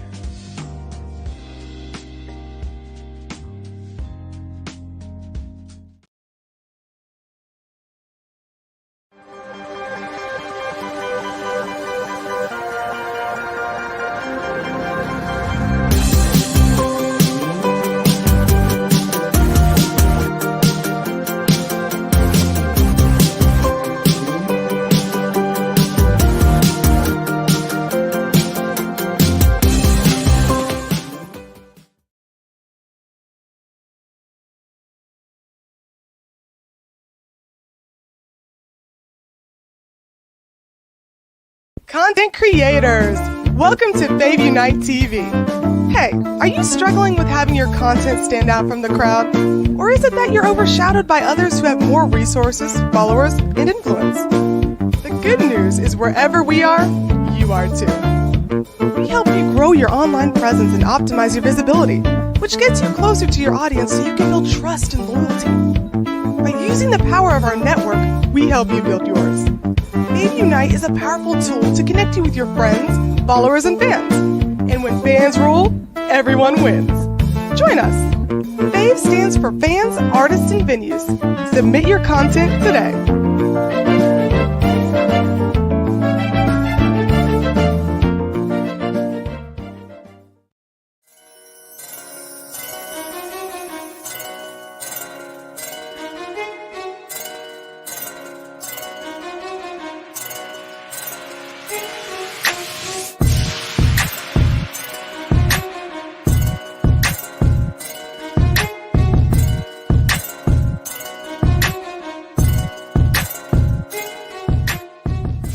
And then there were 12. Okay. And God spoke to me and said, I want you to do a calendar highlighting men. I want there to be men from all walks of life, not just entrepreneurs, not just CEOs of corporations.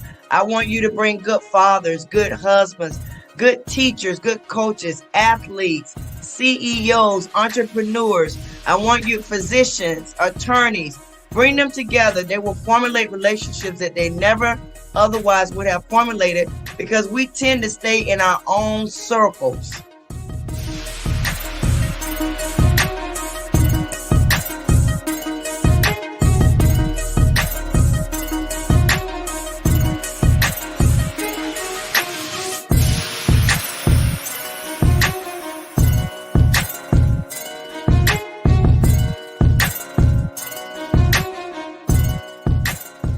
So I know what the vision is. I know my instructions. And that's why every year I stretch myself even further.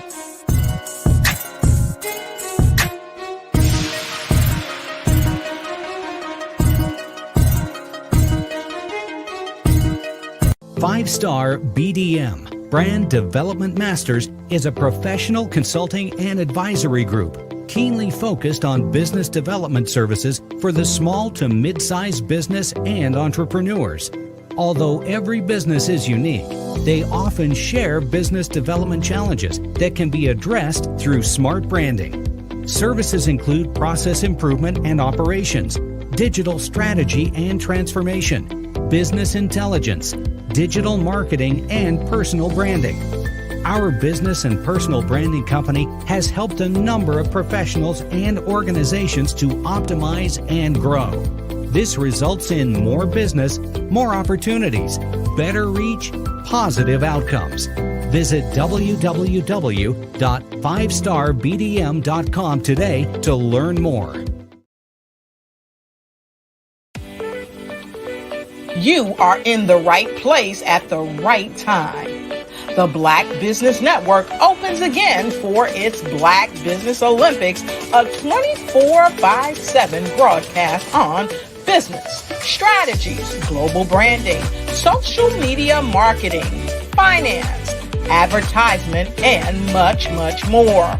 Featuring the top, most powerful entrepreneurs and speakers and thought leaders from all around the world as they gather together for this phenomenal event.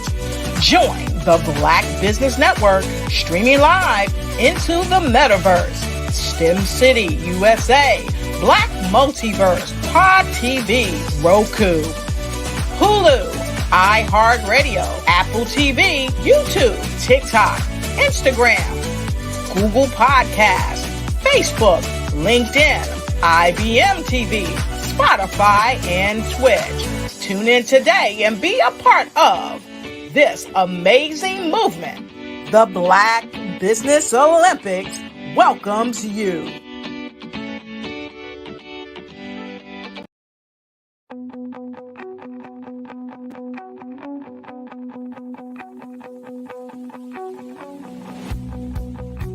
I am Black Business. From the moment I wake until the time I sleep. Yes, I am Black Business. I am Black Business. Tell me, are you Black Business? I am Black Business. Do you support Black businesses? Listen, I support Black business because I am Black Business. Black Business Expo, one of the largest business showcases in the history of Black business in the world. The world!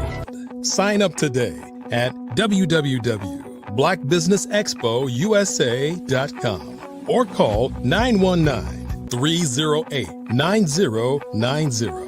I am Black Business.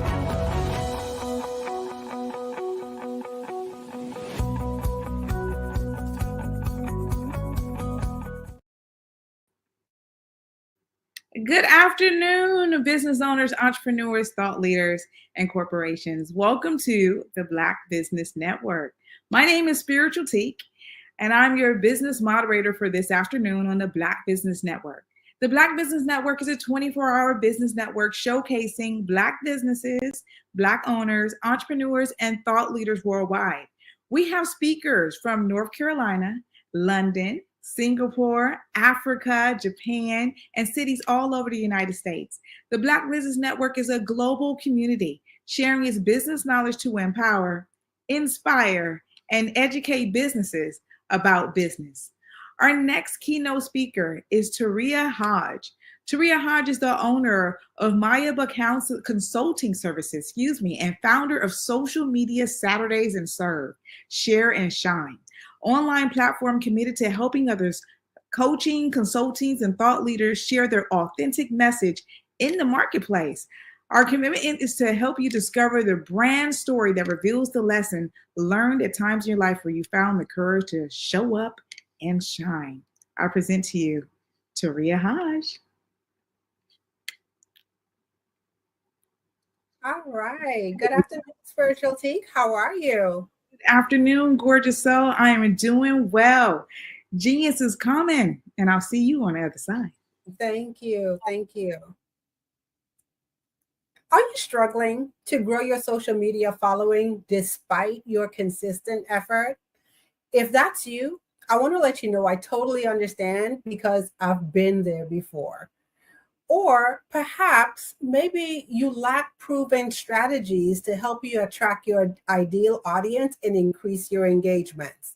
Now, I know that this is one of the issues that's faced by many entrepreneurs. So if you can identify with any of those two questions and you answered yes, then this conversation is for you. Today, we're going to sit back and we're going to talk about 3 proven strategies to amplify your influence on social media. Now, how many of you feel frustrated with social media times? And it's okay. And if you feel frustrated, just go ahead, utilize the comments. I always like to know who's out there with me. Utilize the comments and let me know if social media has been an area of frustration for you. And like I said before, I totally get it. It's so easy for frustration to creep in and set in when you feel like your social media presence is stagnant or you are not getting the results that you desire. So whether this is on your business pages, no matter the platform that you're on, or perhaps even if you're in your community and you're running online communities, the lack of visibility and direction can take a toll on your confidence and your morale, leaving you to question your efforts and the way that you are doing things on social media. So this conversation is for you today if you are absolutely ready to shift gears and level up your presence online. This is for you whether you are a seasoned coach or consultant, or you even consider yourself a content creator, or you are just starting out on your journey. What I'm going to share with you today will help you take your online presence to the next level. But before we jump into it, I want to just go ahead and share a little bit of my backstory. So social media isn't something that's new to me. I've been in the social media space now for probably over 10 years. And I remember when I first started to take a look at social media, it was one of those things that a lot of people shied away from. And the reason why they shied away from it is because they thought social media was going to be a fad.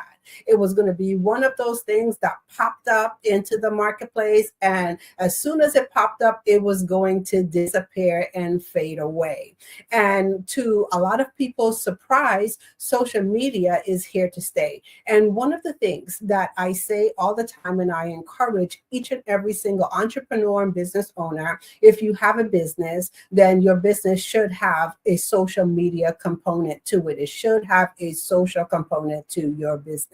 So when I started to take a look at social media, I absolutely fell in love with the space. Number one, because it gave me the opportunity as a new entrepreneur, a small business owner, to take advantage of the opportunities that a lot of larger businesses had. You see, to me, social media became the level playing field. I had the opportunity to show up and what I call shine, just like other established businesses had the opportunity to do it. And I absolutely love this because as a new entrepreneur, I didn't have tens of thousands of dollars to invest in my marketing. So social media allowed me to market my business, get my products and service out into the marketplace, and do that on a relatively small budget.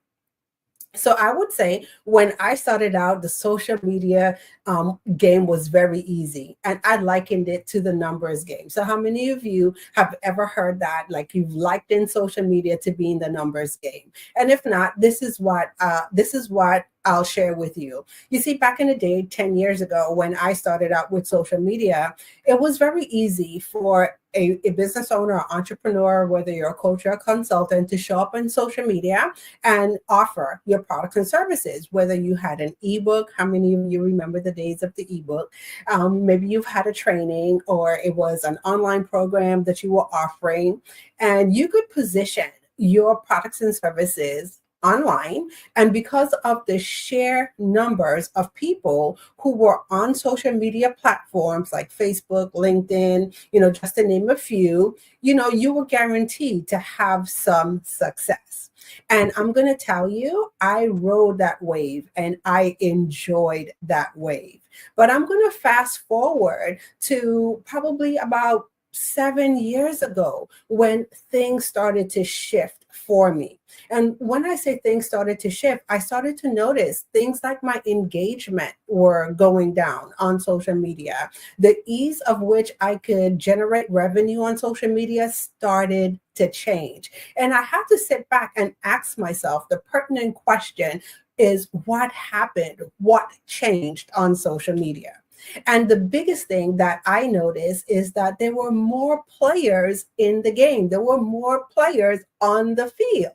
So as social media became this thing where a lot more entrepreneurs, business owners realized that it's not going away and it's here to stay, more people started to enter into the social media realm and position their products, their services, in the online space. And so what that said to me is that I had to learn to do things differently.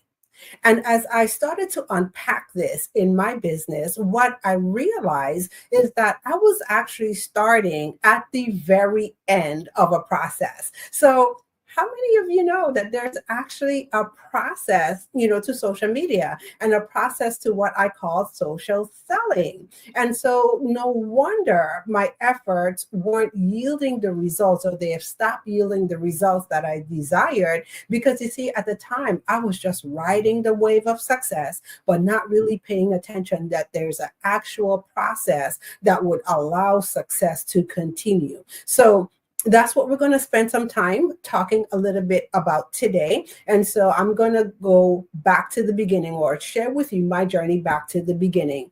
And so one of the things that I've learned, like I said, there is a process. I was actually starting at the very end of the process, which is social selling. And so once again, we take a look at social media platforms, whether you are on Facebook, you're on LinkedIn, you're on TikTok. As business owners, one of the questions we always want to ask ourselves as we partake in these platforms, what's the revenue? What's the return on investment that we're going to get? And so a lot of times we look at the return on investment as money, but also your return on investment can be time as well. So the time, the energy, the money, the other resources that we're putting into social media platforms, are they allowing us to yield the desired results? And so as I started to look at this, one of the things that I've learned is that there are actually 5 stages that an entrepreneur, business owner need to go through that would allow them to have effective social media marketing. Okay. And so what I'm going to do, I'm just going to give a brief overview, of the 5 stages, but there's one particular stage that I want to pay attention on today. And so if you've never heard this, there's actually some things before you get to the social selling part on social media online, you actually need to implement active social listening. And social listening is one of the things, like, I liken to putting your ear on the ground on these social media streets and gathering intel on your audience. Next, we have social influence. And social influence is all about how you show up as a resource in the marketplace and inspire your audience to action. And then social networking is all about how do you network and you collaborate with others to increase your footprint on social media or increase your online presence. And then once those 3 things happen, you have a very fertile environment for social selling to occur. But now it doesn't stop there. There's the 5th step, and the 5th step is social follow-up. And so a lot of times what I find people do is that they do a wonderful job in making online connections, but they fail to take their connections offline. But we're not going to dive too deep today into each of those 5 steps. There's one particular step today that I want to focus on because I think it's so important for us as the business owners to really understand that, or understand this step. And this step that we're talking about today is social influence. So before we jump into the things that I'm going to share with you today, let's take a minute to define social influence. So social influence is all about establishing your authority on social media through the distribution and the sharing of valuable content. In other words, simply put, it's all about how you show up in the marketplace as the expert. So as we take a look at social influence gives us the opportunity to do 3 specific things. And the first thing it allows you to do is be able to establish your authority in your niche. Because once again, we all want to be known for something. We want to be known for what we do in the marketplace and what we do in our business. And then also the second thing social influence will give you the opportunity to do is to be able to share valuable content to educate and engage your audience. And then lastly, social influence gives you the opportunity to influence decision-making through how you show up. Influence decision-making through your influence. Okay. And so we're going to specifically cover 3 things in our conversation today. So the first thing that I'm going to cover is the 3 things, as a coach or a consultant that you should be honing in on while you're on social media. And then secondly, I'm going to cover what you need to consider before you share content online. And then lastly, I'm going to share with you the secret to having more visibility online. So let's go ahead and jump right in. So the first thing that I want to really sit and have a great discussion around is the three things as a coach or a consultant that you should be honing in on when you are on social media.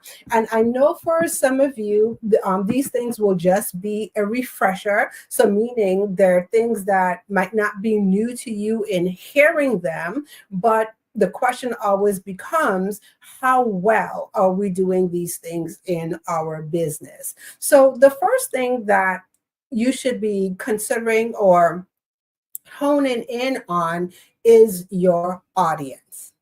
And so a lot of times I see people kind of jumping over the importance of identifying who their people are on social media, or who are you speaking directly to on social media. So have you sat down and taking the time to understand and know exactly who your target audience is on social media? How do you hone in on your people? Now, I know this is one of the things, if you've ever taken a marketing class, Marketing 101, one of the things they encourage us to do is to take a look at who our ideal clients are. Okay. And a lot of times when we talk about our ideal client, we tend to stay in the range of the demographics. So are they male? Are they female? What is the age demographic? Are they 25 to 35, 35 to 45, 45 to 55? You get the picture. Where do they live? Is that if that's something important for you to know? Do they live in the suburbs? Are they urban cities? How many kids? What does the family structure look like? And I always joke all the time, because one of the things that I hear is the 2.5 kids. Now, I don't know about anyone out there. I have 3 whole kids, so I don't even know what a 0.5 of a kid is, okay? But these are the things that we are taught to look at when it comes to identifying our people. Now, one of the things that I'm going to encourage everyone to do is to go a little bit deeper. Instead of just taking a look at the demographics, also take a look at the psychographics of your audience. Who are your people? And so when we talk about the psychographics, do you know how your people show up? Outside of their pain point, because that's one of the things that people always tell us in business. We are in the profession of solving problems. All right. So if you're a business owner, you know that that's what you do. You have a business when you solve problems. And so a lot of times we kind of key in to solely just the pain point, the things that people are struggling with. But can you take it a step further and go outside of the pain point and really understand, like, what is their desires? What are the transformation that they want to have happen, not only in their business, but also in their lives? Like, if you fix the one problem that your business solves for them, what's the effect that it has on other areas of their life and their business? Do you know what that is for them? Do you also know and understand how they communicate the problem? And so I had a very interesting conversation with another colleague of mine. And one of the things I celebrated her for is that she did an excellent job of doing some social listening, gathering intel. And so one of the questions she asked me pertaining to her business is,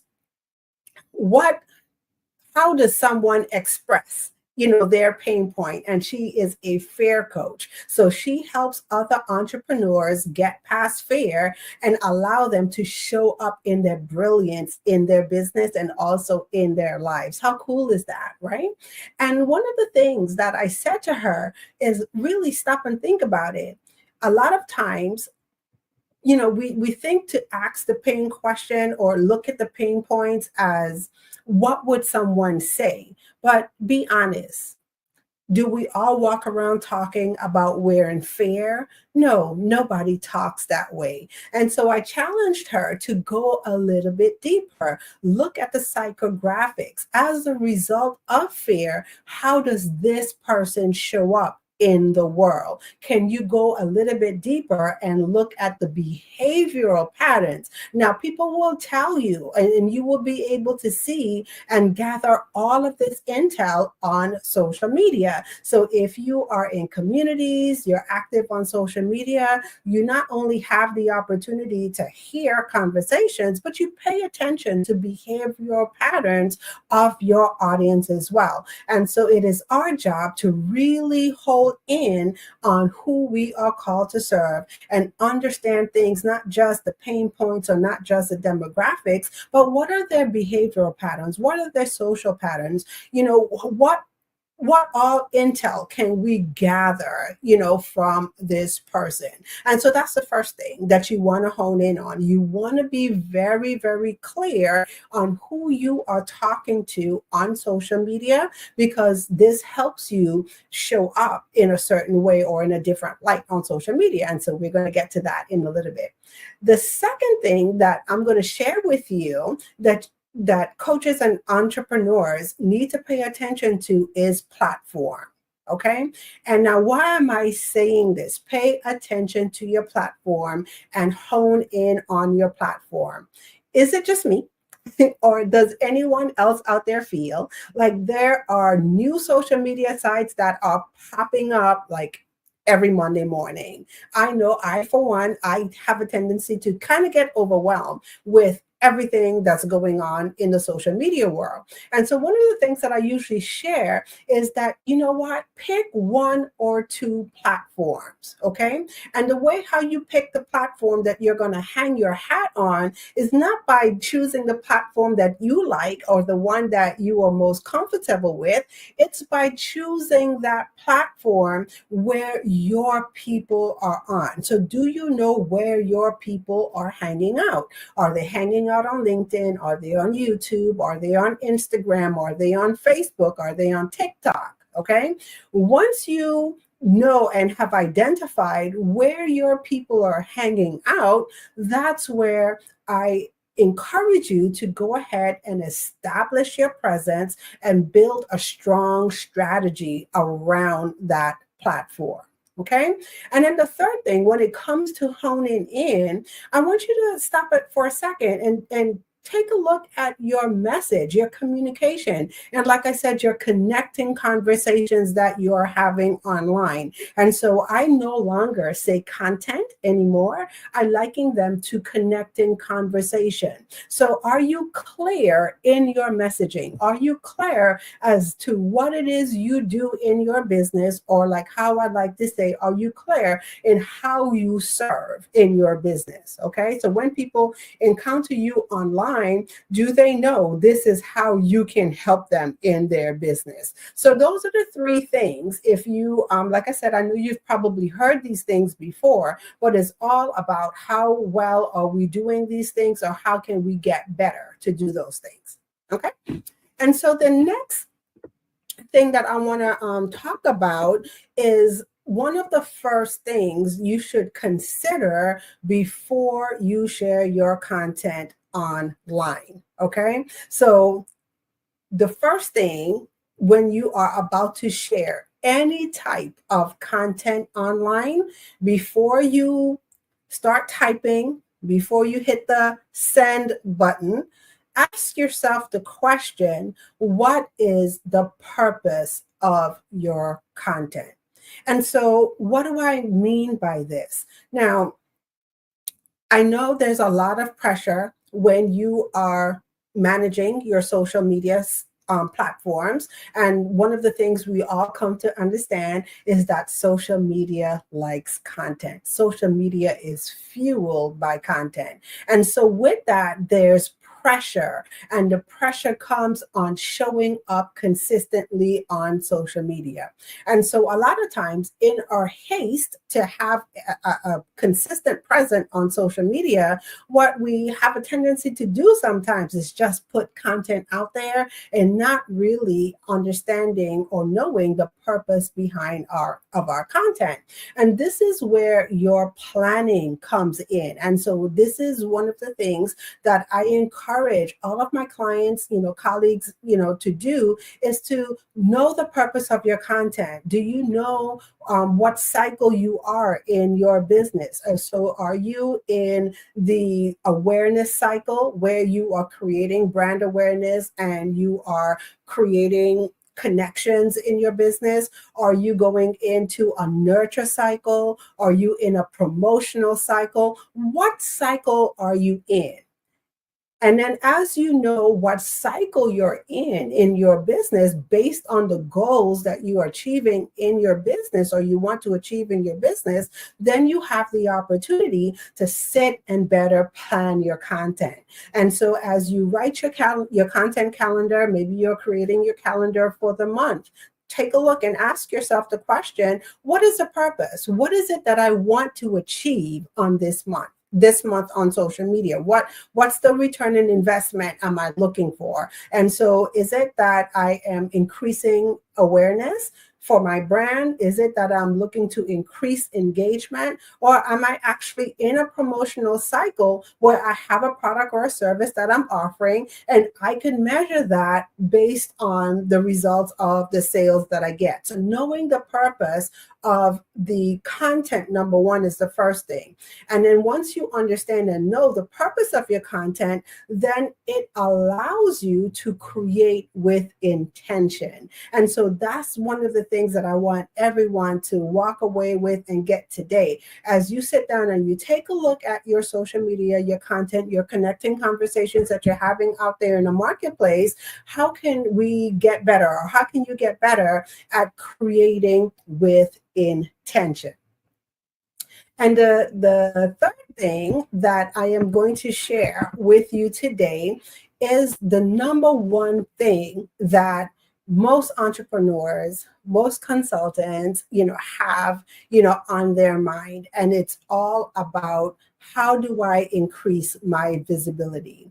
And I have to say this is why platforms like the Black Business Olympics exist, because I am going to hang my head and say that each and every single one of us who are participating in this platform, that's the one thing that we all want to do. We all want to have the ability to go ahead and increase our visibility, increase our footprint along our social media or our online presence. And so when it comes to increasing your visibility, one of the biggest things that you could start to take a look at is, how well are you collaborating with others? And I have to say, this is one of the biggest strategies that you can look at in your business as far as amplifying your influence. Okay. So when it comes to collaboration, I'm going to spend some time to break this down for you for just a second. And so I'm going to ask the question, how many of you know who your top 5 influencers are? And as a matter of fact, I'm just going to back it up for a second.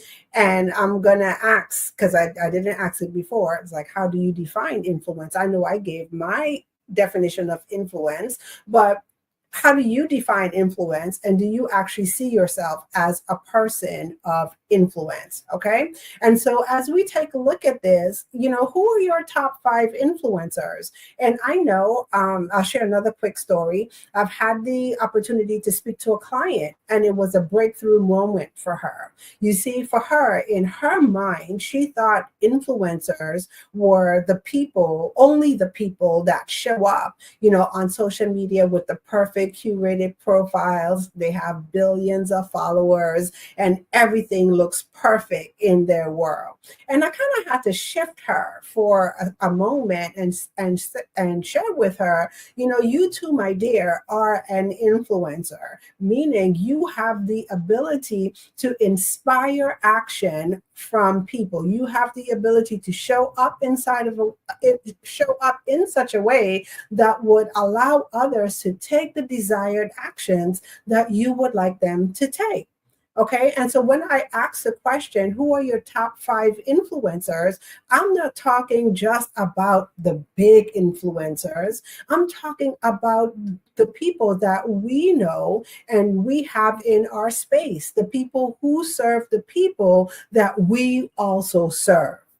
And when I say the people that serve the people that we also serve, I'm not talking about the people that do the same things that you do. If you're a financial advisor, who's the next financial advisor? No, I'm talking about who are the people that, as a financial advisor, also serve your people in different facets. And then once you have identified who those people are, how well are you creating opportunities to, number one, network, and then also build relationships with those people that they would allow you to increase your footprint on social media. Okay. So if you have not thought about that question before in identifying your top 5 influencers, people who have your audience of people, that's one of the things that I'm going to encourage you to do today. Start to identify a list of people who serve the people that you desire to serve in the marketplace. Okay.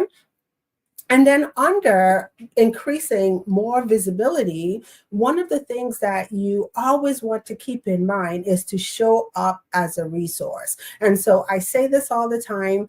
Things have shifted on social media. So social media is no longer the place where we show up to hawk our wares, as I call it, meaning that when we have a product or service to offer, we show up on social media solely just to promote. And then when our promotional season or promotional cycle is done, people don't hear from us, and then we just kind of go dark until the next thing that we have to promote. And so I'm going to say it's all about showing up as a resource. So one of the things that I always say, and then I'm not saying that social media is not the place for you to position your products and services. So I just want to go ahead and get that straight. It is a perfect place for you to do that, but it's how you do it. So one of the shifts that I encourage everyone to do is take a look at social media, not as a selling tool, but look at social media as a serving tool. And how can you use social media to show up as a resource? Okay. And when I say show up as a resource, are you the household name in your particular field?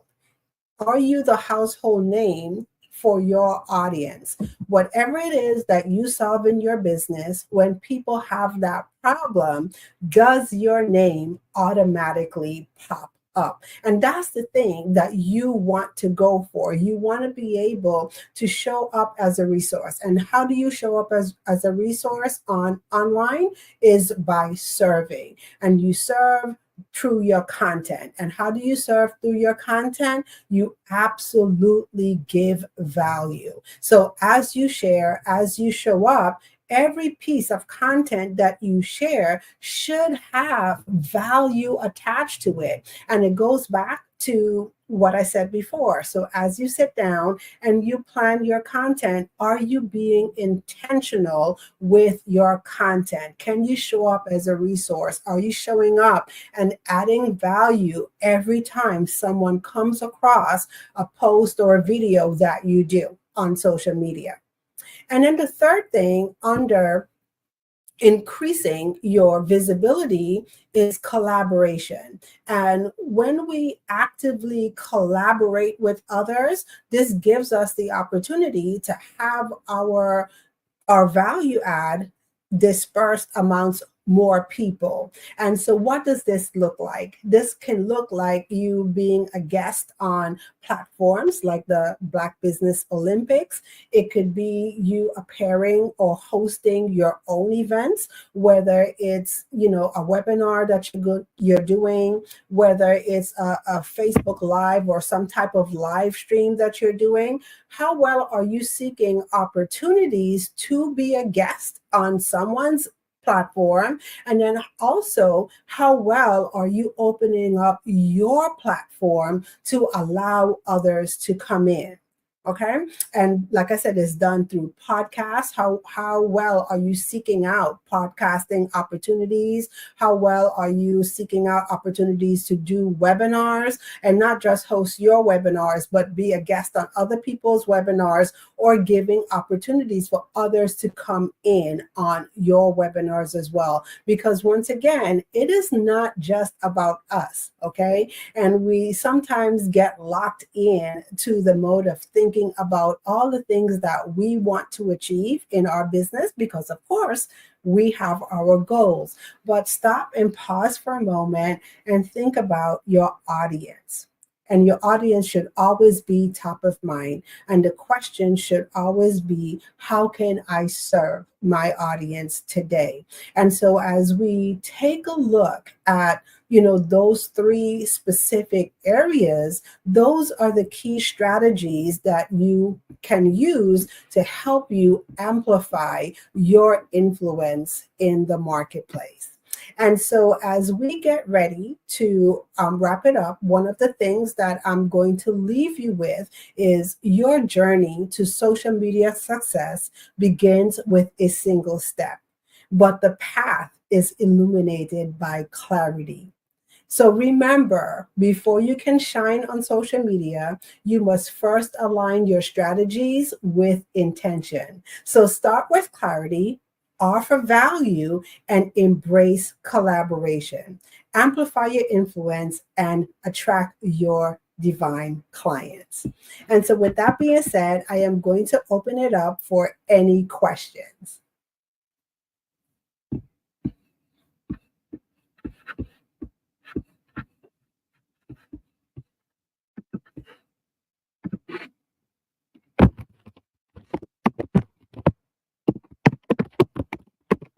Okay. Hi, Sharia. How are you? Hi, Teek. How are you? Oh my goodness, you just filled me with so much joy. I listened to your presentation.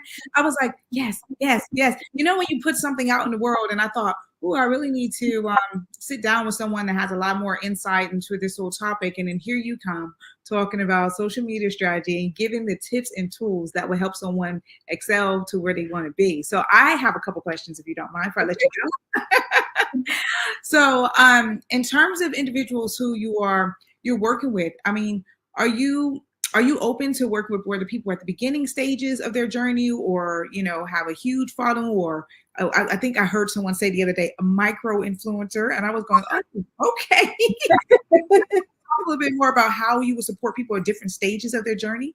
Yeah, so that's a very good question, and thank you for that. And so, I have a love for the people who are just trying to get it right. So whether you are out there, like I said, and you're just starting your business and you're taking a look at social media, and you are asking the questions, what do I do on here? Because I feel a lot of people get stuck right there. Like, what do I do, on here to really make it work? How can I not make that misstep? I'm new in business. I have no clue what to do on here. And so, yes, I do work with those individuals that say, I'm starting my business, or I've been on the journey for a little while. Now I'm in the beginning stages of establishing my social media presence. How do you do that?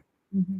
And then you have others who have been on social media for quite some time and, experienced the same, issue I had. Like I said, I started off back in the beginning where, things were easy. You had a $10, ebook and you were in the money back then, and things have shifted. And so people also come to me for a revamping of the strategies. Okay. So maybe they're looking to grow their business in another way. They're looking at different things that they do. So what are the strategies that you can put in place that would always align with your business goals? Okay. So whether you are, like I said before at the top, whether you are a new person, in business, or you're seasoned, it's all about looking at what does that social component for your business look like, and then what are the strategies that you can implement that would allow you to hit your goals. So great question. No, that is absolutely beautiful, because I connect with beautiful souls all the time, and I have my platforms as well. And so this is why this was very fruitful for me too, listening to it. And it's good to know that you're supporting people in the beginning where it might feel like a little bit more, anxiety, because it can be overwhelming, all these different platforms. I think I get lost in all the different platforms myself.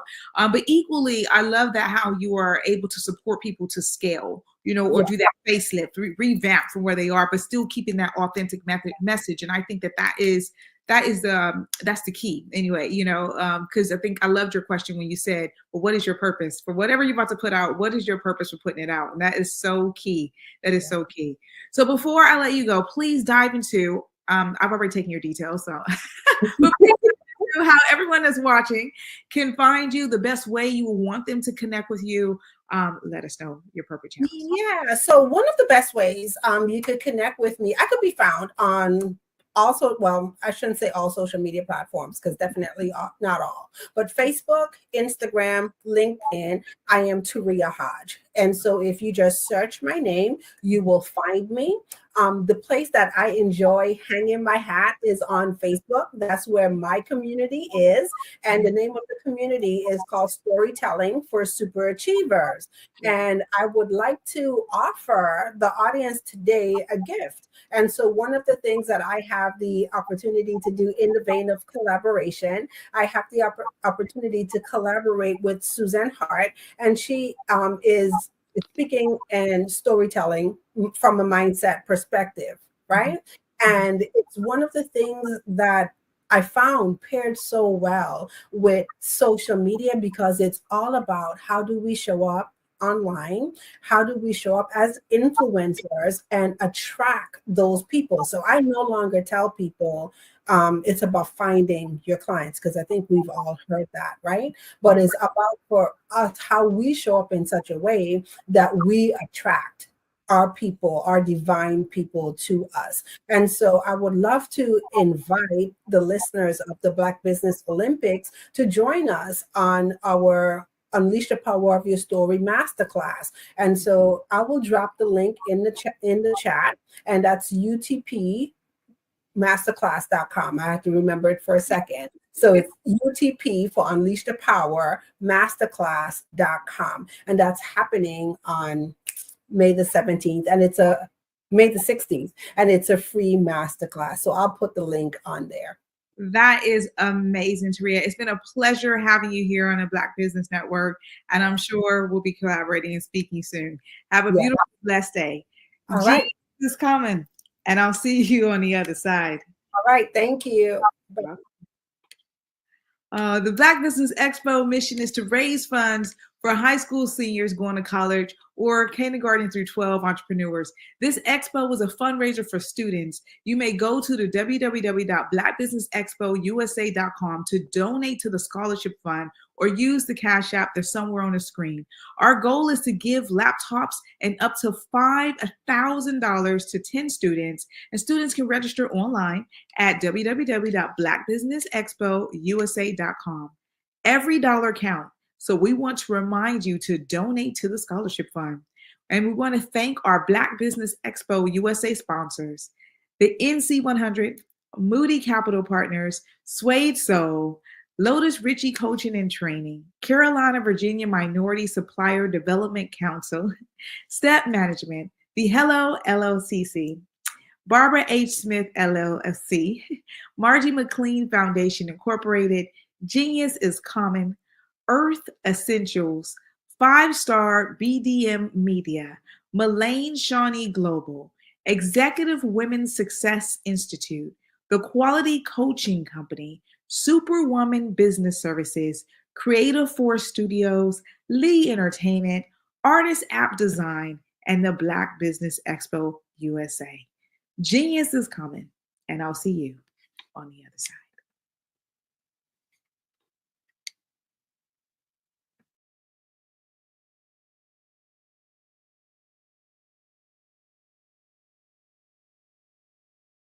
Absolutely. So our coaching program help people that have the lack of time, that lack strategies, and lack the confidence to go after their dream life. So we help them implement tools. We help them implement. I love the lead inherited lack of finances or the education behind finances. But it wasn't until I lost my firstborn, my only son, that life changed for me. And where I was going after it all, living the corporate life, hit my 6-figure income and living in my dream house with my dream man, driving my dream car. Wow. I nearly lost it all when I lost my son. And so I realized it only takes one financial catastrophe that can change your entire life. That's what made me start All New Beginnings. Because no matter what's going on in life, there's a new beginning. And because of that, we develop a program called Wise Minded. My little slogan is, don't just dream it, let's live it. If they want to connect with you or work with you, what is the best ways for them to be able to do that? Well, for my social media guru, you can connect with me on every single social media platform as Tanya T. Rose.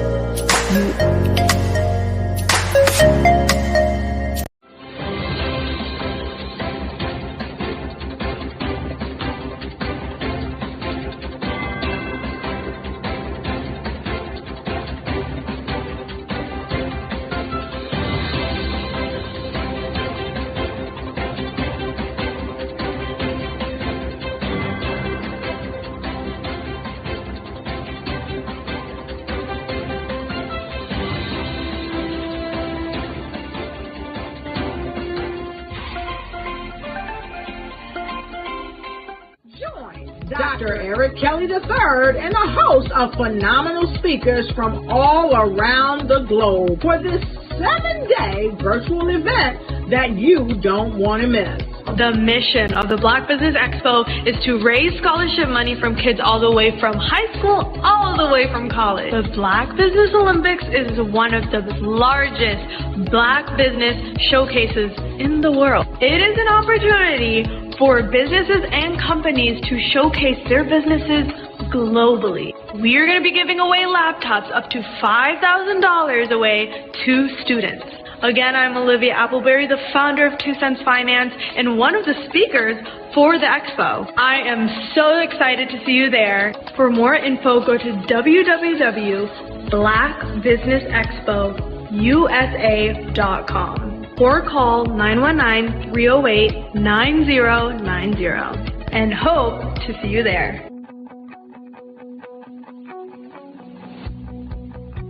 I am Black Business. From the moment I wake until the time I sleep. Yes, I am Black Business. I am Black Business. Tell me, are you Black Business? I am Black Business. Do you support Black businesses?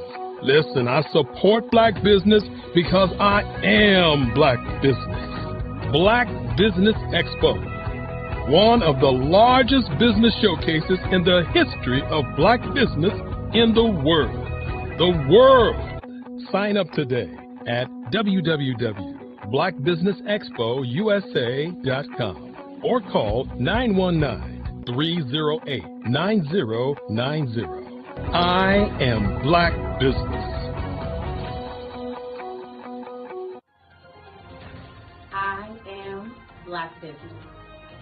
From the moment I wake until the time I sleep, I am Black Business. I am Black Business. Are you Black Business? I am Black Business. Do you support Black businesses? I support Black business because I am Black business. Black Business Expo, one of the largest business showcases in the history of Black America in North Carolina. Join Dr. Eric Kelly III and a host of phenomenal speakers from all around the globe for this 7-day virtual event that you don't want to miss.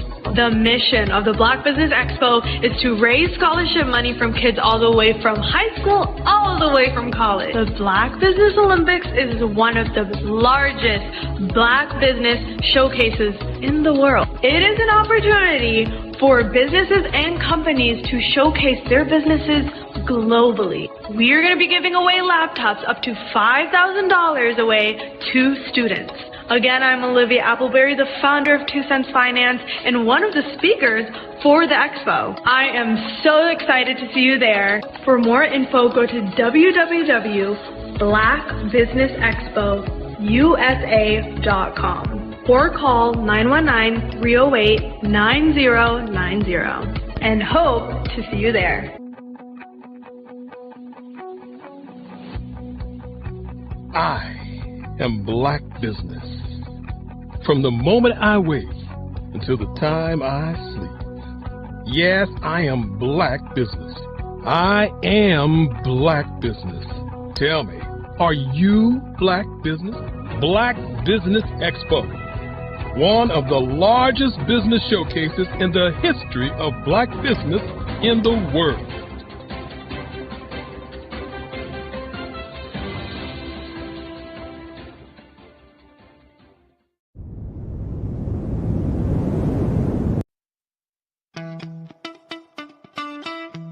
How many times have you been asked to help someone you didn't even know, a student, a business entrepreneur, or did you ever even ask, where did they end up?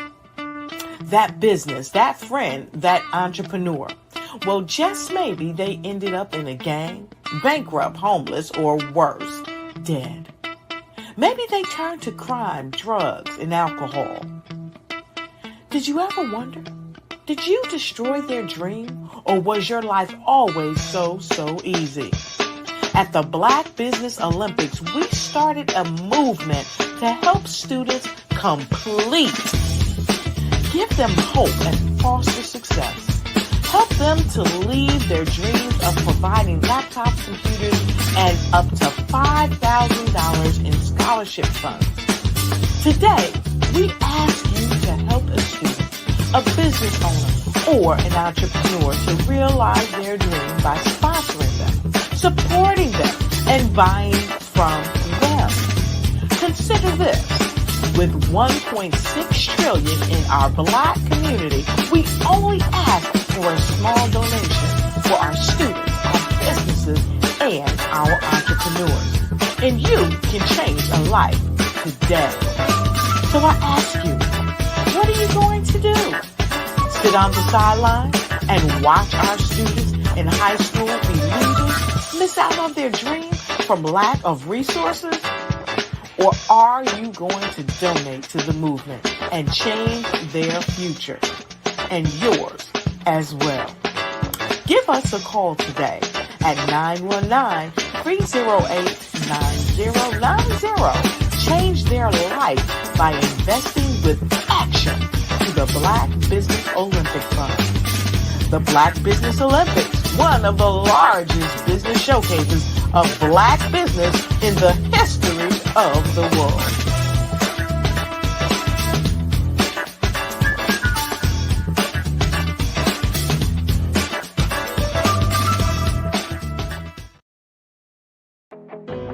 I am Black Business. From the moment I wake until the time I sleep, I am Black Business. I am Black Business. Are you Black Business? I am Black Business. Do you support Black businesses? I support Black business because I am Black Business. Black Business Expo, one of the largest business showcases in the history of Black business in the world.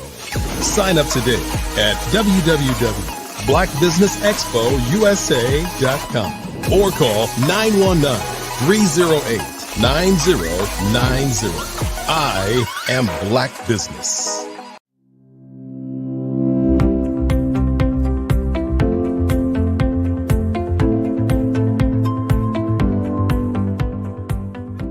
Oregon's it's a beautiful state, and we've talked before this. And I came from California originally, so it's golden hills compared to lush green forest. So it's a beautiful state. It's very beautiful.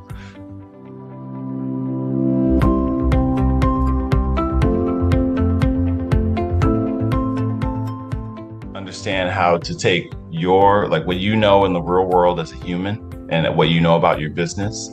And you need to marry that with the algorithm. You need to combine human with machine learning.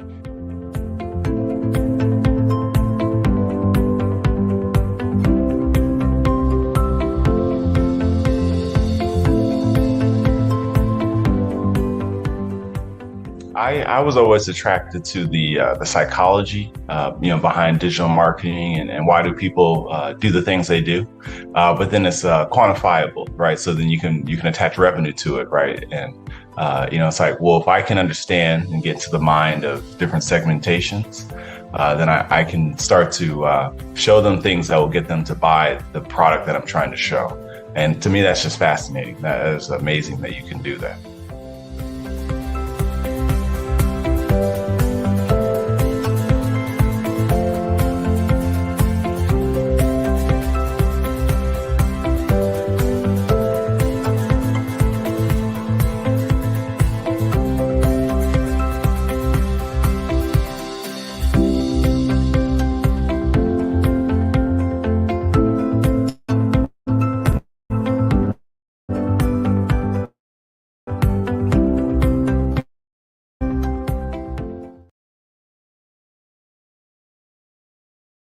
Over the past few years, we've seen the growth of existing and new initiatives focused on financial inclusion, building global networks, and reducing the wealth gap in response to the idea there's not enough seats at the table. Whether their outcomes are to increase the representation of Black executives on corporate boards, ensure an inclusive global economy, or to create new U.S. African commercial pathways. The strategies are often carried out by separate programs. The question is, should they be? With the continent of Africa being home to more than half of the world's fastest growing economies, the youngest workforce, over 400 companies generating more than $1 billion annually, 700 generating more than $500 million annually that are poised for growth, and being the destination of nearly $5 billion in venture capital in 2021. Diversifying U.S. and Africa commercial engagement by building bridges between African businesses and their U.S. diaspora should begin being seen as mutually beneficial. From helping to reduce Africa's enormous capital gap to catalyzing two-way trade opportunities, the COVID-19 global pandemic hopefully has taught us that global challenges and opportunities are more interconnected than we thought. During the pandemic, African companies like Unicorn Flutterwave, insurance provider Reliance Health, ride-hailing app Yasir, and 54Gene, the continent's first bank of DNA on people of African descent, proved that when African companies have access to networks, capital, and information, they grow big, grow fast, and create solutions that are valuable to the world. This is why Be Direct was created. We are the first U.S.-based but African-centric board preparedness and board search company designed to connect U.S. Black talent and corporations to African businesses.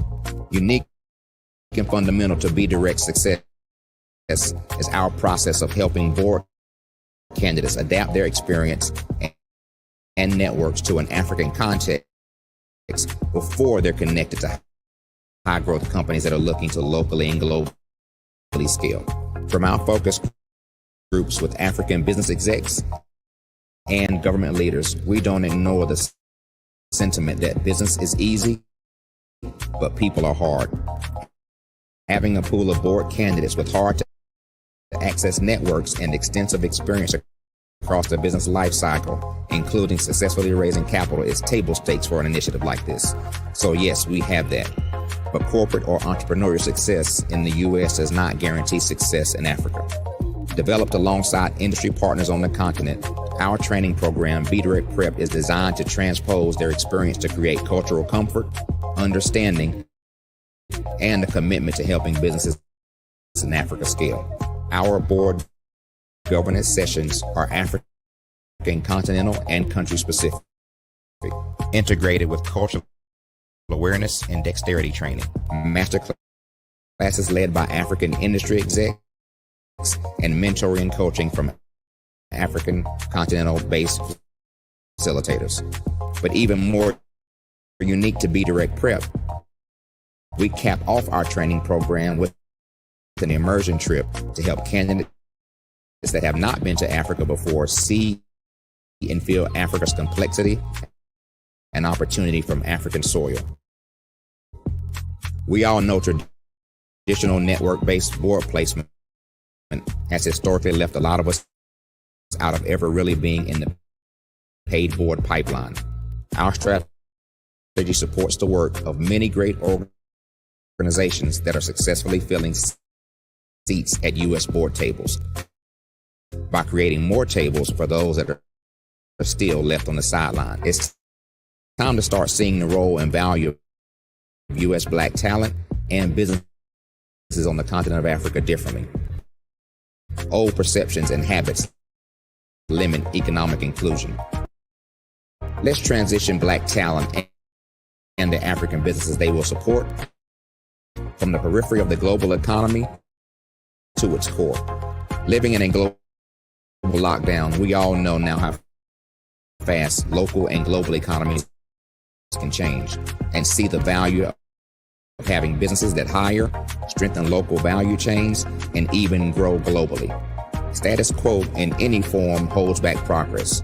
We must democratize U.S.-Africa commercial engagement by socially and economically connecting cultures that have long been disconnected. It's time for Africa's U.S. diaspora to redefine their global value by helping African businesses scale continentally and globally.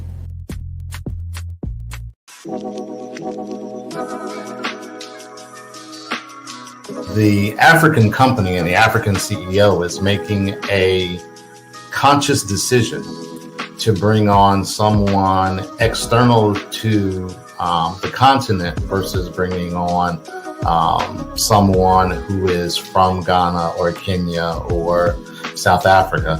And so the skill sets of the people that we take through our executive leadership training program and ultimately on the placement, obviously have to be extremely high caliber. So what we look for are corporate executives at the vice president to C-suite level, as well as Black entrepreneurs. When we look at the Black corporate executives, we're looking for some very specific skill sets, whether that be around supply chain, sales and marketing, engineering, product development. We want our folks to be able to add immediate value to the corporate board, right? And the other thing is, even if they don't necessarily have specific industry experience, they're bringing a diversity of thought.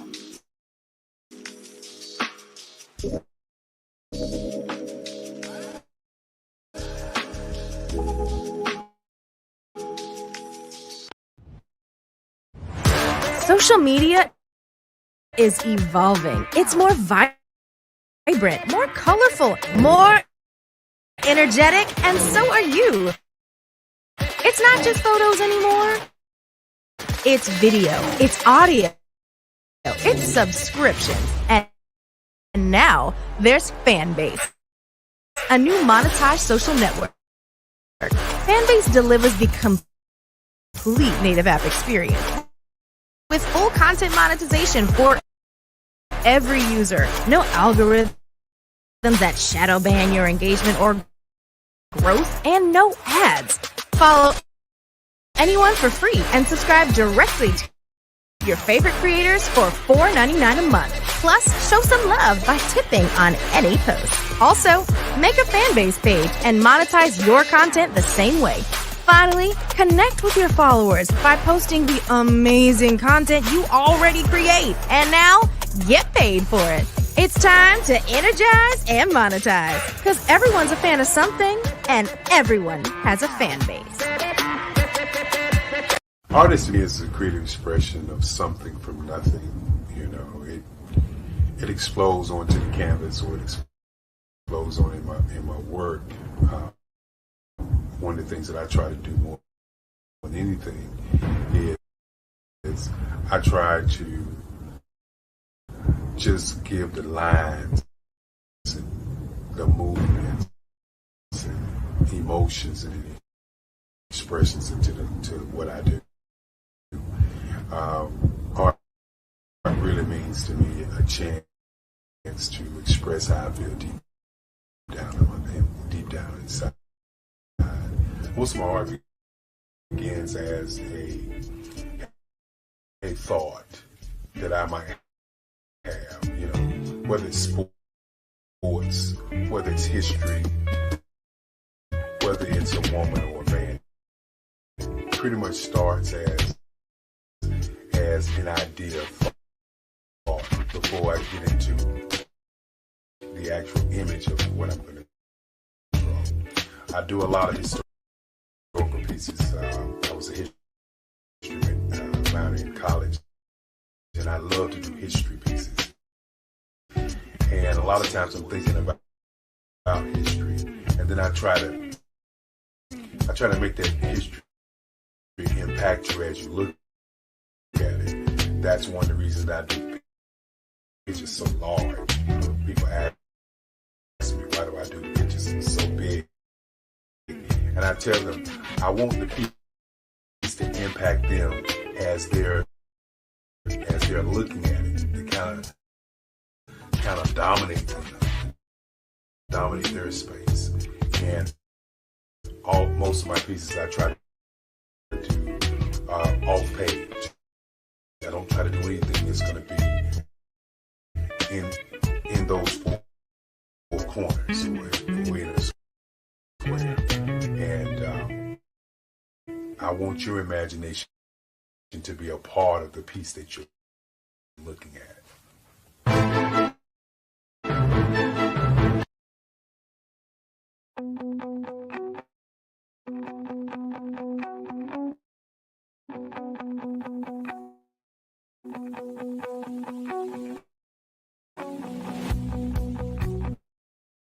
I am Black Business.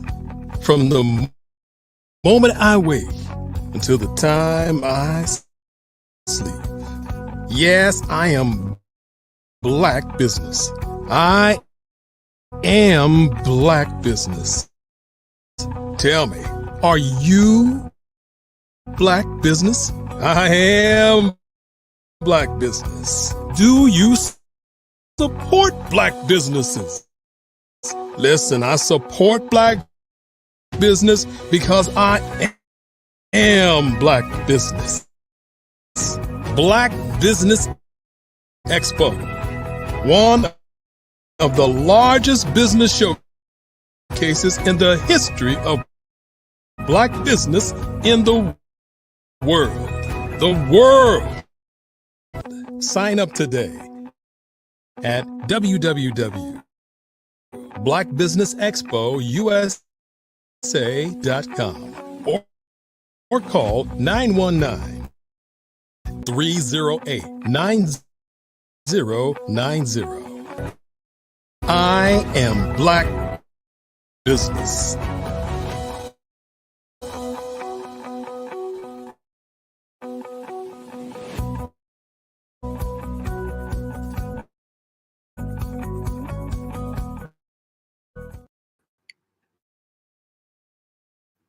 Good afternoon, business owners, entrepreneurs, thought leaders, and corporations.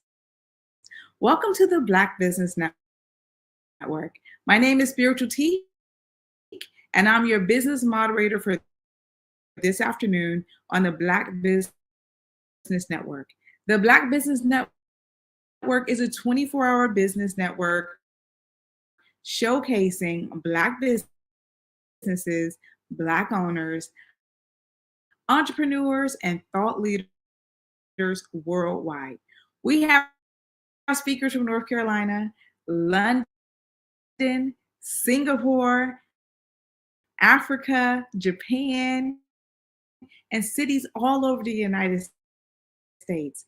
The Black Business Network is a global community sharing its business knowledge to empower, inspire, and educate businesses about business. Our next speaker is Dr. Stephanie Audrey. Dr. Stephanie Audrey is the founder and CEO of Zenoverse Wellness Group, a global wellness organization formed to deliver wellness 1 week at a time through its meta spa hotels strategically located across the Caribbean, United Kingdom, France, and Africa. Current locations are in Jamaica and the UK, and African markets opening soon. Her firm is also in the farming space and offering food as medicine, perishable, non-perishable meal kits, tinctures, tonics, supporting the various wellness protocols. Dr. Audrey codified her wellness delivery model as WISE, Wellness as a Service Solution. Zenoverse Wellness Group is a timely concept that was initially conceived when Audrey was just 14 years young. She imagined a wellness center later while working in the hospitality industry for the Claremont Resort Hotel.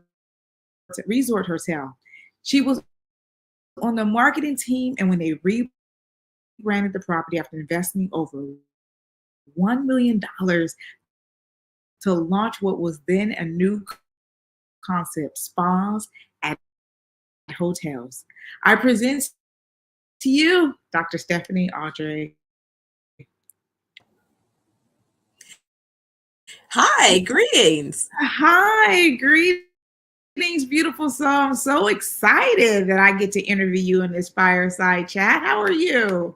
I'm wonderful. And how are you today? I'm very, very good. Well, it's my evening, so I'm over here in London. Okay, well, fantastic. Even better. Absolutely. So is it okay if I address you as Dr. Stephanie Audrey? Is that all right? Yeah, Dr. Steph for short. We can go with that. That's fine. Okay. Cool beans. Thank you so much, Dr. Steph. Well, it's loads of questions that I have for you, and I get super excited because I have a deep understanding of wellness, and I'm just excited to see what you've been doing all over the world. And so for the people that's watching right now and the people that will catch it in a replay, can you first just tell us a bit more about what is Zenoverse Wellness Group and what was the vision behind it? Absolutely. So Zenoverse was our decision to both make sure that we were meta ready, ready to exist both in the physical and the digital world. So creating an organization that would not only be timely in its physical presence, but be able to translate that into virtual spaces and how we show up in all of those particular environments.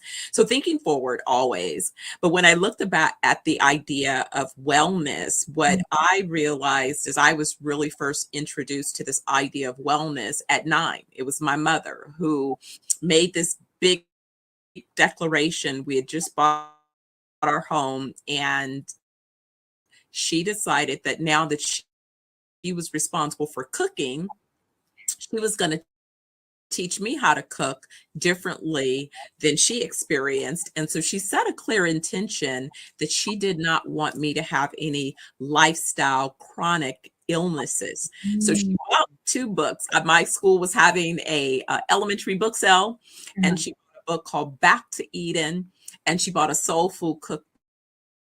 But that's really where, for me, the idea began. I love that. Intention is everything. You're speaking my language. Definitely.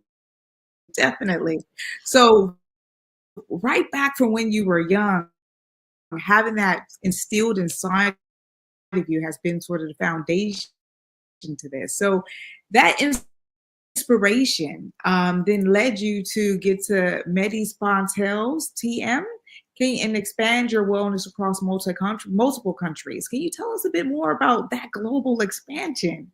Absolutely. So it began, I knew I wanted to be an international business tycoon. Again, around 9, 10, I used to play business as an only child. So you know how you can be a little bit needing to occupy your time. And so at that time, my business consisted of, my dolls were my customers.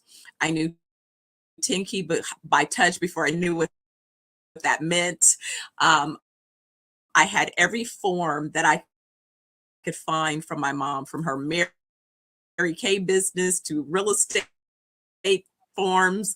And on one particular Saturday, we were out shopping, and I realized that my business needed credit cards. So it was my determination. I taken a credit card application, and so I was now going to make credit cards for my business. And I took these index cards, covered them with her photo album refills, pin pricked every letter and number so that I could, because I'm aging myself now. In those days, you could get an imprint, and that's how you completed a credit card transaction. So right when I perfected my credit cards, my mother comes in the room with that high pitched, "What are you doing?" And so when you question, think fast, right? Because the answer is going to determine what happens next. So I paused for a second and I looked at my mom and I said, "Mommy, I know who I'm going to be." And so she kind of let out a nervous laugh and she looks at me and she's like, "Who?" I said, "I'm going to be an international business tycoon." So Wow. she just kind of released it. And then she said, "Tell me more." And I Wow.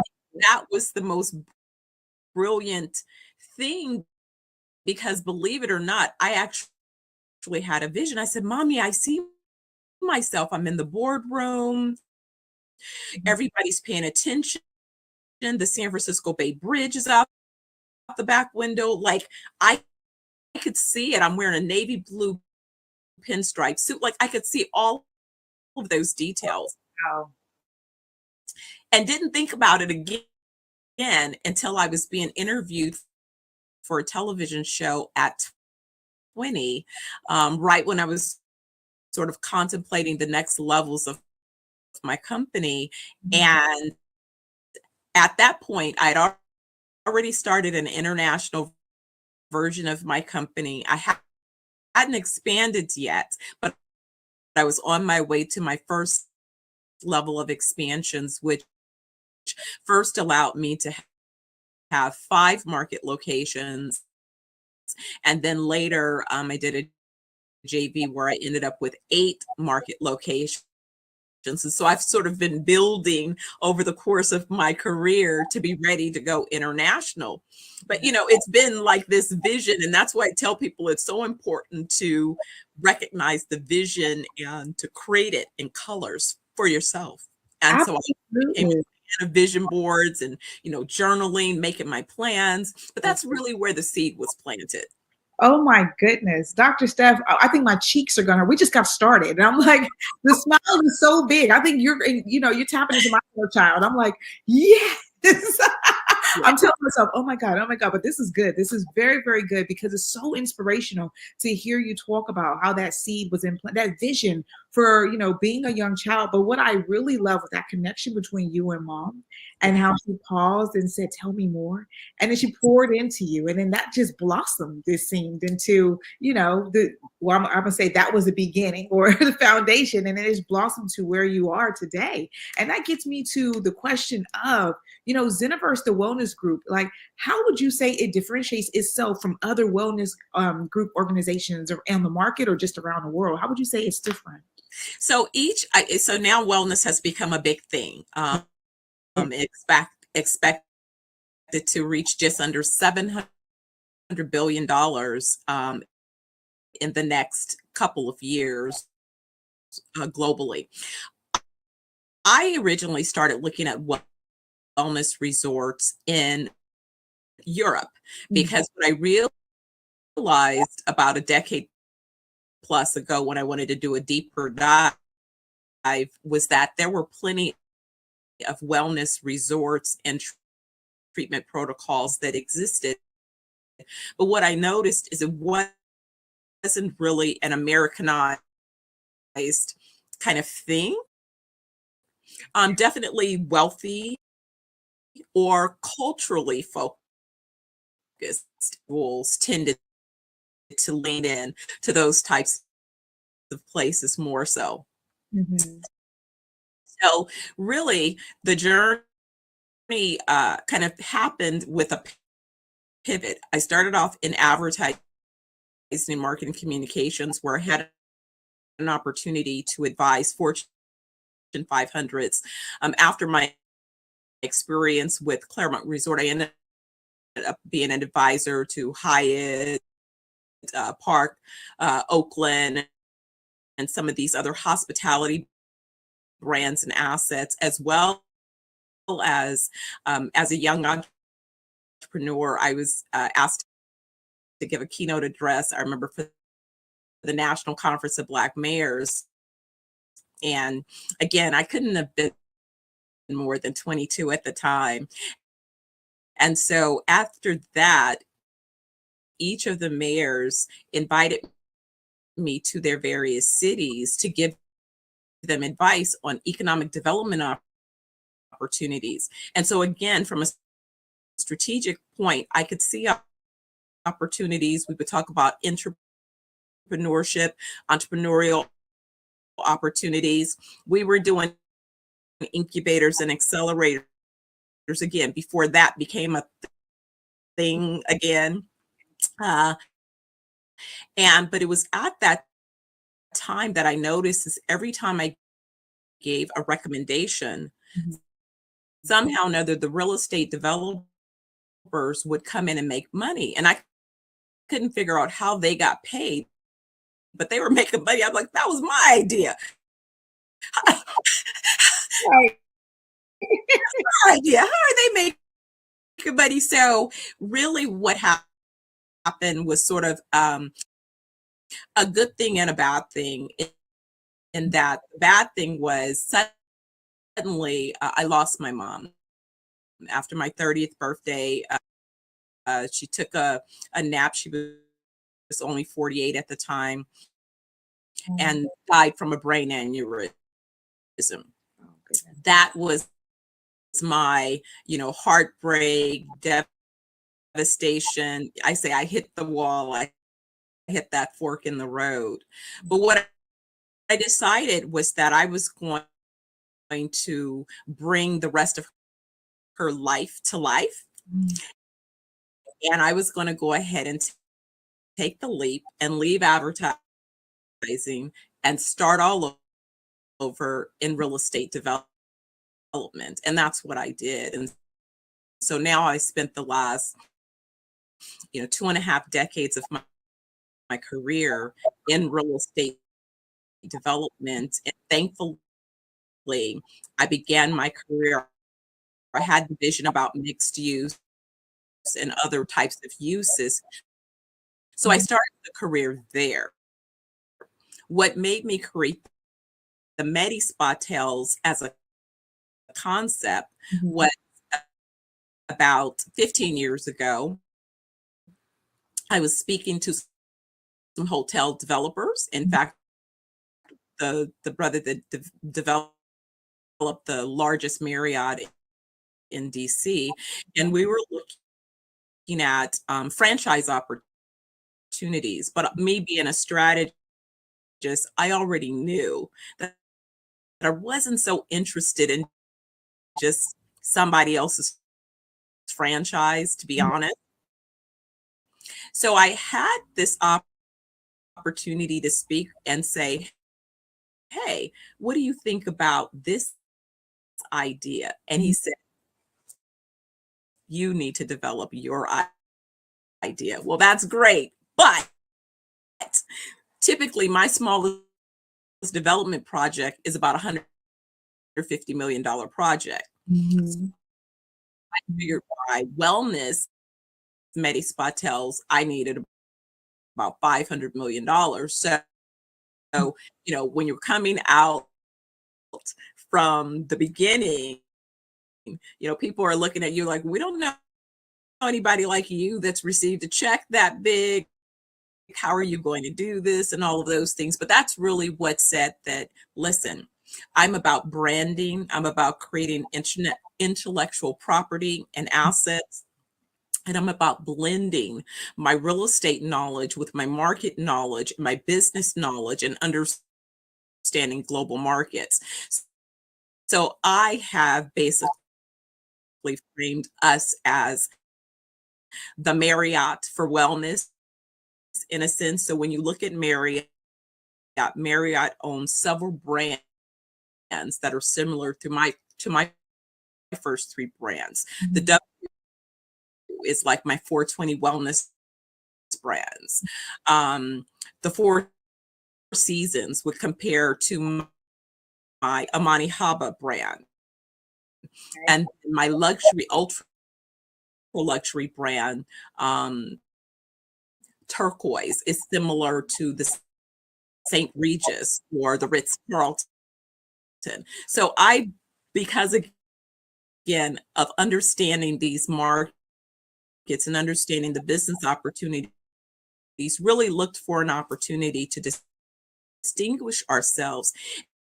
And it's not just about our physical properties, because you can go to any spa, you can go to many hotels, they'll have a spa, they'll have a gym. It's the same old humdrum, boring. They feed you the bad rubber chicken, so you leave there and you're sicker than when you arrived.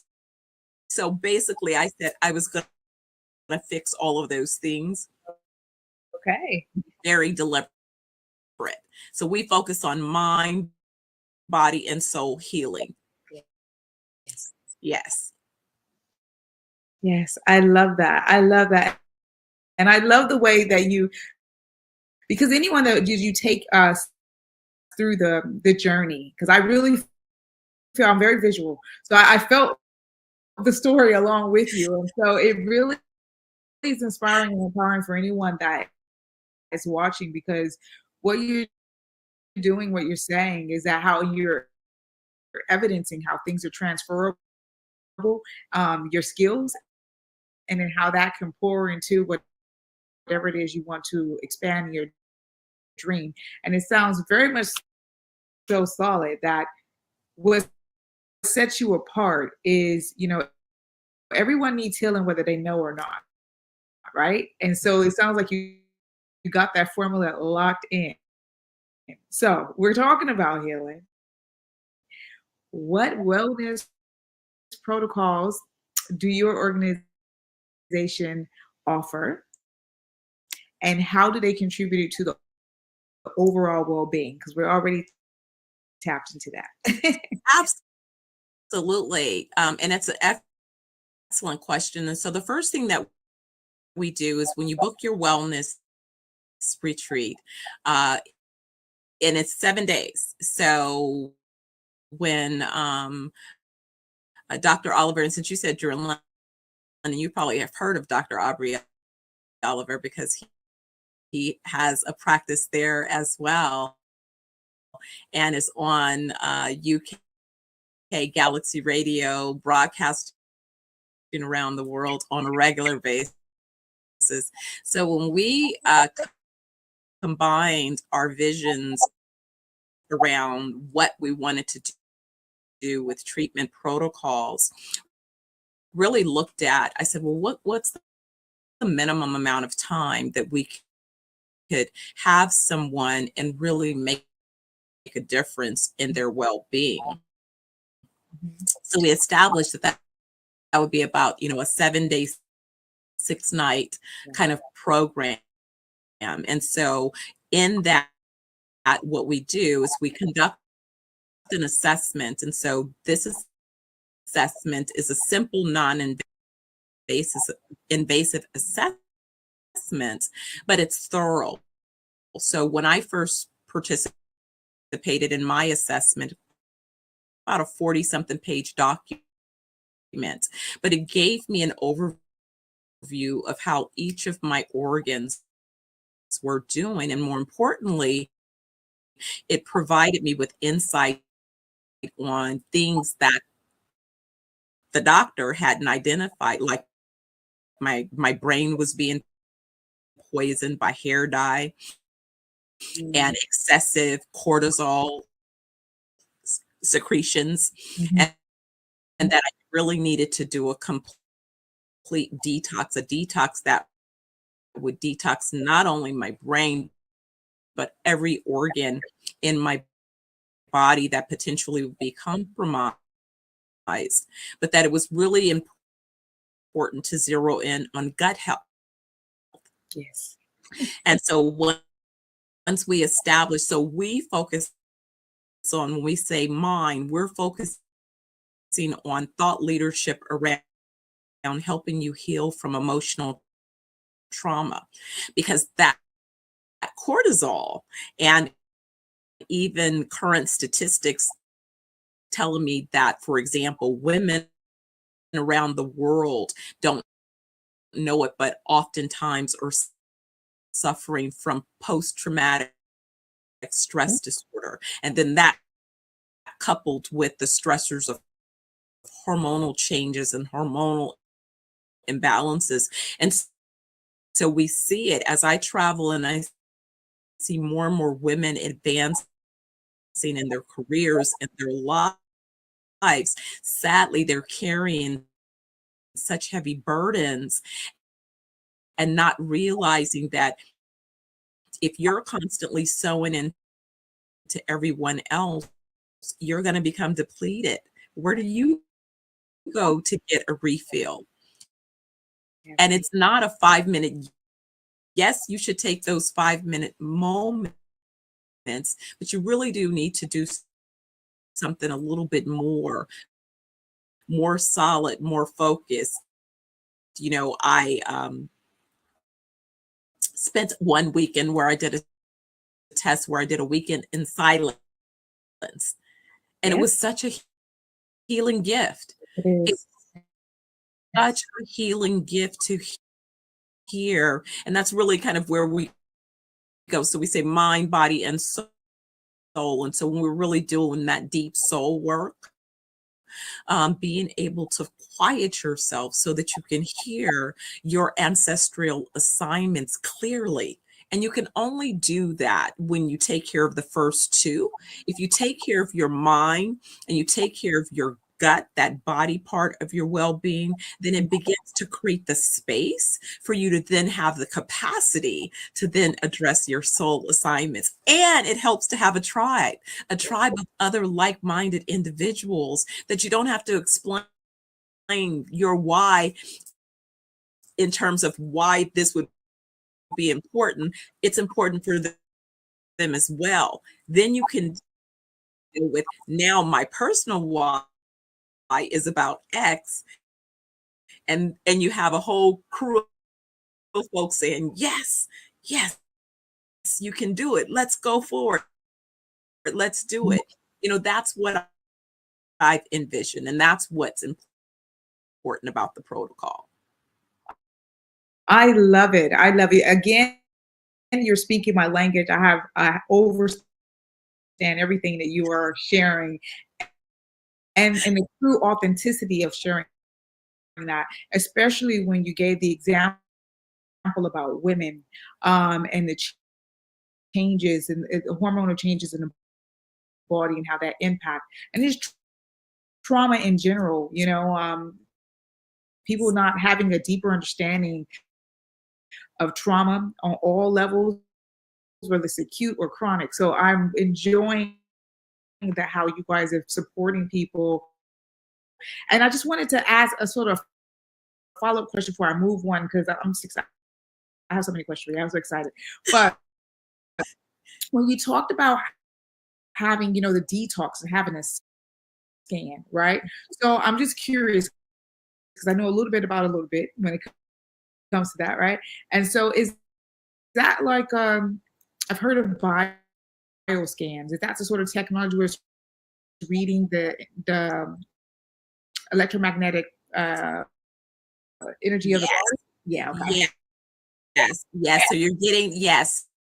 So you're getting that insight again in a non-invasive form, because people are like, oh, do we have to give blood? I'm like, no, you don't have to give blood. We don't have to take on any invasive type protocols to establish your baseline. And oftentimes, again, we encourage people before, even when they book their trip, we'll do a virtual assessment with the wellness team just to discuss, do you have any particular elements that you might be concerned about? Again, you can be healthy. You don't have to have an ailment that you're concerned about to book your wellness. It might just be that you want to come and get away and see what we're all about. Our tagline is escape, evolve, elevate. So you just may need to escape. You want to evolve and you want to elevate. We got you. I love that. And it's nothing. It's like driving a car. A car requires a tune-up. Your body requires a tune-up. So escape, evolve, and elevate. I absolutely love that.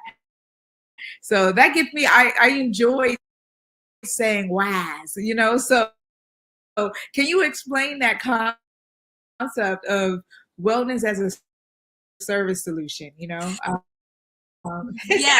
that's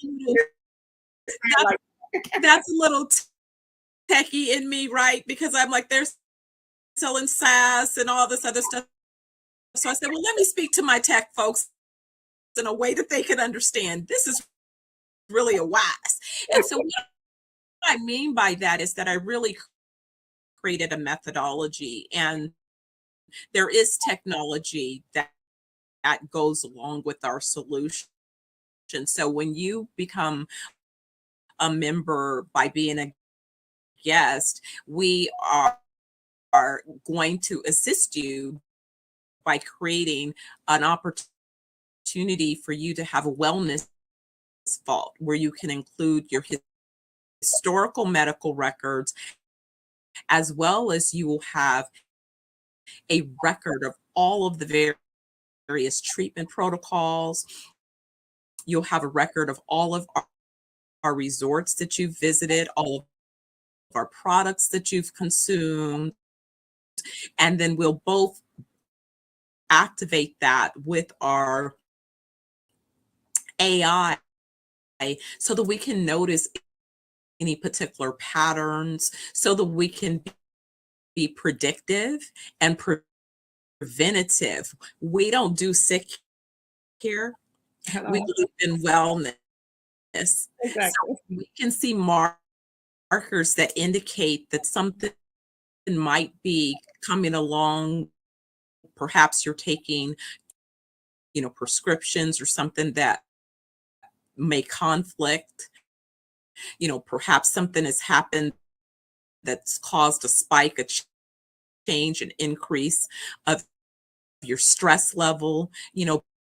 Being able to identify and remind you with other opportunities, and more importantly, really having a place where you may come for once a week or 1 week a year, but we have virtual trainings happening around the world. So you want to take a class? Well, you can take that class virtually. You want to listen to a cooking or food show, or learn about herbs or something that we're offering, we'll have that content available. And all of those things will be available in our NFT. So again, the little techie in me said it's about having a methodology, and it's about being able to ensure that that particular methodology is both something that you can adopt, something that you can track, and then something that you can maintain and keep track of your progress. Again, because we believe that full life is 120 years and beyond. So we want you to be able to track, you know, how you're going on that journey and be able to prove that not only if you set that intention that it's doable, it's feasible, but you have a team of folks that are rooting you on. I love that. I love, and it's so important, you know, because like here in the UK, when they have like the red book when the kids are born, and you know the health visitors come and visit. So this is your WISE book, you know. So you Yes. to be able to monitor that, and you be able to support them along that journey. I think this is beautiful, and it gets me into. So we talked about the mind, and we talked about the body and the differences, but also with the body. So what is your take on food, and what do you think the role that food plays in the wellness protocols and people's wellness journey, and how does your farming initiative support these efforts? Absolutely. Now, this is something that's become very critical and very concerning. Sadly, again, I'm in the U.S., and the U.S. market really allows all types of ingredients from a consumer standpoint to be added into the foods and the products and the supplements and the pharmaceuticals and all of those things that people are consuming. Unfortunately, those things that you're consuming, if the ingredients are bad, you know, it's kind of like when we talk about computers building, I used to say building a database. If you put junk in, you're going to get junk out. It's the same thing, you know, and what I have really witnessed is that Western medicine has definitely a place. You know, you have an emergency, you're in a car accident, so on and so forth. You have an emergency rupture of an organ or something. It absolutely is valuable and important. But where I see sort of an overreach is where there are lifestyle preventative type chronic conditions that can be addressed. And more importantly, when you see people who have already begun to develop some of these conditions, like I have talked to people with different, I have a family member who survived 9 heart attacks, bless his soul. And I, you know, I wonder, it's like, well, have you received any kind of nutritional guidance? And it's no, they're just cutting, they're adding another stent, you know, they broke my, you know, it's like, wow, we can really address this. And so it really was being introduced. I remember stumbling across Dr. Grundy, who used to be a heart surgeon, and really his transition into nutrition. And so again, and all of these things are now beginning to come up and surface. But here's the thing. I remember the first time I thought I had done pretty well with selecting my supplements, and I showed Dr. Oliver, here's what I'm taking, and literally we threw out pretty much everything that I had on the shelf, because by the time you get to ingredient number 3 or 4, that's the poison. Absolutely. Absolutely. Absolutely. Come on, tell the truth. Yes. That's the poison. And so then the other part was that, Bill Gates and others with their so-called initiatives. Again, I always believe in, my mom said, follow the money and read between the lines.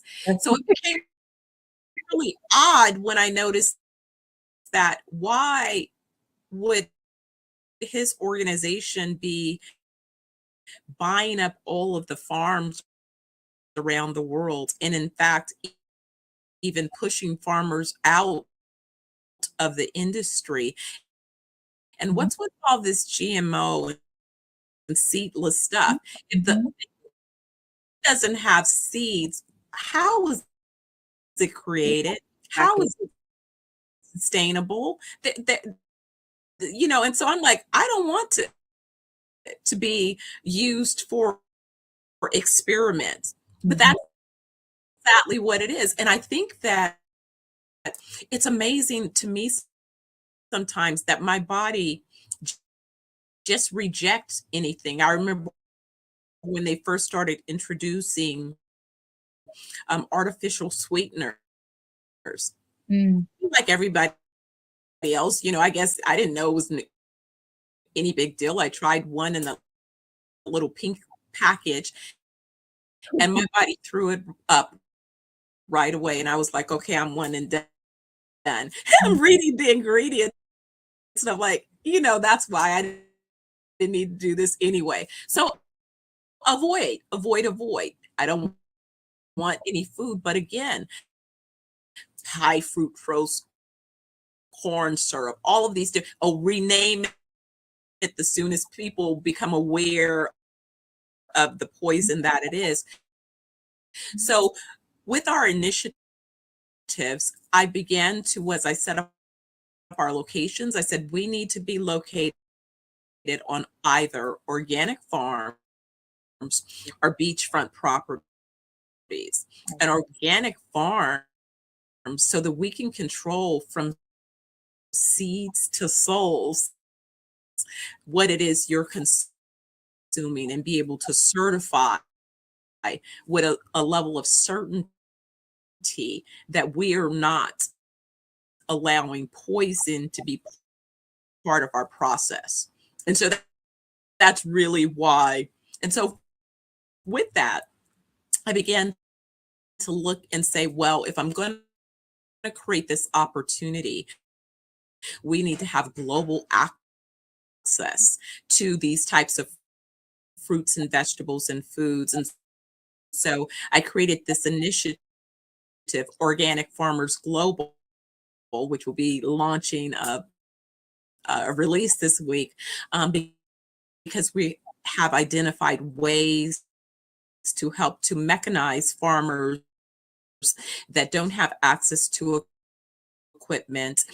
My mission is to train and develop 10 million farmers over the next decade around the world, and to move them from just being at the earliest stage of the business cycle, where they're just providing the raw ingredients that then become more valuable further upstream. I'm literally aiming to help them create generational wealth and sustainable businesses and family organizations. So bringing in the background where I've trained thousands and thousands of entrepreneurs over the years on business structures and systems and processes. I'm a Lean Six Sigma black belt, so that means I can walk into any organization and improve its processes. So not only do I personally have tools and skills and techniques, I put together a team of 8 players that have deep domain knowledge across the sectors that are important, but more importantly, about how we deliver our solutions, organizations, businesses. And I felt from the beginning, as someone interviewed me when I was 18 with the business, and they said, well, what are you going to do as your causes and initiatives?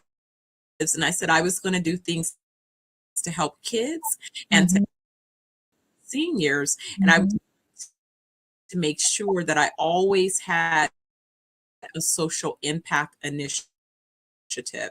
And so even when I took time to spend time in the corporate world where I was an executive developing, again, my expertise as a real estate developer, so that I qualified when it came to this point, I spent all of that time training and developing entrepreneurs. So I always had, on a parallel path, a give back initiative. So I'm not just talking about it as the young people say,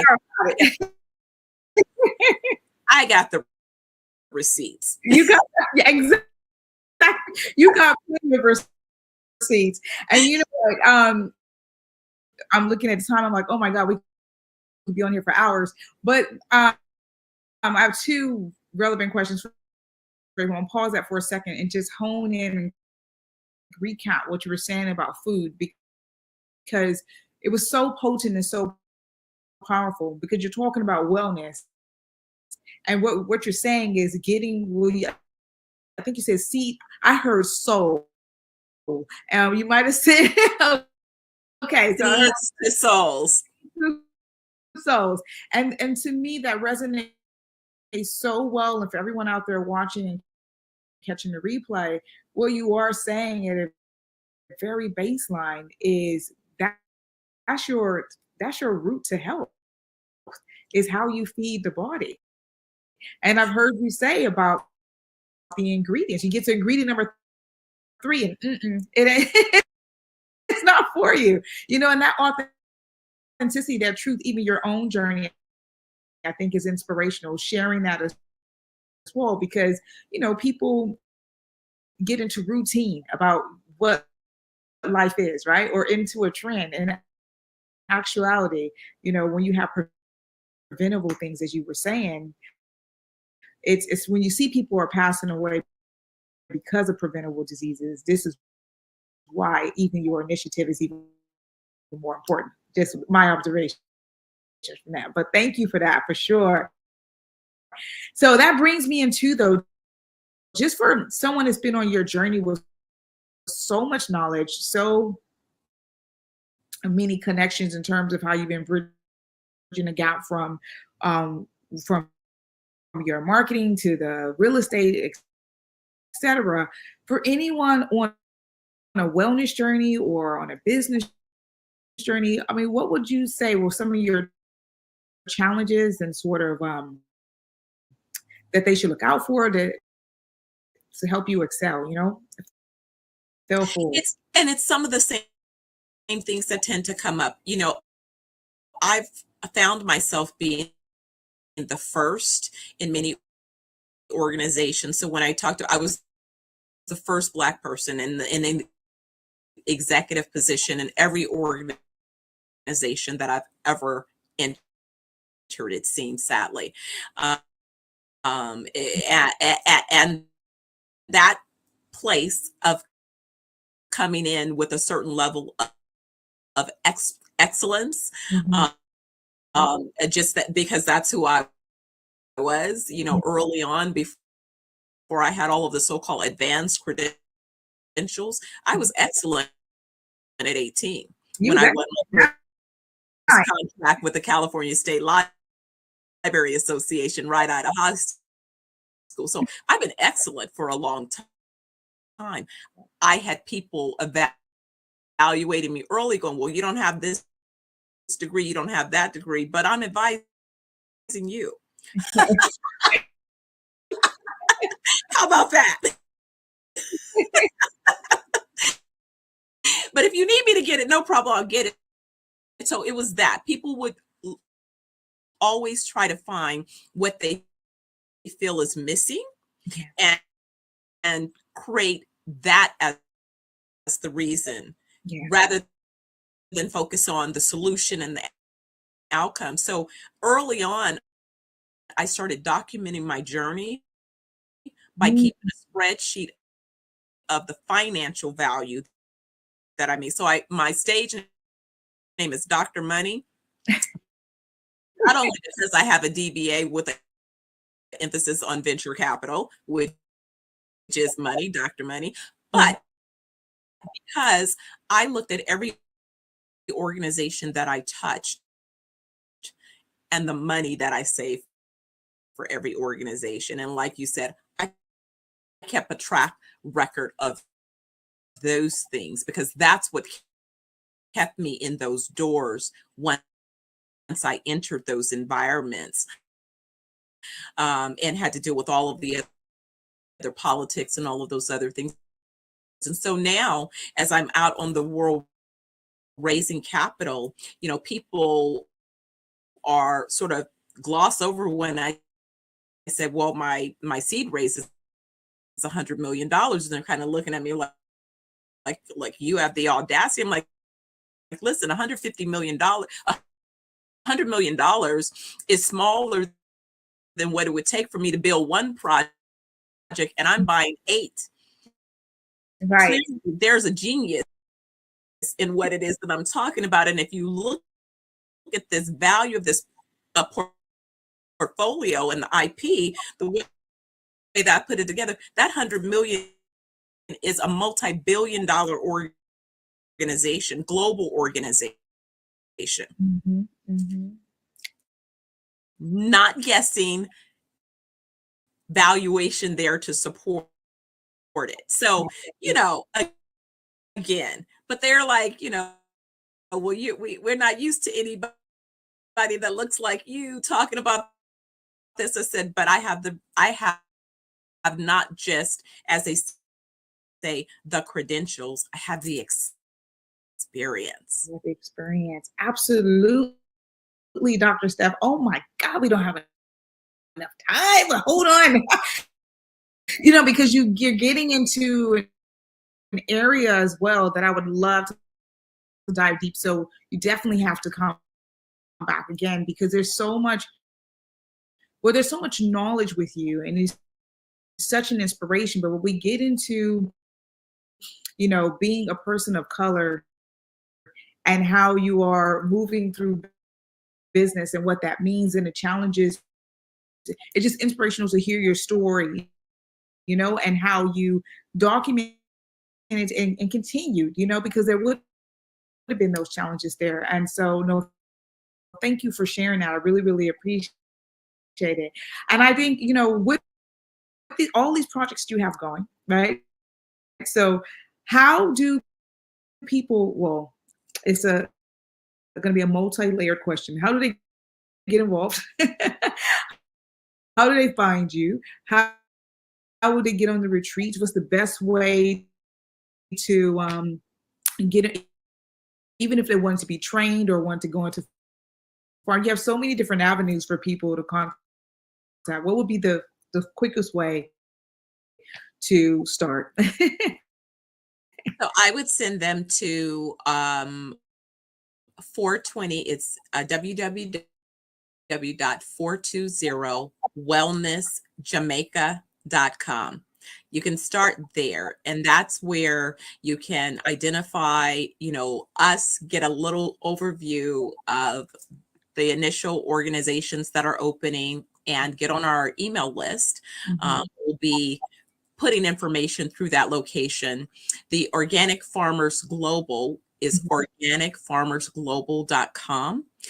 So between those two locations, if you're interested, if you're a farmer and you're looking to find resources and how you can have assistance with growing your production, if you have equipment that you'd like to learn about monetizing, that would be the location to find your way as part of that particular initiative. So 420 Wellness Jamaica, I want you to book your wellness week. And then if it is that you're interested in the global farming, Organic Farmers Global. That is absolutely amazing. And do you do any form of coaching yourself? Do you coach businesses or individuals, entrepreneurs? Yes, I am beginning to accept very limited clients. You got to be ready to be a growth player, though, because you know I'm an A-playing coach. So and I follow the coaches that coach the billion-dollar companies, or as I say, I was reading up and listening to one of the coaches. He says he coaches trillion-dollar organizations. So, you know, if that's who I'm paying attention to, right? I'm like, you know, let's go. I want you to play at a level that is definitely a level that will allow you to create generational wealth. And so, you know, that's what the whole 10 million initiative is about. 10 million farmers and entrepreneurs globally, to really give them the tools. I don't have to recreate them, I have them.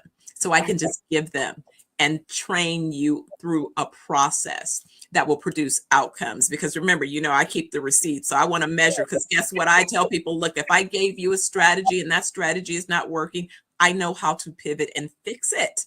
So it's no problem.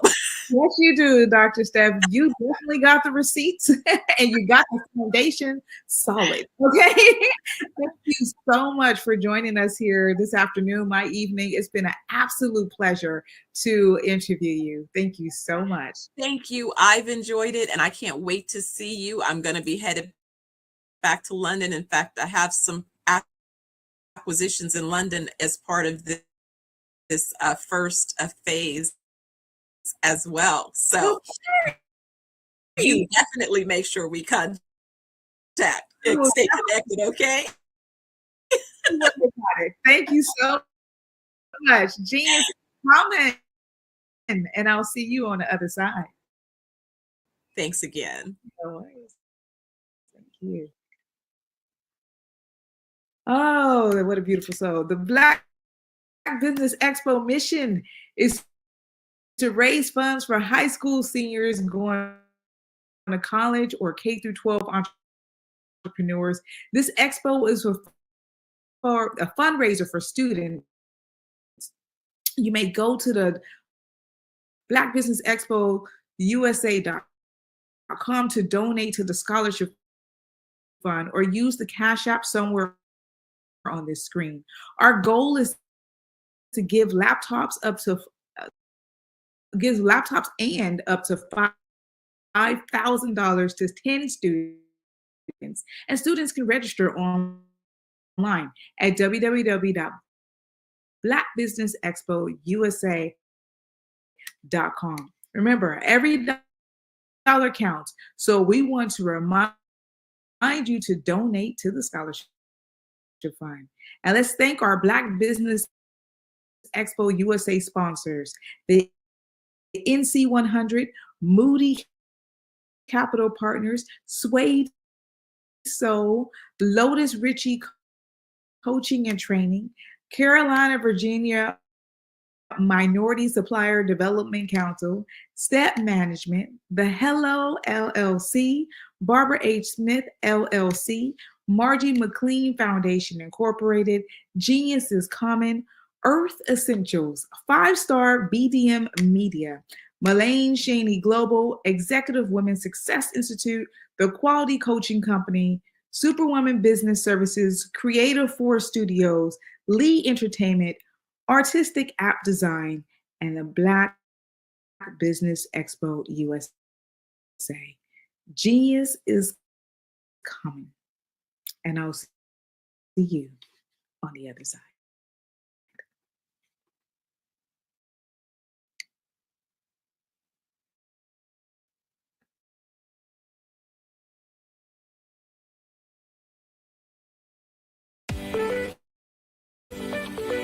You are in the right place at the right time.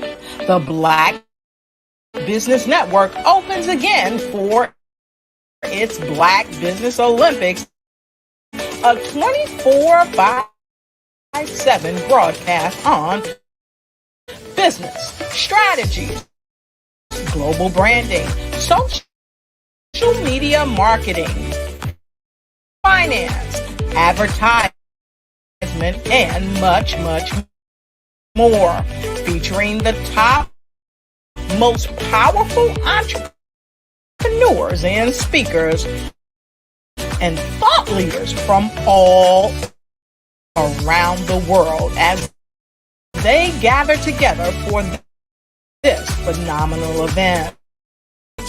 Join the Black Business Network streaming live into the metaverse, STEM City USA, Black Multiverse, Pod TV, Roku, Hulu, iHeartRadio, Apple TV, YouTube, TikTok, Instagram, Google Podcast, Facebook, LinkedIn, IBM TV, Spotify, and Twitch.